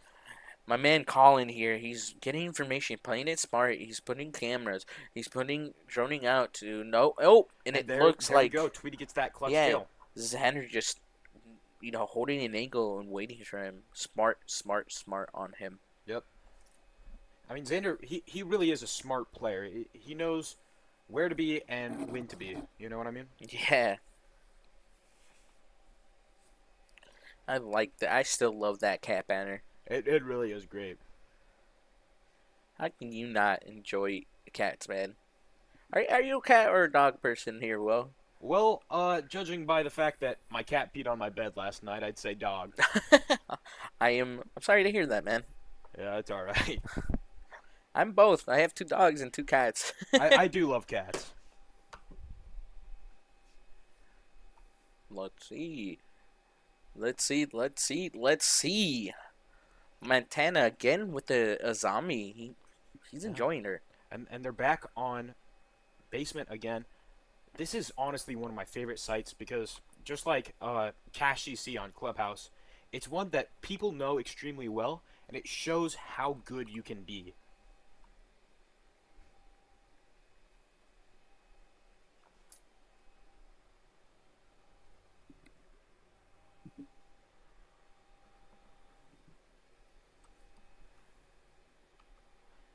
One thing I haven't really seen from Clarke so far is very much roaming. Obviously, they're getting hatches, they're doing stuff like that, but they roam for a little bit and then they pull back quickly. I'm kind of confused on what Nathan's doing over here. He's just kind of like... We did see him bandit tricking earlier in a few games ago, so he could be doing that, trying to waste some time. Oh yeah, but he's stuck in this trench. Typically, it's not a very smart thing to do here. Yeah. Because you're cornering yourself here. Yeah. Well, but I think he wants it. He wants them to contest him. I think he's making sure, hey, come over here. I want it. I want to fight. Look at that. He does get drawn. Yeah. They know where he's at. Are they gonna contest here and fight him, or are they just gonna let him just? Oh, I know what he's doing. Look at this. He's using himself as bait. You won't know why? Because Hunter is up there. Wow. But Duffy knows what they're doing, though. Daffy is gonna contest. And Tweety goes down from Father Charles. Yes, look at that. Lurka Hunter going down is gonna contest. Lurka Does gets get that kill. Nate and does get nomaded. But my man Daffy Collin is a little too late on that rotate. Yeah, I agree. But He's coming around though. look at that. Cook Tweet is watching him. Yes, Nathan. Look, watching very close. Is he gonna contest? He does And he gets get that kill. It's a Colin 2v5. down.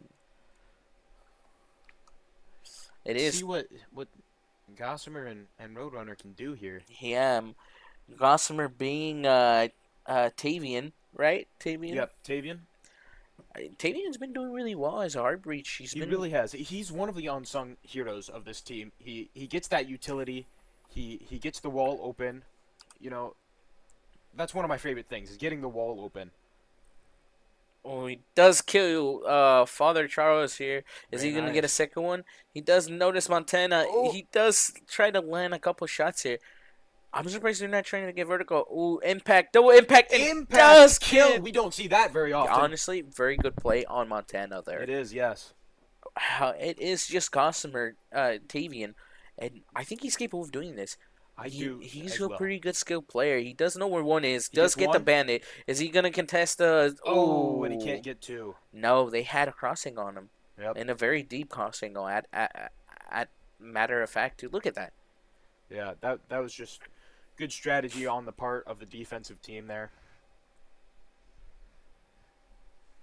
But yeah, like I was saying, Gossamer, he gets those walls open as many times as he can.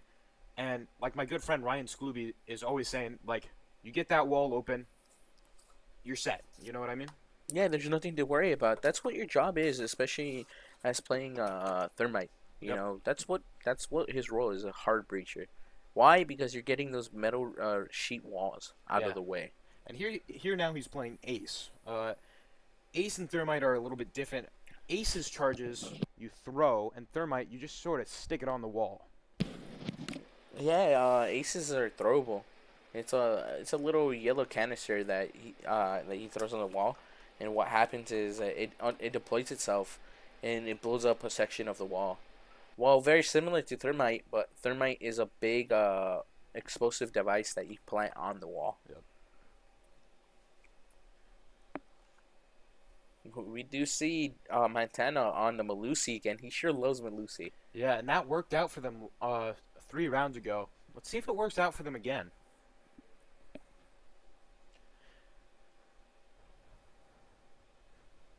Yeah, those Malusis are great because not only does it give you information about the attacking team, it's also just annoying for the attacking team because it gives away their position and they have to shoot it, and it draws away their line of fire.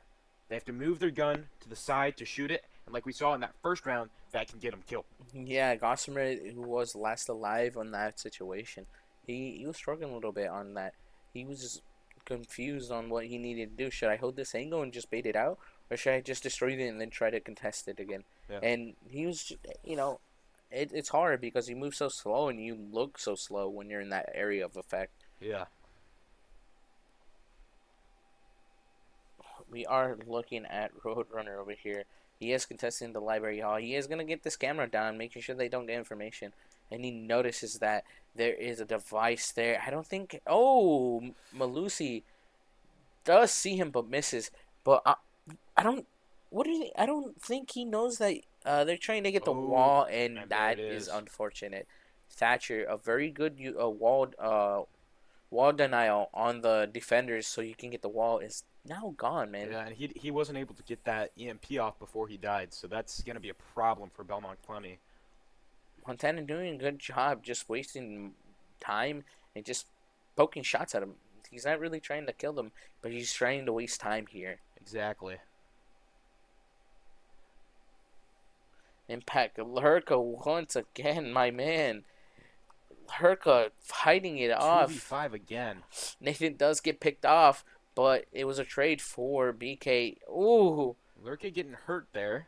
I think he's going to rotate back. He's just going to contest back. Make sure that he can hold off-site so he doesn't get hurt here. That's a smart play by Clarke. He's pulling back. He knows, okay, maybe I can't get that kill, but if I pull back, wait for them to pull away from me, I can flank them. Yes. We do see Wily Coyote Nate over here just droning out for Tweety Xander.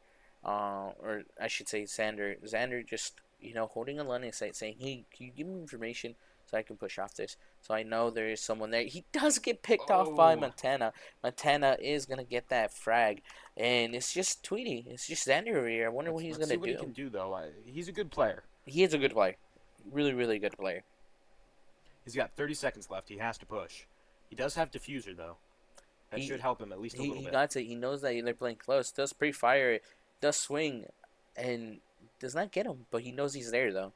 15 seconds left. I'm really not sure how much he's going to be able to do with this. Oh, you have to contest.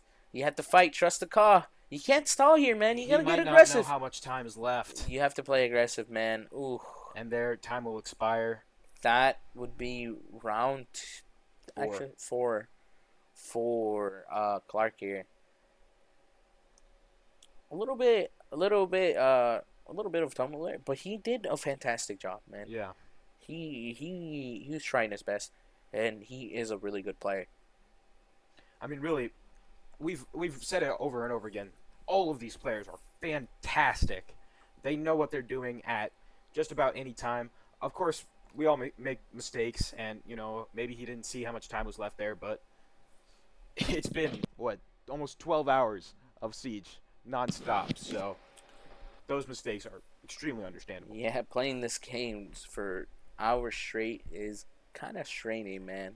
Honestly, I'm tired, and I'm just sitting here. Yeah, I can't imagine playing. I can. My bad. Sorry, I can. I am a player, like collegiately. But, yeah, even then, man, I am tired. I am beat. I'm surprised even casters are like, man, can't they get this over with? Can you guys please just finish it? I don't know. I'm loving these long games because it just shows the grit and the determination of every team here. I agree with you, man. I'd rather see a long battle than a short battle. Yep. Especially between even teams or close to even teams. Hunter doing a very good job. Hunter's really loving that Thorn character. He really is. He is loving that Uzi machine gun. Once again, note these are this game is rated mature. It is for adult audiences, so it is gonna use those factors of guns. But other than that, it's a game. Yeah.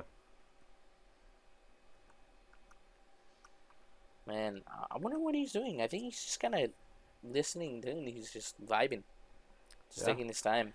And that's really what Clarke is good at, is taking their time with everything. I am liking Nate and Sanders' way of playing here. They are going to contest. It looks like Nate is going to push into piano, but Nathan doesn't know. I don't think he hears him. Yeah. He needs to push in. He needs to push in. See He what sees can him. do. He can jump in. He does And- jump in. And But, he gets killed immediately. yeah, I think he did hear him. I think he was just messing with him. Yeah. Really good positioning angle here for Nathan. He's just going to hold and contest him here and just make sure to waste time. And look at that. Once again, the duo roamer team right here. Nathan and Hunter. Daffy Hunter goes does down. get hurt, but Daffy goes down trying to contest that fight. But he's good here. He's good to take a fight. Tweety Bird Xander just out here trying to contest. He does see anyone. Oh, he does slightly miss him. Does not see him. Yeah, I don't know that he saw him there. Oh, he does see Now him. he knows he's there. As we see Roadrunner, my man Braden, picking up Colin here. Colin Yeah. is back in the fight, and I think this is good here. This is going to even the gunfight here. Oh, you saw that? That was a really close wall bang. Yeah, I'm not sure what he saw there.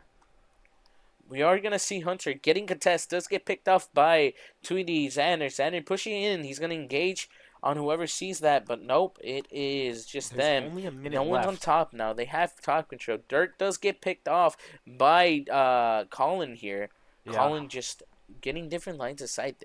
They Clarke has to be careful here. They have roam killer. Yeah. And they have vertical here. If Belmond can change the tempo, get it a bit quicker, they can change the momentum of this game. Looking at them go. Look at Sledge. I love that. I love this character. Oh, and the only reason why is because out of all the operator gadgets, them being using like advanced Iahsea technology. kills German, kills Tweety. Yes. Oh, it is a Father 2v2. Charles pulling down Roadrunner. It is Colin and Tavian. Tavian on the attack here. 2v2. Father Charles here. Cook Week. Tavian has the diffuser. Let's see if he can get it down. He Oh, is diffusing. Let's see if he gets it off. I don't think. Oh, he needed to stick faked it. Oh. It looks like we froze.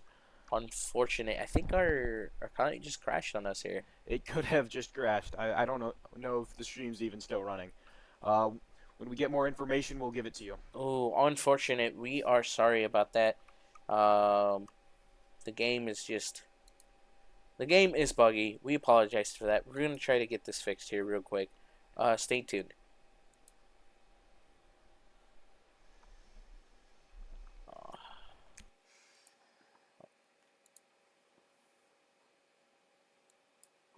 Wow, man.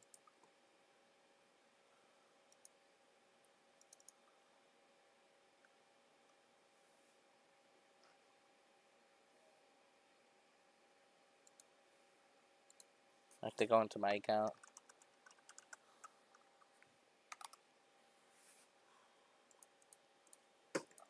So damn tired right now. You're not long, dude. I'm out of it. You're muted, right?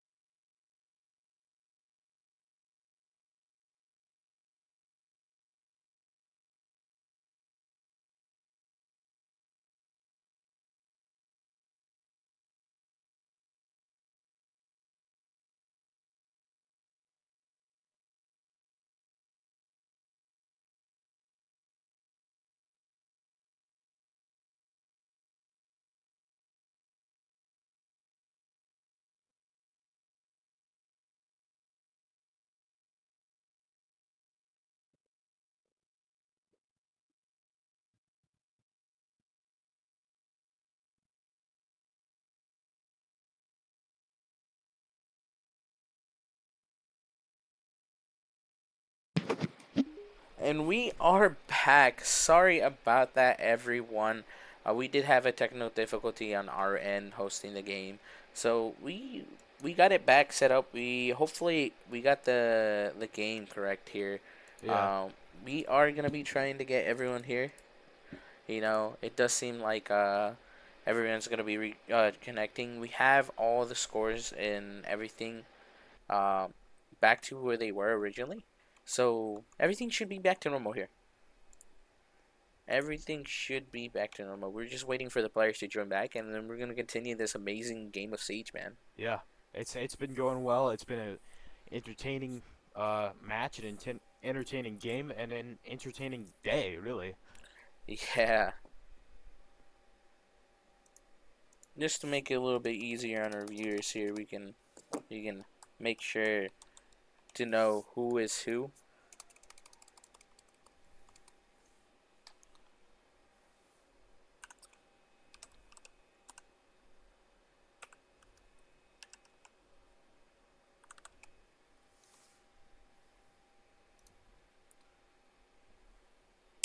We're just gonna check if they're ready here.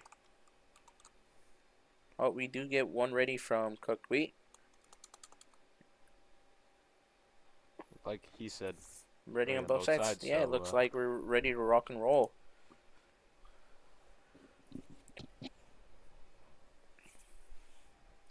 Unfortunately, we missed out on that last action phase. Yeah. But it does seem like Clarke did take that win on that kitchen take. It looks like Belmond-Klemme, I think it was Daffy? It was Tavian Gossamer. Yeah, Gossamer. I guess he just couldn't pull it off. I guess he got contested and Yeah, but, we couldn't see what happened, but we do know what the end result was, which was that Belmond-Klemme lost that last one. They've got a 3-game deficit. Let's see if they can pull it off. Let's see if they can pull victory from the Claw's defeat. Maybe they can't. Maybe Clarke will hold dominance. yeah, once again, like I was saying, Clarke being a very attack heavy team, and even Belmond-Klemme, man, like everyone's a good strategist this year, man, and it's Yeah. scary. Yeah. It is scary. Just watching them go. Man, I am saying this. Daffy doing really good. Wild Coyote, Daffy, Colin, Wild Coyote, Nate, Roadrunner, Braden, Tweety, Xander, Gossamer, Tavian. Yeah. These are good players, man. And watching them defense is a scary thing. The same thing over here with Clarke. It's Dirt Montana, Cooked Wheat Nathan, Larka Hunter, German Napa being my main guy Ezekiel, and Father Charles being Joseph Backvin. Yeah. Balavin, my bad. We're seeing some Nates fighting Nates here. You know what I mean? Yeah, we got a Nathan and a versus Nate. Nate. Battle of the Nates. Yeah. We do see Colin just getting on camp, getting information. German Napa, Ezekiel, just going to site. They're just going hard. Yeah. They want this. They want They're this. running right in. They're gonna try and get that quick plant. Oh, I Let's like see if Bandit that. can do something about that. Bandit does bandit trick here. He does. Dirt does try to get it, but bandit is bandit tricky. And that's something Tavian's really good at is doing that bandit trick. He's wasting time. He might not stop them, but he's wasting their time. Unfortunate for Montana here because Wild Coyote Nate does pick off the Heart Breacher. That is a very unfortunate. That's gonna make their strategy a lot harder. Yeah, very unfortunate for Clarke here. He's doing a fantastic job rotating here. Yeah. Nate playing really well off Roadrunner. And there goes Cooked Wheat. Braden. Now it's a 3v5 with Belmond in favor. I don't think they realize it's there's only 2 in sight. Clarke can't collapse on these 2 guys. Yeah. They have to be quick about it. That fire's really in a spot where you can't just run through it. No, you cannot. Lurka does put a flank cam on him, but does not realize he's getting flanked from the other side. Yeah. On, I would say, Ooh. oh, Nomad, he does hear it, but he does there get goes picked off. Father Tavian Charles. does pick off Father Charles. Lurka over here, Hunter, playing there close, goes does German, get down But Bandit. Lurka gets the He does see them playing in on blue over there. Does pick him off. It is a 1v3 here situation from Hunter. We have seen him clutch these quite a bit. Hunter is a very mechanically skilled player here. Look at that. Look at that. He knows someone is there. Ooh, but and Daffy gets that last kill. yeah, just got impatient there. Yeah. Got a little impatient there. And that happens. Sometimes it works out, sometimes it doesn't. Hey, would you look at that though? They got information on it. They knew Yep. he was there. Yep. I will say, Chalet, it's a defender-sided map. I think we can see a Belmond-Klemme comeback here. Once Clarke again, is pretty dominant, though. once again, Clarke. They want to keep this game going. Yeah.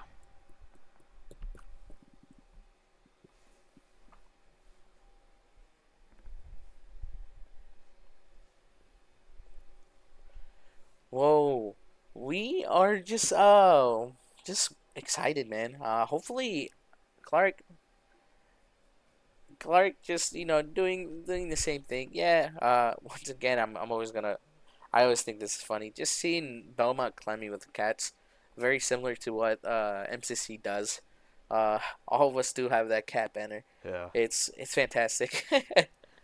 What site is it here? Oh, it does look like it is gonna be Snowmobile.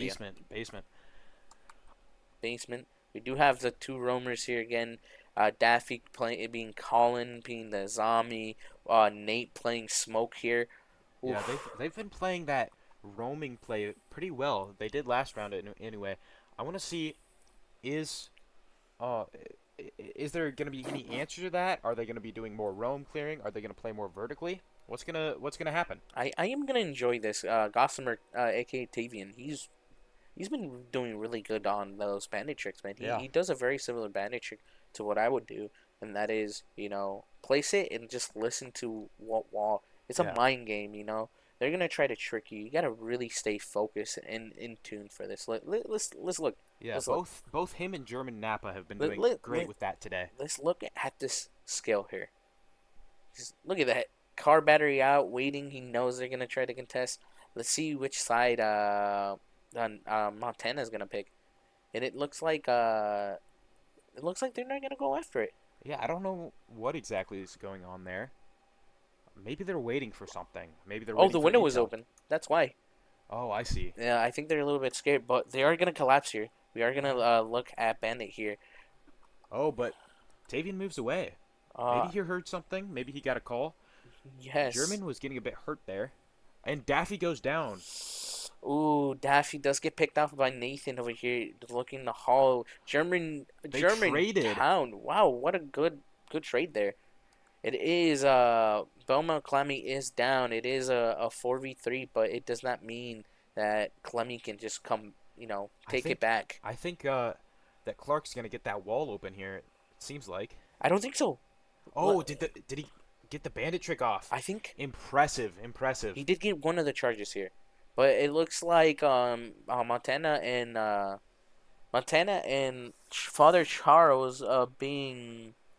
He tried to go for that nitro. It didn't work out for him. Joseph, they're just gonna forget the wall and probably go and take vertical here. And that's probably not a bad decision by them. Yeah, Joseph here pushing down. Last time he was in this position, and he was doing fantastic here. I think that Wiley might have a crossfire on him. I'm not too sure. Yeah, he is gonna be fighting for his life here on this wine doorway I see. here.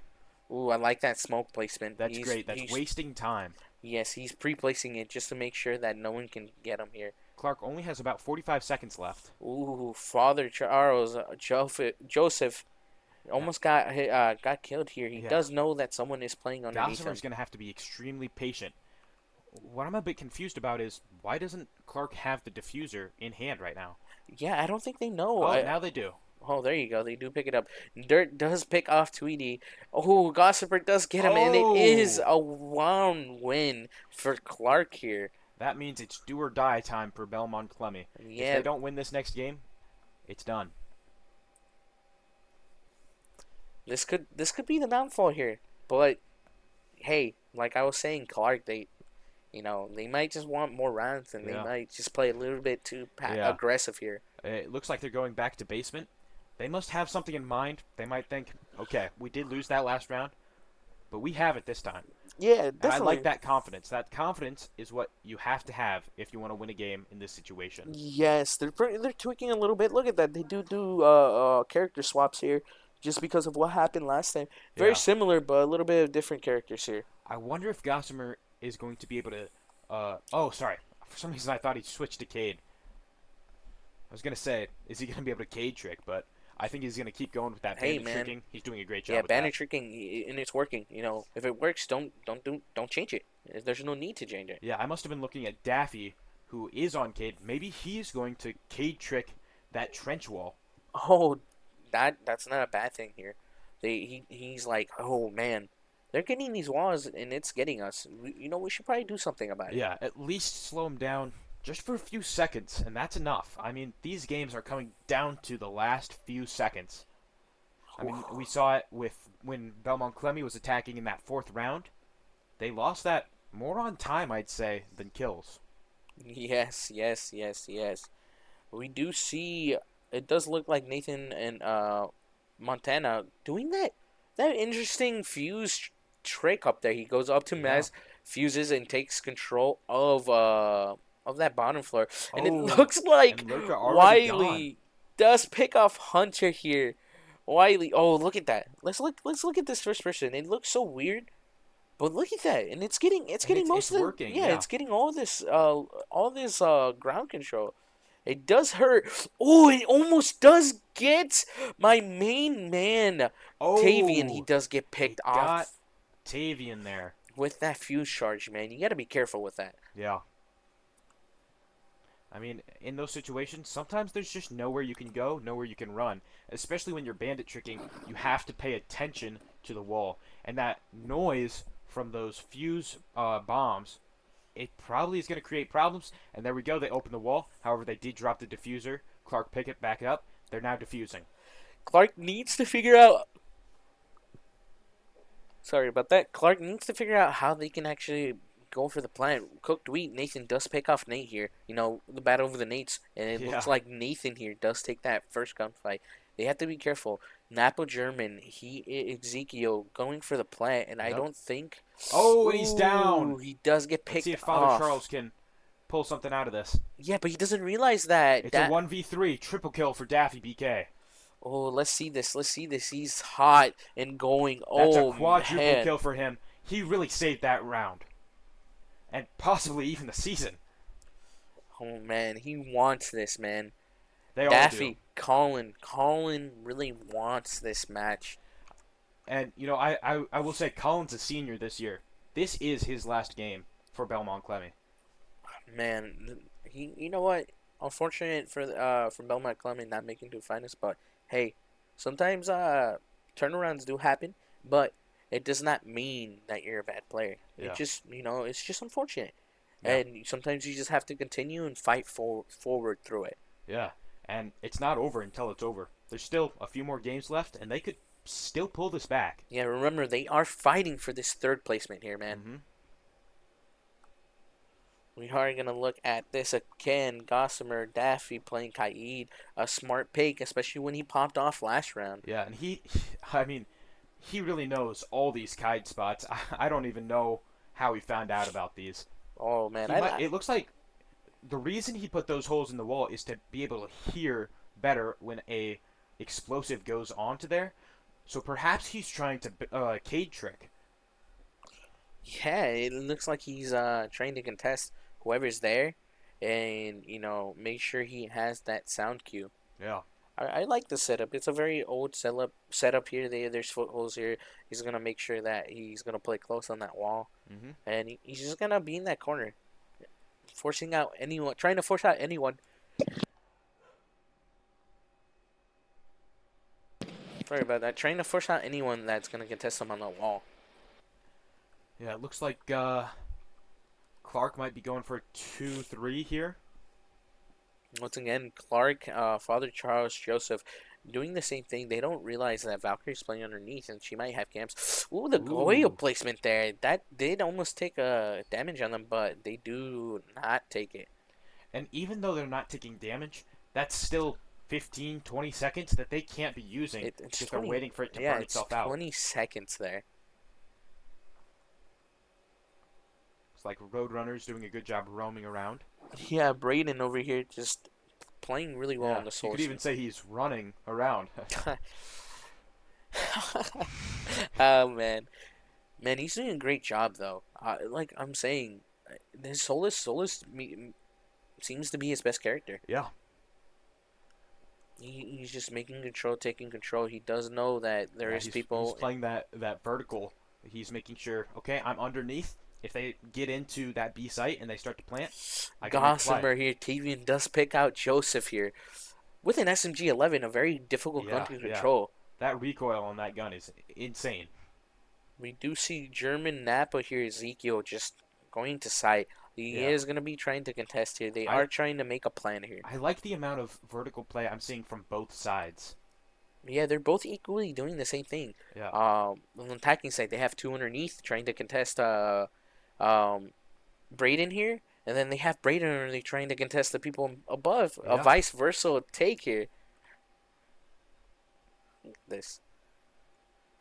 Oh, and there he goes. It does look like Brayden does get picked off by Nathan here. But German Napa trying to contest. He does know that someone's close. Oh, he does get killed by the shotgun. shotgun. You got to be careful turning those corners. Yeah, I really do love those shotgun plays. You got to be careful. Why? Because Boom.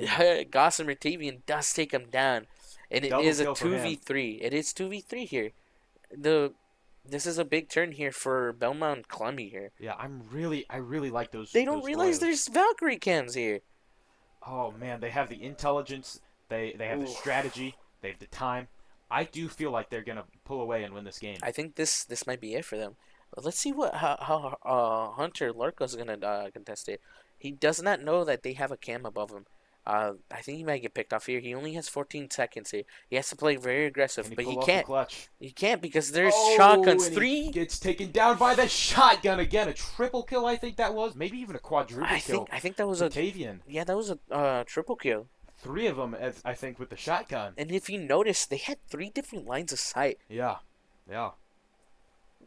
Man, I'm telling you, Clarke. Both of these teams want it so bad. Yes, Clarke wanting overtime again, man. They sure do love their overtime. It looks like they're going bar gaming. Now, like I said in this last round, there's a lot of vertical play. Bar gaming is the quintessential vertical site. So if we can see more of that vertical play, whoever has the most might win this round. I'm kind of fairly interested in how Klemme is going to be holding it, because there is a certain type of hold that most people do use, and from the looks of it, it is this slightly a little bit different. But they are going to be holding those stairs. I think once again this is going to be like a pro/meta hold here. Yeah, and there's a reason it's the pro/meta hold. It works. You know, if it works, there's no reason to change it. Yeah.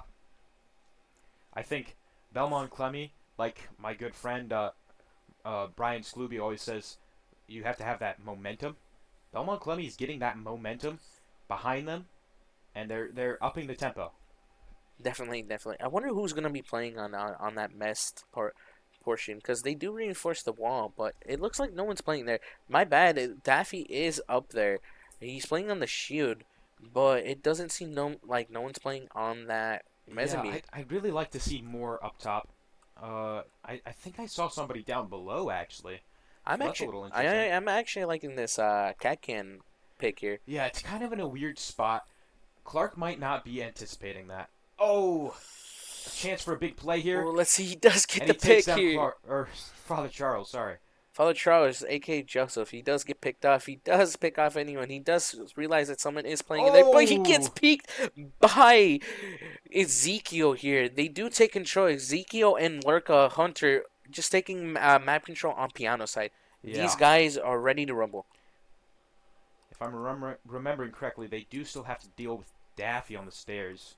Oh, yeah, but They look at that. They did reinforce. Belmond-Klemme reinforced the wall so they don't get a line of sight on Yeah. Nafi. I mean, all 4 Clarke players right now are on that top level. So I wonder if there's going to be an adjustment from Belmond-Klemme according to that. It does look like they're gonna be trying to nade him out. Ooh, Oh, he does just get not a quick enough reaction Yes, from Daffy he there. does get picked off by Hunter. Unfortunate by Colin, but Clarke Roadrunner drops the Braden. diffuser. Yeah, Braden just taking down Montana. That was a hard breach. They're not able to open up the hatch Wow. here. That could be a huge momentum change. Man, Lurka doing all the wonders. Ezekiel making a whole rotation. It's the swing a little bit. Yeah. Swing but misses, but that's fine. They do have Roadrunner Braden over here going underneath, going up those blue library stairs. He's He gonna could be pulling off a flank here. Yeah, it's gonna be very sneaky, and if he does pull it off, it could be a turnaround for them here. Yeah. Though it is 3v3, but Where's Colored Wheat here?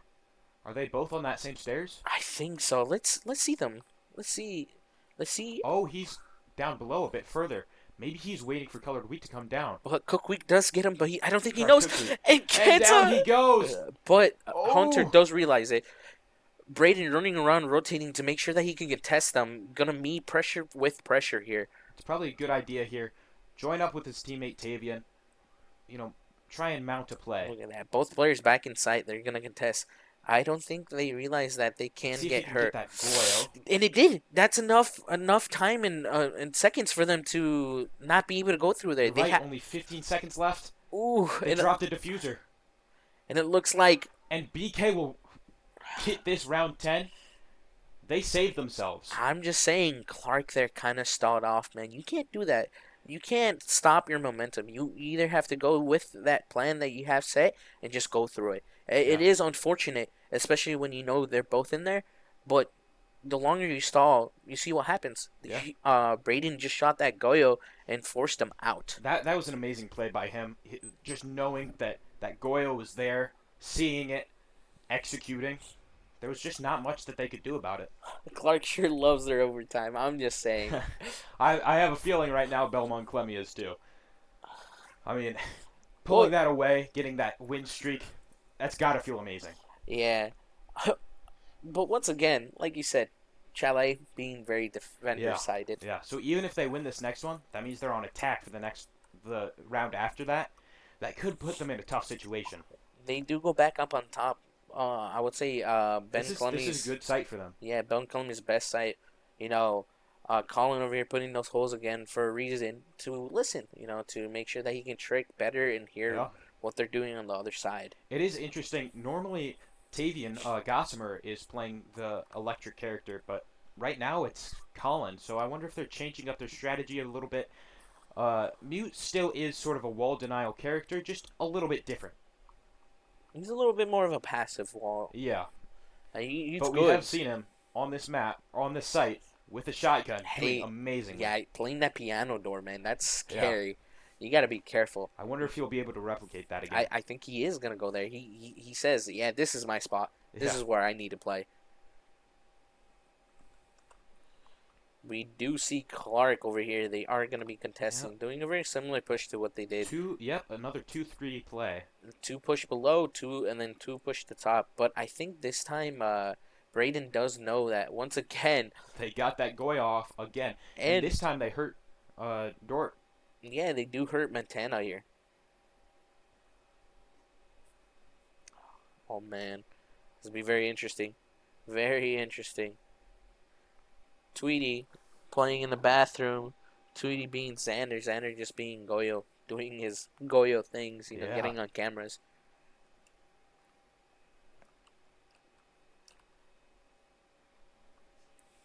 It is slowing down here. Yeah. They're really thinking on what they need to do. It does look like Cook Wheat and Hunter.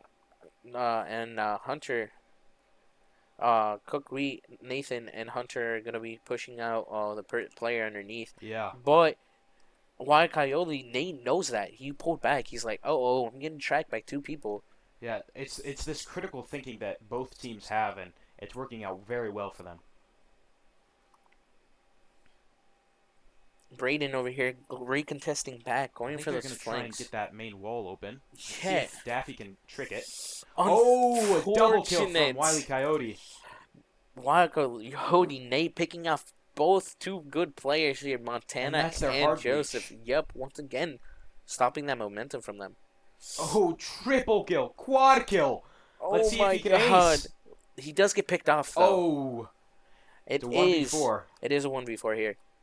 It is Nathan against everyone else on Belmond-Klemme. Is he going Nathan's to a be... great player, though. Yeah, Let's see what he can execute. I think he's going to cook up something, you know. In his name, Cook Wheat, you know.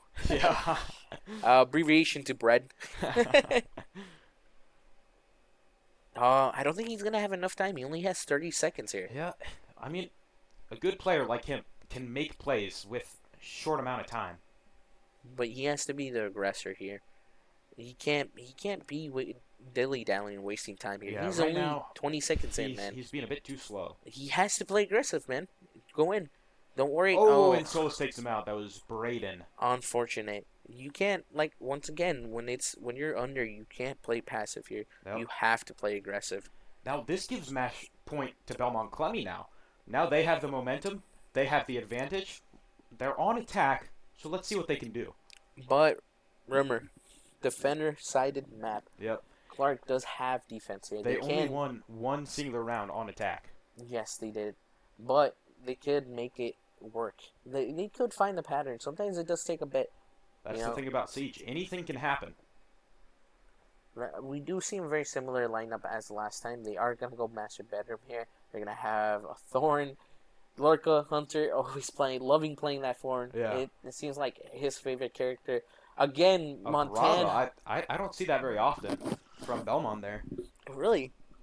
Oh, because they know that Malusi's going to be there. Oh, smart. A smart play on Daffy Collin here. He knows a thing or two, I will say. Yeah. And they're on that same site that the site was for that last round. I think for both of these teams, it's their best site. Yes, definitely. Both teams know how to set up their own personal setup, and they know how to play play efficiently and fantastic on it. Yeah, Belmond has their Goyos. Clarke has those Malusi traps. They're both game changers in their own ways. Definitely. Let's see them get into this site. Wile E. Coyote, a very similar push to what Clarke is doing. Looks like maybe a 2-3, maybe a 2-1, a 2-2-1. Yeah, multiple split push here. Yep, it looks like it's gonna be a 3-1-1 here. All right. The cooked wheat is roaming, but there's 4 anchors right now. That's one major difference between Clarke and Belmond's strategy. Is Belmond likes to have 2 roamers, while Clarke only likes to have 1. Yeah, but it works though because they are wanting to anchor down. They're trying to feed that one player down there. They both have their own styles of play, and they work well for each team. It does seem like Roadrunner Braden, right? Correct? Yeah. Braden is going to be trying to get information. He does get a cam placed for them. And like William, or Woe, my bad, Woe is saying... Oh, German down. Ooh, unfortunate for Clarke here. Looks like Beaumont is going to be contesting. Oh, Hunter does pick off. In the parries back. Everything's even now. Yeah. It is 4-4. Both teams, a minute 30. Clarke just needs to waste time here. They need to figure out how they can waste time. I agree. And it looks like 4v3 now. Lurka taking out. Look at that. Lurka Daffy. on a roll here. He's just contesting. He has a cool little line of sight on that main wall on half wall there.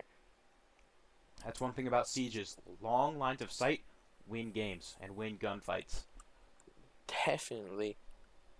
He's rotating around now. He is going to hold a long sight looking to the K9. We do see Gossamer maybe going Tavian. for a plant here. Yeah, Tavian is getting close here. 4v3, 4v2 now. He does get picked up by Nathan with a flank here. It is a 2v4 here. Belmont 2 and Clarke 4. Yeah, I wonder let's see what. if Braden and Xander can pull something off and win this game. Yes. Does he see him? He does, but he Oh! misses. He is so low. He has to be Braden careful. I like this. I almost like gets this. that. He's very low now. Ooh. Oh, and he gets flanked. Flanked by Nathan It's here. up to Xander now. Xander by himself, but he does get picked by Hunter. Man, I think it's going to come down to this very last game here. So, Either overtime thriller here. either Clarke just says, "Hey, let's just finish it," or they're wanting to go back into a third game. This is the last game, I think, right? No, this is game 2. Oh, yes, you're right. So you're right. Clarke did take first game. But this is the last round of this game. Yes. It could be the last game, or Could or go. second to last, I guess. Yeah, second to last, or could go into a third game. Whew. Stressful.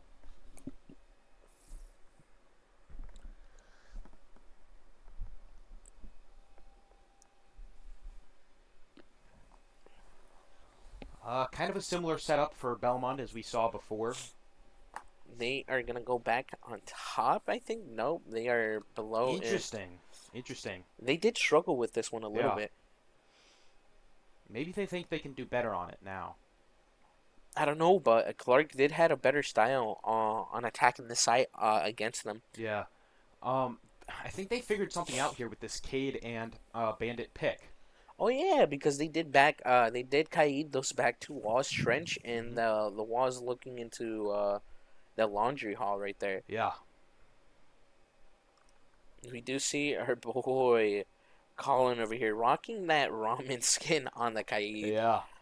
You gotta love that. You gotta love that. He is gonna do a Kaid trick. This here. is interesting. I would expect this one to be Bandit tricked, not Cade. I'm surprised that a lot of these players don't do those sneaky bandit. Oh no, he's gonna Kaid trick, Yeah. and I think it would be better for him.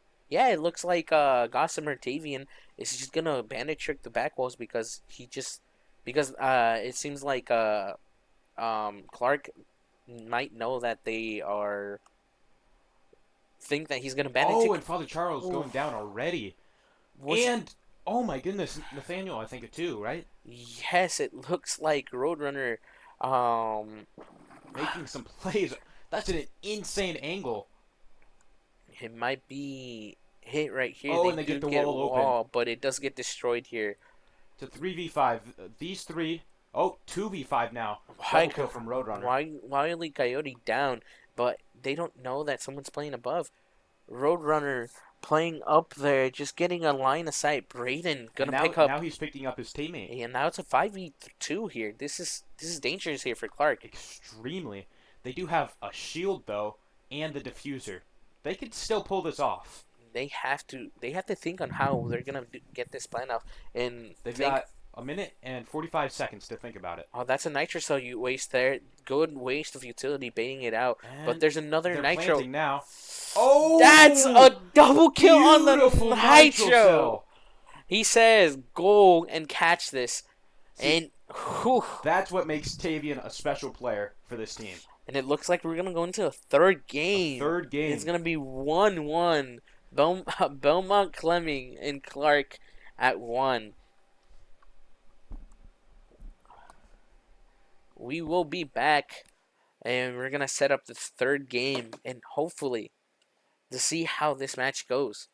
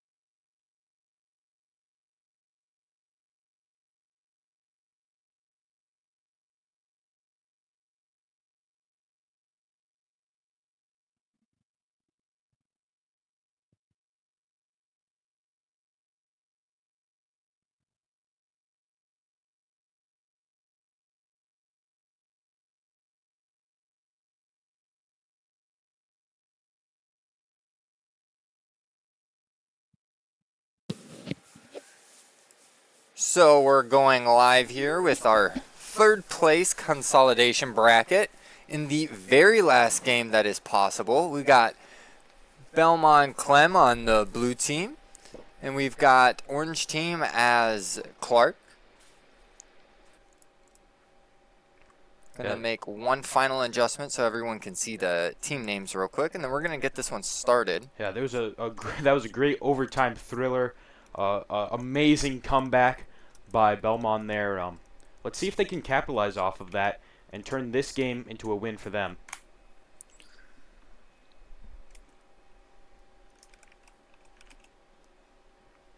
Go.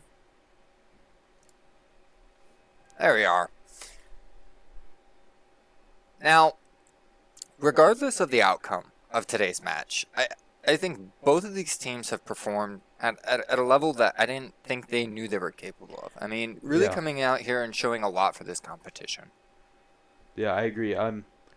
Everybody's been playing their hardest. They have to. With this competition, they have to play their hardest or else they just can't win. I mean, this is one of the closest competitions I've seen across the board. Yeah. Every team that came here this year had a chance to go all the way. And there was no doubt in my mind about that for 1 second. Yeah. It's just those little tiny things during those individual rounds that change the course of the entire game.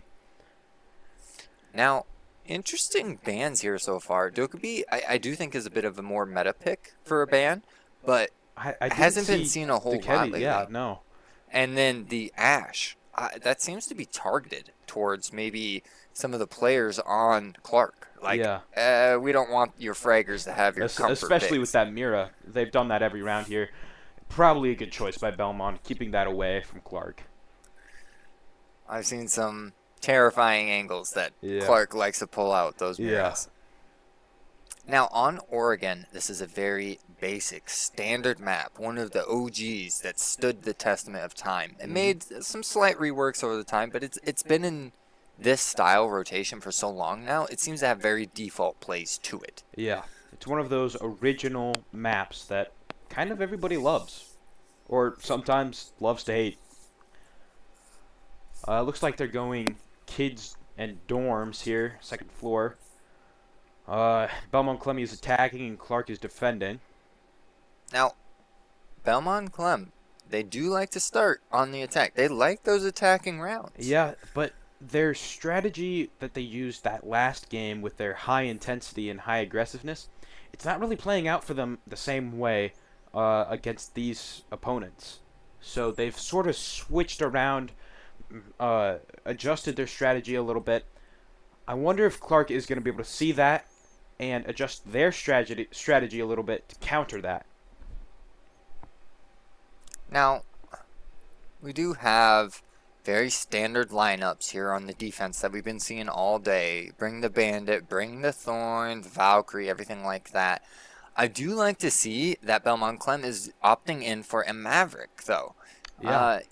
You definitely want to have two different hard breaches for a split push style attack when you're going attic and master bedroom. Yeah, I agree. That we can see this wall here and over here, which hasn't been reinforced yet. I'm hoping that's just a late reinforcement. I'm sure German Napa will get that. Yeah. Both German Napa and Gossamer, they're both great with those bandits. They've been bandit tricking the entire day. That's sort of their job on the team, and they're playing it very well. Now we see Tweety and Nate coming over here on the big tower side. We're probably going to go into attic here in any minute. And I would assume, oh, there it is. Montana playing here on Armory. This is a bit of a power position. Yeah. Holding this spot down on the top floor cuts off the entire side of rotations. He is still isolated there. It's hard for him to get out. This is a do or die position. I'm going to live and die where I stand. Yeah. Really, the only way out of that is getting lucky, running out the front door, or going down that hatch. Well, it looks like they're going to get the man wall breached.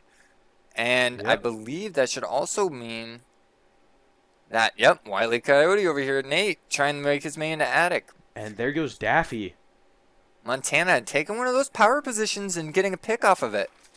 He tried to wallbang one of the Belmont players there, but couldn't get it. Starting to make some holes. Going to make it a little bit harder for these attackers to sit in there comfortably in the master bedroom. Yeah. I do like the way that Clarke is defending this. I think they're doing great. Roadrunner trying to get in through this smoke. Can't He's see, but planting Plant is already. going down. Let's see if he can get it. Father Charles They just don't know where barely he is. missing. And he gets it down. The Warden just using his Oh, but he gadget a gets second killed. too late. That could have been the difference maker. Father Charles going for the coverage that way. Oh, and he countered The Valkyrie it. go for the defuse. Oh! 1 second left. Did they have enough time? Beautiful, Gossamer covering beautiful it. timing. Double kill from him. Triple kill. Just an unbelievable clutch there. Amazing play from Tavian there. He One saved that game. 1 second, and that would have been the difference I maker. thought he had it. But Tavian swooped in there, made the hero play, and somehow it all worked out all right for him.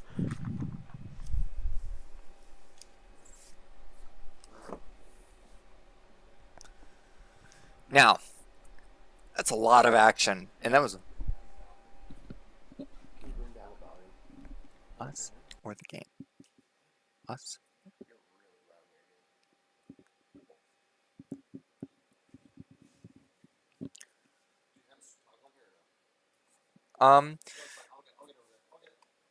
We've got the second map coming out, or second round. They're gonna go back to the same place, so I think they have like an idea that what they did has some counterplay to it, and they can work on that. Yeah, and it's.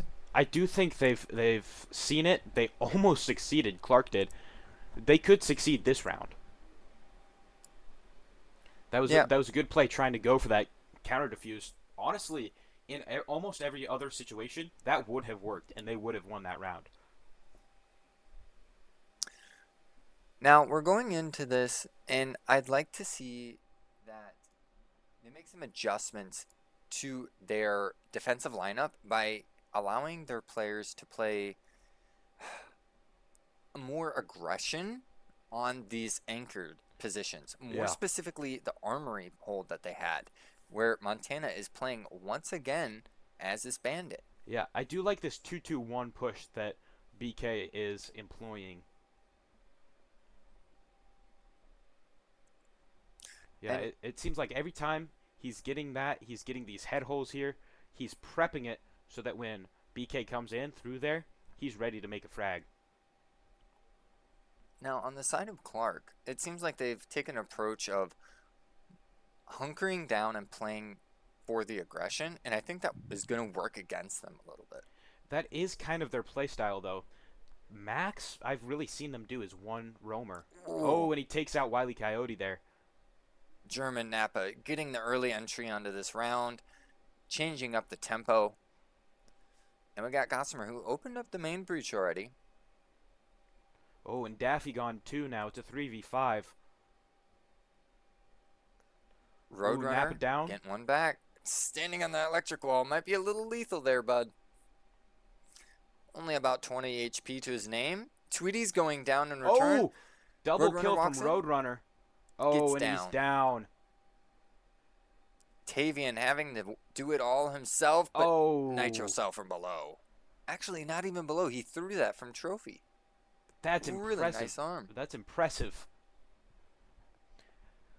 That just shows the way that these two teams match up. They're so competitive towards each other. Any round can go either way, no matter what happens. I think it really just shows a testament to the fact that these teams know each other. They're on equal playing terms, and when they realize what their strategy is, if they can find a way to counter it, they can pull it off. They're both great at adapting. And, I mean, almost every player on both teams is a playmaker. They can make the plays that they need to make when they need to make them.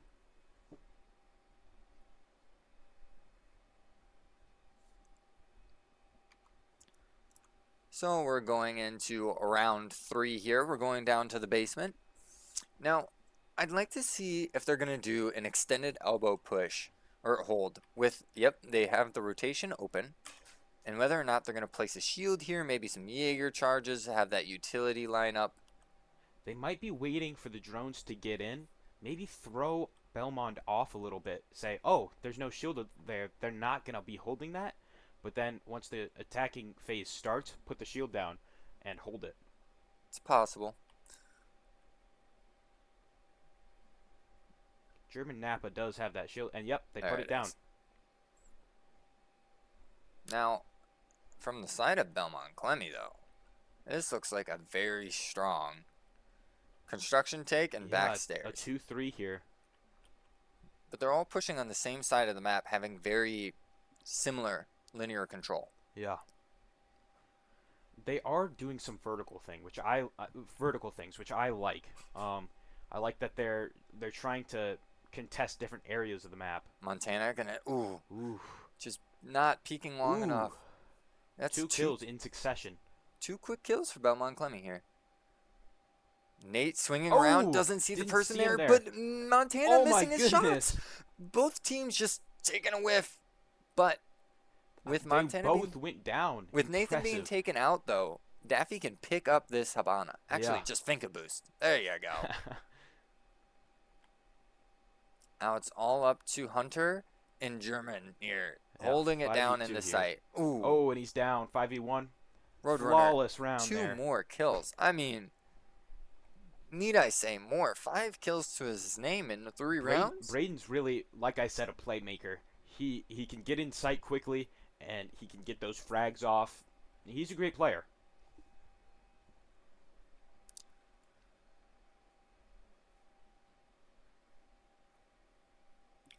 Going into round 4, that was a pretty fast-paced round to Yeah, begin with. yeah. That really shows into Belmond-Klemme, like, having their own style of aggression. Yeah.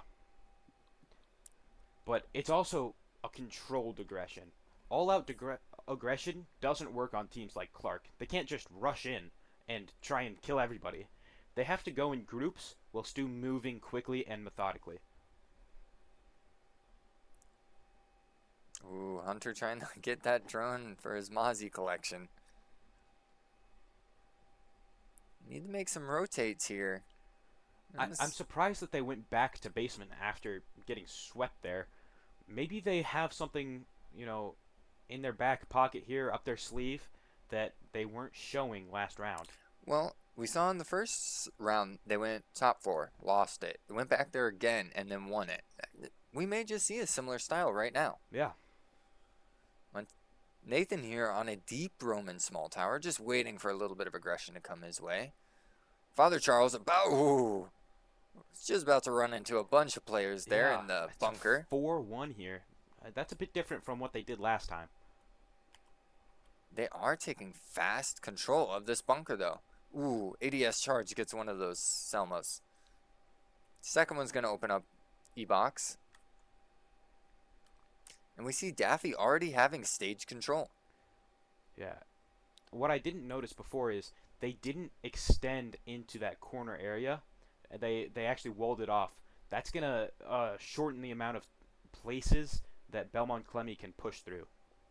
Now, Nathan is on the flank here, and I don't think they realize he's in this area. Oh, Nitrocell Daffy goes going down, out, but he's not out. Downing the Valkyrie, and one more gets picked off for Hunter. He must hear that he's downed. There Yeah. he is. Nathan secures that kill. Now they just have to worry about the attack that's actually coming from sight. As Gossamer hops in, gets some pings, he and gets a nice that kill. pick. Watch out. Surrounded by frost mats as he's about to get swung on. Does he realize that Nathan is Oh. here? No, or Montana gets the kill. 2v3 now. Tweety and Roadrunner, 2 big playmakers for Belmond. Roadrunner knows there's someone around this pillar, sees his head, and takes the shot. 2v2 now. Yeah, he reestablished his parity there, and that could be the difference maker. Ooh, Montana from the hatch, though. That's a lot of potential, because I don't think they're going to look up if they push into E-Box. I agree. I don't think they will. But he's opting to go in the hallway, and they're going to pinch out this Valkyrie. They know he's around the corner here. The plant goes down, Great but it's bait too little there. too late. Nathan gets the Oh! refrag, though. 1v1. They won't. I don't think that they're going to know that he's on that angle. Ooh, Tweety. Hearing that Nitro Cell come out. He Now knows a it- general ooh, idea of where he I is. didn't expect him to do that. Nathan just narrowly escaping death right there. Sitting in this closet. He's Only 40 putting himself seconds in a left. tight angle. As the warden, he doesn't really care if he sits in a smoke or Yeah. not. He hears him walking in the hallway, has some pings and right through the Oh! smoke. The warden shining best. Yeah. You know, His ability to Warden's- see through flashbangs, smoke grenades, any kind of utility, just giving him that extra edge. Yeah, you don't always see Warden's ability being used really that much. He's more often picked basically just for his gun. But in this past game, we've seen it, 2 or 3 times from Clarke. I mean, incredible plays with Warden. Warden has a gadget. Who would have thought?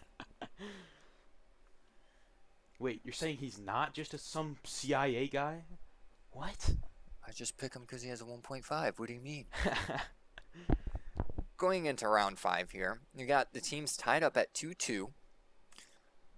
Now, Belmond-Klemme does prefer their attack, but I wonder, I would think they're going to perform just as well on their defense here. So Yeah. if we're watching this right now, it's going to go blow for blow each and every round. Right now, it's 1 for 1 for 1. Yeah, I think Belmont favors that unpredictability. They like when Clarke doesn't know what's going to happen next.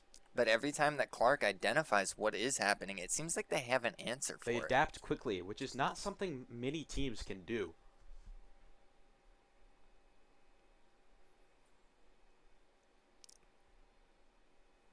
Now, it doesn't quite look like they're going to have an armory player this time. Oh, there we go. He's coming over just a little later than usual. But he does. It's switch going to out be there. Montana that's going to sit over there. Oh, I see. Okay. He was just a little late to his spot.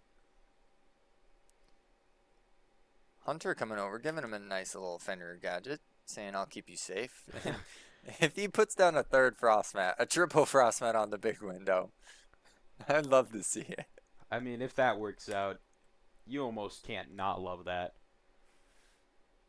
Now, we do have a Priest Place Nitro here from Nathan. Holding downstairs and gets he the gets initial that kick. Frag. That was just some quick gunshots Yep. going down. Quick thinking, quick reaction. They do have pings on him. They know he's in classroom. Nathan's in a bit of trouble here. Has to find a way back to site, but Probably a Roadrunner good picking idea off to rotate out there. Roadrunner picking off Montana on the other side. Is he looking for Nathan, who just rotated up into his spot? Like, fine, I'll hold this down. Yeah.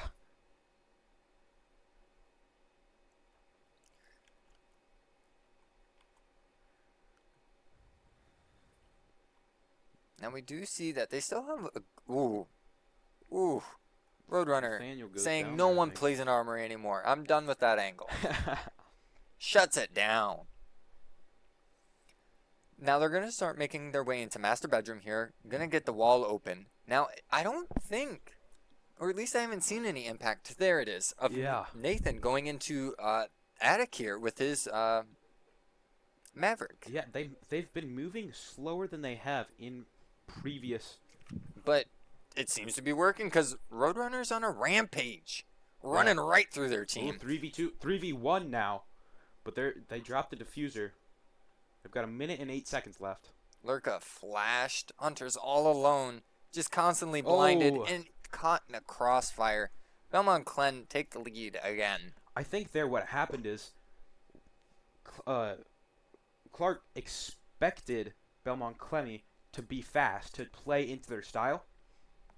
But Belmond-Klemme's other sort of style is unpredictability. So they changed their strategy and went in a bit slower.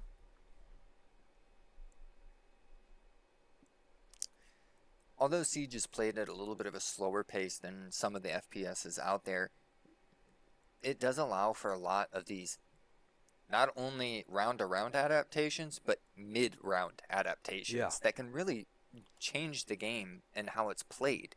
Yeah, you know, what I say is Siege is about 2 things. Tempo and momentum. Now, switching sides here, we got Belmond-Klemme on the defense and Clarke taking their hand at attack, going in at a 3-2 half. favor of Belmond. Now for defensive lineup, we see the Solus, Valkyrie coming out. I wonder if we're going to see some plays from down below and use that verticality to their advantage. Yeah, Braden's Solus play has been deadly this past few games. It looks like Nate is going on a little bit of a trek.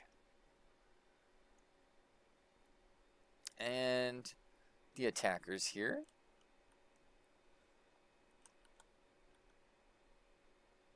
Coming around this big window area. Yeah, it looks like they're going to be going for a 3-1-1 push.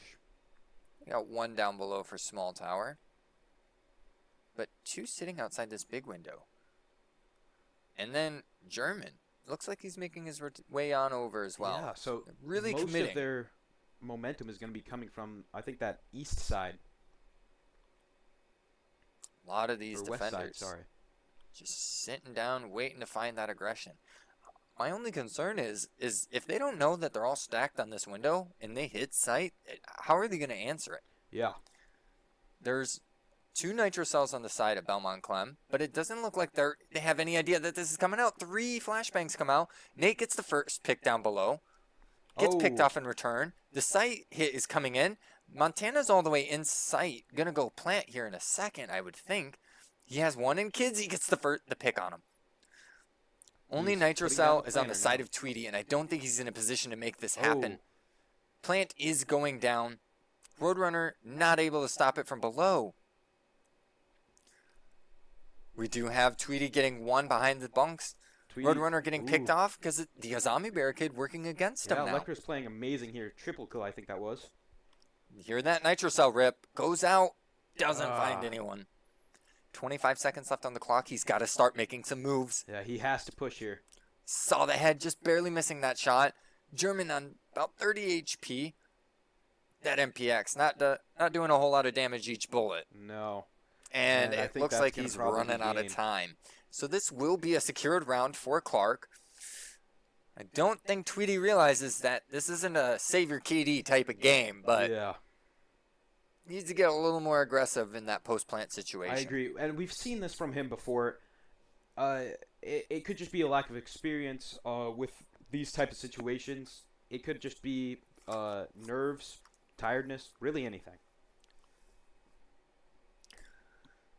This brings back, again, equal tempo. 1 round for Belmond-Klemme, 1 round for Clarke, 1 round for Belmond-Klemme, 1 round for Clarke. I think we might be in for another overtime thriller here. Gonna take this to the max. That's for sure. They are going back to kids and dorms.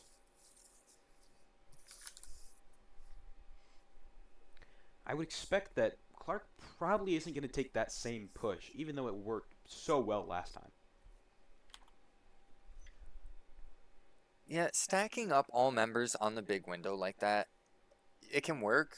I just don't think it should work consistently. You could get nitroed from below or just taken out from the kids' window or kids' player. I think there's 3 nitros on Belmond-Klemme right now and 2 impacts, so... Yeah, not something I would want to go for again. No. But, of course, Clarke doesn't know that.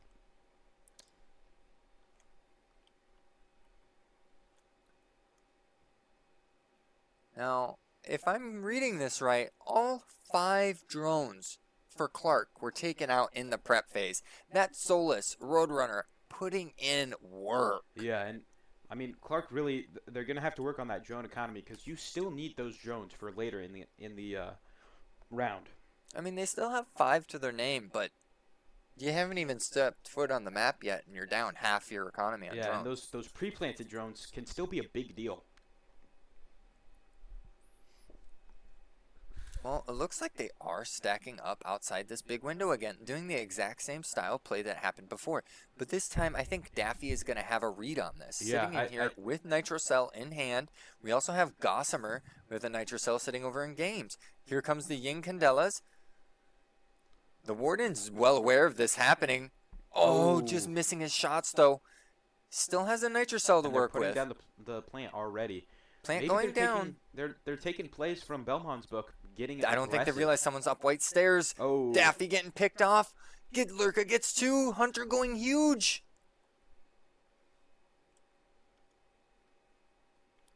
Leaving Tweety and Roadrunner at this again, all alone. Nitro Cell goes Tweety's out. gonna need help. Oh, but Brings he gets down a the kill. Osa's health. Gets 1. Roadrunner's got to start making some impact, and he's got to do it soon because now he's all alone. Oof, 1v3 finds now. one nice shot. Knows there's one to his right. I don't think he realizes that he's repelling, though. And with 10 seconds left on the clock, I'd like to think this is all but over for this round. Yep. There it is. Finds one more on his way out, but traded off by Montana. I don't think that Belmont would be playing this site again. I think it was Dancing with Fire that Clarke decided to I run this agree. strat again. They hopped in that window, ran right into a Warden, but Colin just not hitting enough shots on that MPX. Yeah, and some of that is that fatigue setting in. It's been more than 12 hours, I think, at this point. That We are running everybody's at been awake. 10 o'clock, and we started this event at 8 a.m. All these players were here even earlier than that. Not to consider whatever drive time Belmond-Klemme and Clarke had to put in for this today.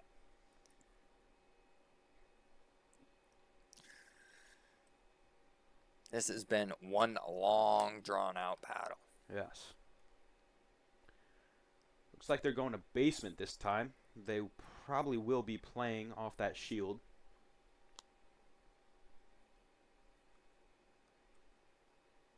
Now, as far as defensive side lineups, we saw the Goyo in the last map having a lot of impact, and he's brought back now again on Tweety instead of the Valkyrie. They're also bringing out that Thorn, which everybody seems to love so much. Yeah, I think that Goyo for Tweety, that's something that he's going to be able to utilize much more than Valkyrie. And this honestly seems to be a story of two Titans going at it. We got Roadrunner here, 12-6, up against Hunter on Lurka going 10-5.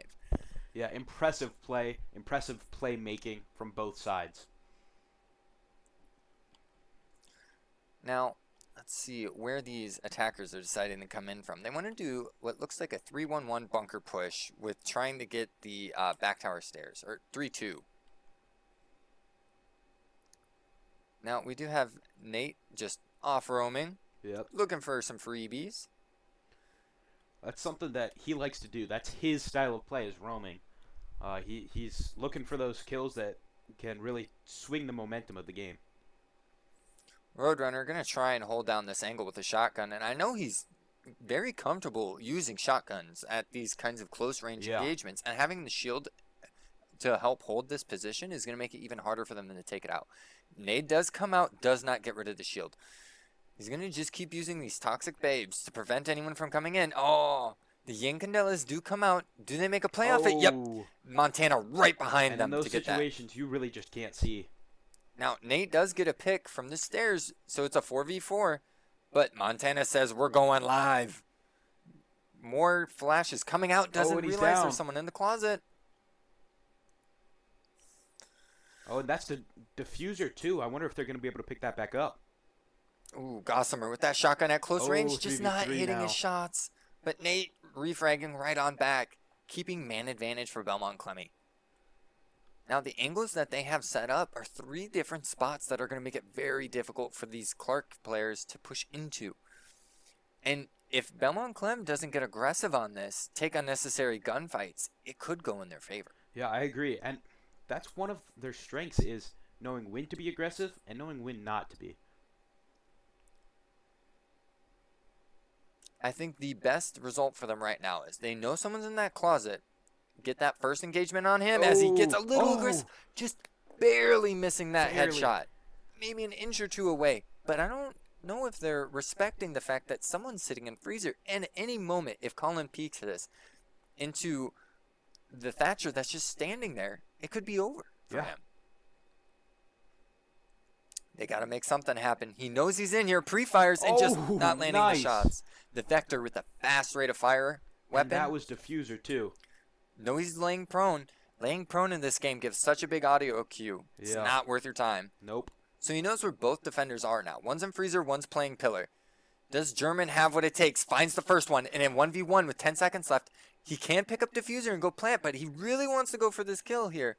Oh, going to the other bomb site. Got to start defusing. Nate having to make a fast rotation over. I think he's going to be able to get Diffuser down. Yes, he guessed Yeah, wrong, he didn't and know now we're where in a he was. 1v1. German versus Nate. And I think he hears him. He places down the Osa shield. Oh, this makes it a much harder It's fight. just a battle of wit now, battle of emotions. I think he's going to try and flank around him, but I think German's reading it. Swings into it. Nate hits the and shots, Nate gets though, it! with the triple kill. Bringing it back to a 4-4 even parity. Oh my goodness, this is an intense thing to watch, really.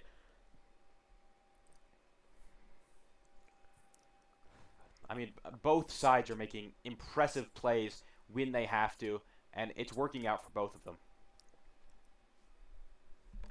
It's really been just a battle. These two teams just seem to be neck and neck for their ability. It's a tug of war, and neither side can really, put their foot on the gas and pull away.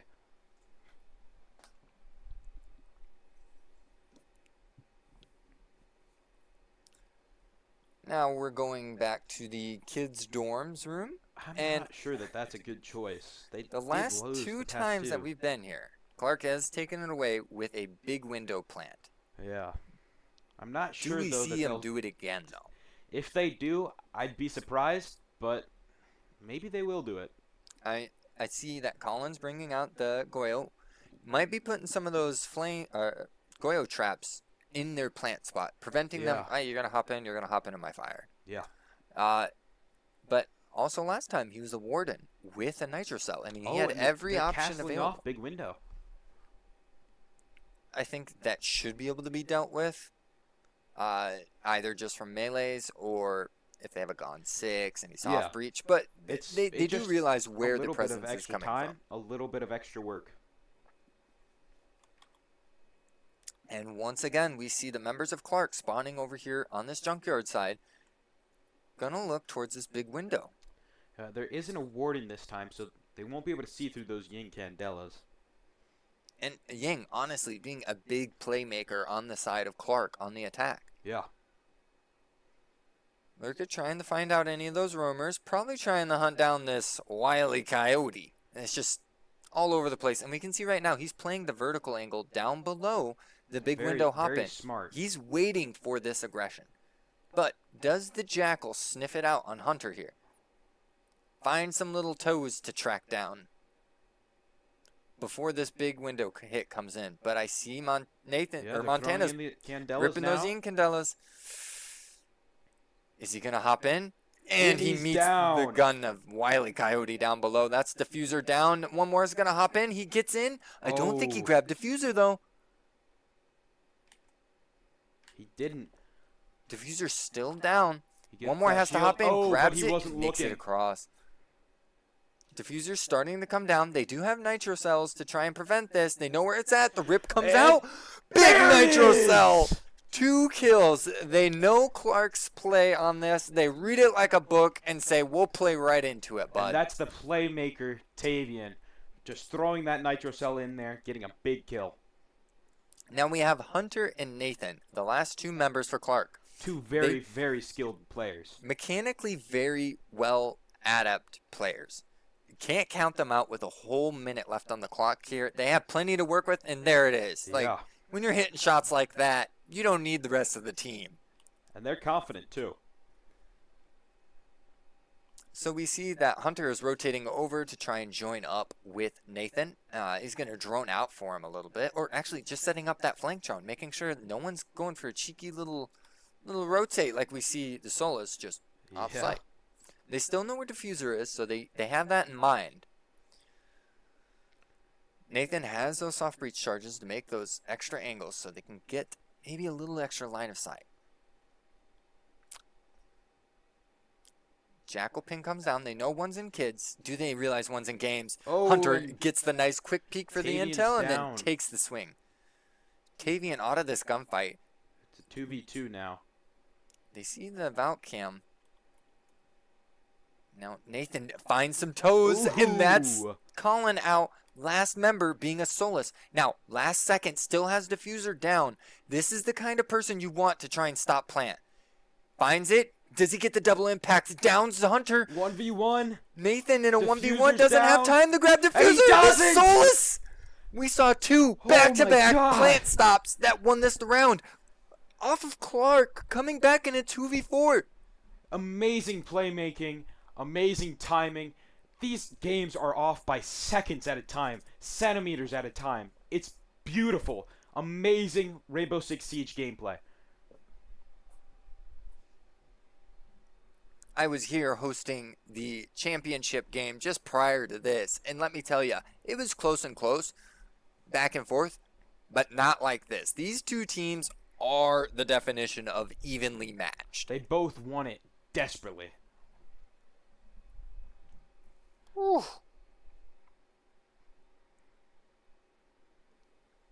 Give it an inch and they'll take a mile. Belmond-Klemme, whew, Match point for them. taking this to overtime is very possible if we've seen any I pattern agree. here. Clarke having to attack a tertiary site now, as Belmond-Klemme deciding that they're going to go kitchen dining here. That might give them somewhat of an advantage. Like I've said before, Belmond-Klemme values unpredictability. They want Clarke to be confused. And Well- they want Clarke to not know what's going to come next. This But this Clarke had to can have been adapt. known, purely because Belmond-Klemme has won 2 defensive rounds in a row now. So I they see. they had no other options left. Yeah, yeah. It could still give Belmond the advantage just because no one knows what's going to happen yet. A not commonly played position. Now we do see a 3-2 split on different sides of the map. I like And- that. I like that. It's pinching the Belmond-Klemme defense. Now, I think a lot of this is going to come down to Wile E. Coyote here, Nate on the roam on the top floor, and oh, look at this. This same vertical angle that we saw before. We Yeah. know Clarke likes hopping in this big window. They'll be met with a shotgun of Yeah. Colin this time. Ooh, Thermite Montana on the just floor. barely surviving that nitro cell coming out from Gossamer. He loves those nitro cell He plays. really does. And with that thermite trick coming out from Montana, gonna get the very top of that wall, setting up some very long lines of sight as Hunter is battling it out with Nate up here. These are two mechanically very gifted players, and they're Extremely, really yeah. just going at it. I mean, that's really a synopsis of this whole matchup. Mechanically skilled, strategically skilled, just skilled in general. Now, with this wall open, I would expect that they're going to start moving towards setting up for a bomb plant. Yeah. They have the lines of sight they need. They just need the smoke out. Ooh, Gossamer just barely not getting his head taken off there. There goes the flashbang. Waiting for those smoke grenades. Oh, and they're Fuse is planting going now. down, and they don't even have smokes on it. And Diffuse is down. 4v5 now, 3v5 now. Nathan and Father Charles both picking up one of themselves. Father 3v4. Charles is just sitting in sight. Nate getting 2 in return, drop the hatch and just going wild. Now 2v3, 1v3. It's just Tweety left. They have some intel as to where he's pushing in the hallway. Father Charles will be the first one to engage on this Valkyrie and Oh, gets and he the gets kill. it. We're going to take it to overtime, baby. Gosh! It's gonna give me a heart attack. This is going to go all the way. Now, if we look at the pattern that we've seen on this map, it's been win one, lose one, win one, lose one. Yeah. Back and forth pretty consistently. So I'm going to put my money on whoever wins this round wins it out. Because Yeah. they're going to lose the next one. And They then, quite take it to possibly match could. point. So this will go down to the first 2-7. Yeah. Now, first round will be a defensive side for Belmond-Klemme. They're going to bring it down to the basement and try and hold out down here. Yeah, we'll just have to see if they can win this. Or, it kind of looks just from the operators, maybe Clarke's going to go for that sort of bum rush up the middle attack where they all go in one spot. I would like to think that they're going to push the bunker here and Yeah. try to take down into control in here and maybe just go for a bomb plant right in sight. Yeah. Maybe just throw a simple smoke out and then plant. Yeah. I mean, there's only one nitro cell now, and that's from Gossamer, but he's pretty good with those nitro cells. We've seen him use it pretty consistently, and if he's not getting a kill with it, it was just off by a couple inches. Yeah. And look, all 5 members of Clarke spawning over here, gonna push up into this bunker area, and then they're sending one off into the small or big tower. Yeah. Looks like a 3-1-1.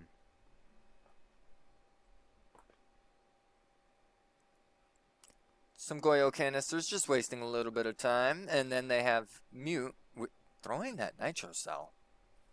Already. Might have been a waste. I think. Yeah, there it is, right on the wall. He might still be able to use that. Waiting for someone to walk in. I dare ya. Runs right through the smoke canister. And he does get the kill and he's onto the down. smoke. Braden's down. Nathan showing this time and time again. If he throws that Yin Candela in, he's going to make a play off of it immediately. Yes. Triple cooks this one. Doesn't check the He's closet. running right goes in, around and the he's corner. down, and that's Diffuser. How will they play off of this? In the middle of sight. But Nathan's coming down these back stairs. They do have some angles to work with now. Yeah, he's being pushed from multiple directions. Nathan getting challenged by 2 different spots, has to swing wide, barely living with his life, or walking away with his life on that one. The Osa walking up with his shield, That's a smart play by him. trying to get that intel to the rest of his team, That's one thing about German Napa is he's a smart player. methodically moving around the map. And we have Father Charles waiting for Gossamer to overextend just a little too much. They still have a minute left until the match is over. Throwing that grenade. Tweety has to run away from the nade. They did Gossamer get the diffuser just and they're hiding around the diffusing. corner. I don't think they realize where he is. Oh, Oh, they he can't gets get picked. it. Father Charles gets one there. Nathan 2v3 running now. back to the back site. Gonna look for a better way to hold down this post plant. And German in such a power position with this Osa placement. There's really not much that, if I'm Belmont, I'm thinking that I can do. Tweety knows that the Osa's out there setting up shop. But Oh, and Nathan he's getting down. one, leaving Tweety in a 1v3. 20 seconds left on the clock. You cannot play slow or passive here, bud. You've got to make a You move. have to move. Wasting too much time just looking back and forth. And I think that's going to be round for Clarke. Yeah.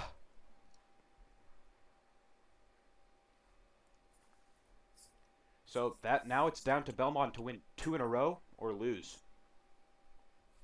And they're going to move on to their attacking side. Now, I know Belmond-Klemme likes their attack, so maybe they bring it back right here and have some momentum going into the last round. But They could, but with the way that looked, Clarke seemed convinced. Montana rushing right in there off the Ying, getting that early pick. Nathan coming down the back stairs, getting a couple of his own. yep. It just seemed to all work well for them. Now, instead of going to the basement hold, Clarke is going to decide we like our kid's bedroom. Mhm. We're not gonna let you do what we did to you and hop in big window either. Yeah. But that doesn't even seem to be Belmond-Klemme's favorite position on here. They like to have the Maverick. As I say that, I eat my own words. They're Now swapping he's for the moving Ying. It makes me wonder: are they actually gonna do the big window play They themselves? might. Be like, we saw what you did. We're gonna try it. Yeah. It might actually throw Clarke off guard. Because every single time they've come here, they've done the split push where they go from attic and master bedroom side. And, Yep. and that's been how it's gone. Yeah. And that's probably what Clarke expects. And they've played it very similarly for Clarke. They will have one that's usually Montana playing over here in the armory. They have plenty of utility covering them on the stairs. They have some wall denial. They have someone playing bunk. They have someone playing kids. Maybe one sitting around attic and then one below. Yeah. But we see Nate, again, all alone. This guy, he seems to be a bit of a lone wolf. I'm going to find some picks, and I'm going to do it my way. We do have some intel coming out on that little closet, but Nate, Early pick here. I'm going to do it my way, but I'm going to get it done, is what he said. Yeah. My way or the highway there. Double kill for him. Nate going huge, 2 early picks into the round. They know that they're in the closet, but do they have any way of actually stopping this wall from coming out? Yin Candela's coming out as Nate's in through a big window. Yeah. Throwing out Gossamer smoke goes canisters. down. They're going to try and get this diffuser down, but Nathan gets one and German gets a second. 2v3 now. 2v2. Wow, this is a fast-paced round. There's a minute 50 left on the clock. Only 2 members for each team left alive. Nate in a serious gunfight, just barely winning that one out. Nate Hunter is willing himself into these kills. Hunter, very mechanically good. And we know he has the potential for this, but they've spotted out his position now. He doesn't want them to double peek him, but he doesn't want to get overly aggressive. They've got so much time to work with. This is going to be very difficult for him to squeak out. Trying to get the lion while he's flashing. But that's it. And here we go. We'll see if the patterns continue, but I really don't know. These teams are evenly matched. Now, I'm going to stick to my word. I said whoever won the first round of overtime should win it all, purely because win one, lose one, win one, lose one. I'm going to give it to Clarke as my favorite going into this round. Well, if you're giving it to Clarke, then I have to give it to Belmond. As I expect.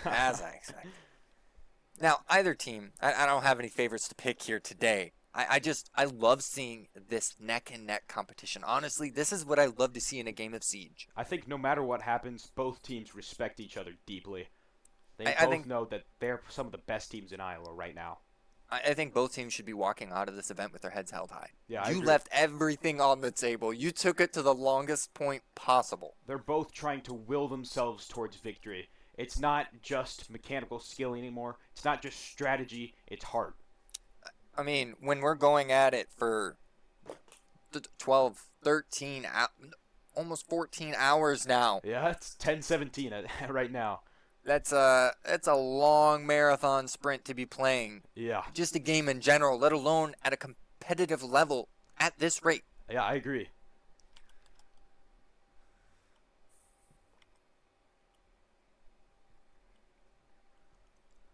So, the last defensive side, we're going to see Belmond-Klemme go up to that top floor. Now, the site's been kind of iffy for them. They have found an answer for that big window plant, and Clarke's going to run right back towards it. What they're going to do. I wonder if Nate is going to be able to pull off that same play that he did last time with them already knowing about it. Last time it was barely won by hairs. Gossamer getting a huge pick and then Roadrunner stopping like plant. 2 roam clearers now, so that could make the difference. We've got Hunter on the Jackal. Going down below. He's done this the past couple times, but now he's got someone droning out for him. Trying to find where this wily coyote is gone. Yeah. And actually playing on site. I'll be darned. What has happened? I don't think I've ever seen this before in my life. He knows where the objective is? We sure this is the Nate we know? Well, I think he's trying to get those picks, and the site is where the picks are. He goes where the blood goes. Now, normally at this point they would cook those Yin Candelas and just go straight in, but it seems that they're taking a slower approach, maybe waiting for this Jackal to get in position down below. Yeah, that might be what helps them win this round. And Nathan watching game. for those flanks. Oh, it does look like someone's coming his way. A minute and a half left, and it's still 5v5. Really drawing this one out, slowing down that tempo. Nobody wants to give over that first pick. You see triple ADS there. Clarke down. He's not out there. Now he's out. Nate gets the pick from up above, down below, onto the roaming Jackal. Trying to go up the white stairs, I would presume. Yeah. Nathan just holding an angle down here in the kitchen. He gets flashed. The Yin Candelas come out. Nate gets saved by Gossamer, and then a Thorn Trap comes out and gets another 5v2. This is for all of the marbles. We have Nathan and German here, the last 2 members left alive. He got droned out, but he does have the diffuser. Clarke can't do anything without that diffuser. Ooh, Nathan hitting a nasty shot on that rappel up. That's not something Very you see impressive. every day. That's only something you see from somebody with incredible mechanical skill. In a 2v4, 37 seconds left on the clock. They have to make a play, but they're both outside big window. Hopping in here into the crossfire of Nate and Gossamer. That's not ideal. No. You're going to walk into a death trap. Gossamer gets the first 4v1. pick. German's all Osa's alone. still there. Pulls out a And secondary. he's It's down, not and enough. Belmond-Klemme wins 3rd place. We will find out who number 3 is tonight. Belmond-Klemme taking it all the way. Impressive. I just like to congratulate both teams for coming out here, playing through such a long session, and really just giving us a game to watch, honestly. Like a real Extremely contender. entertaining. That will be your 3rd seed placement. So for the tournament standings, we have Osage taking home the championship tonight. Linmar in a respective 2nd. Belmond-Klemme securing their 3rd place. And Clarke walking home with their heads held high, I would hope, and 4th.